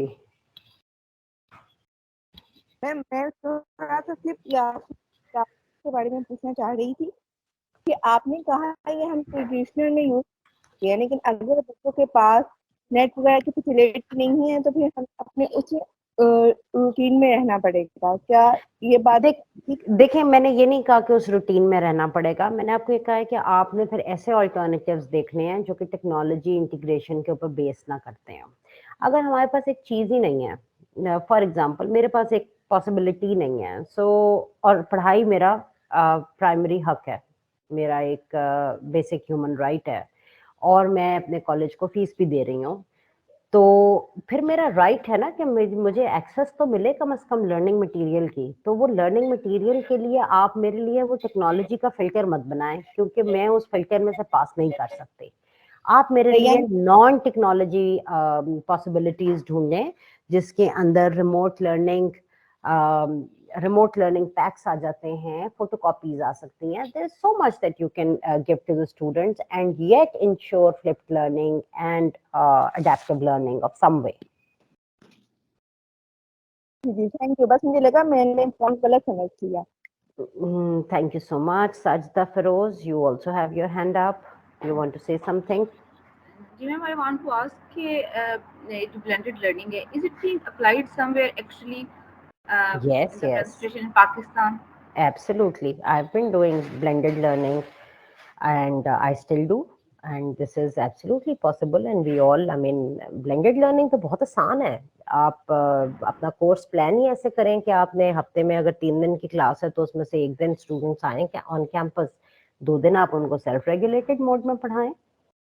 ये तो बहुत एक easy way. It all, you know, it all boils down to the great planning that you're doing.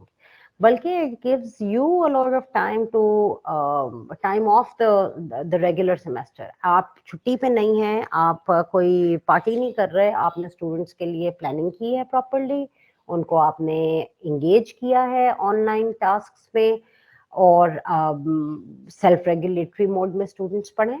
So ये तो at FC तो a lot of people do that, and it's a wonderful way to teach. Daily at one point of time जो है वो आप उनको engage करते हैं, यानी physically at one point of time even if they are not in the class. हाँ, absolutely. Yes, बिल्कुल। आप उनको, जैसे कि मैं आपको एग्जांपल देती हूँ सेल्फ रेगुलेटरी लर्निंग का, कि अब मेरी क्लास है, उसकी वो 1.5 घंटे की ड्यूरेशन की क्लास है, which means that 90 minutes long involvement होनी चाहिए स्टूडेंट्स की। अब 90 मिनट्स को मैंने कैसे ब्रेक किया, उसमें से 20 मिनट्स का मेरा लेक्चर है, 20 मिनट्स उनको मैंने रीडिंग टाइम दिया, उसके बाद hands-on task, collaborated task, they have to present something, they have to maybe create a poster, or they have to write 1 minute long summary, or they have to create a podcast. अब ये बहुत सारी different activities हैं, but कोई outcome है जो students ने करना है। हो सकता है मैंने कोई वर्कशीट बनाई हुई है उनके लिए, और उस वर्कशीट का एक टेंटेटिव टाइम उस वर्कशीट को अटेम्प्ट करने का लेट्स से 25 मिनट्स है, because they first have to read something and then they have to summarise it and then they have to do something else.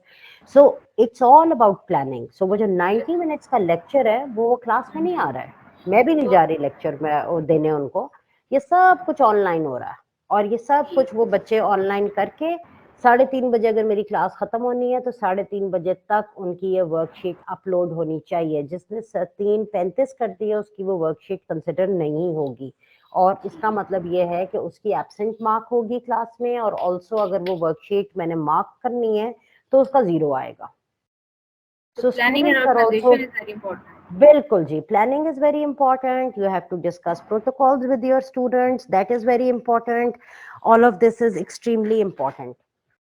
So that's how you do it. No problem. So with this, I'm going to close the lecture. Thank you so much for your time, and thank you Punjab Higher Education Commission for engaging me in this training session. Bilal, could you please take over?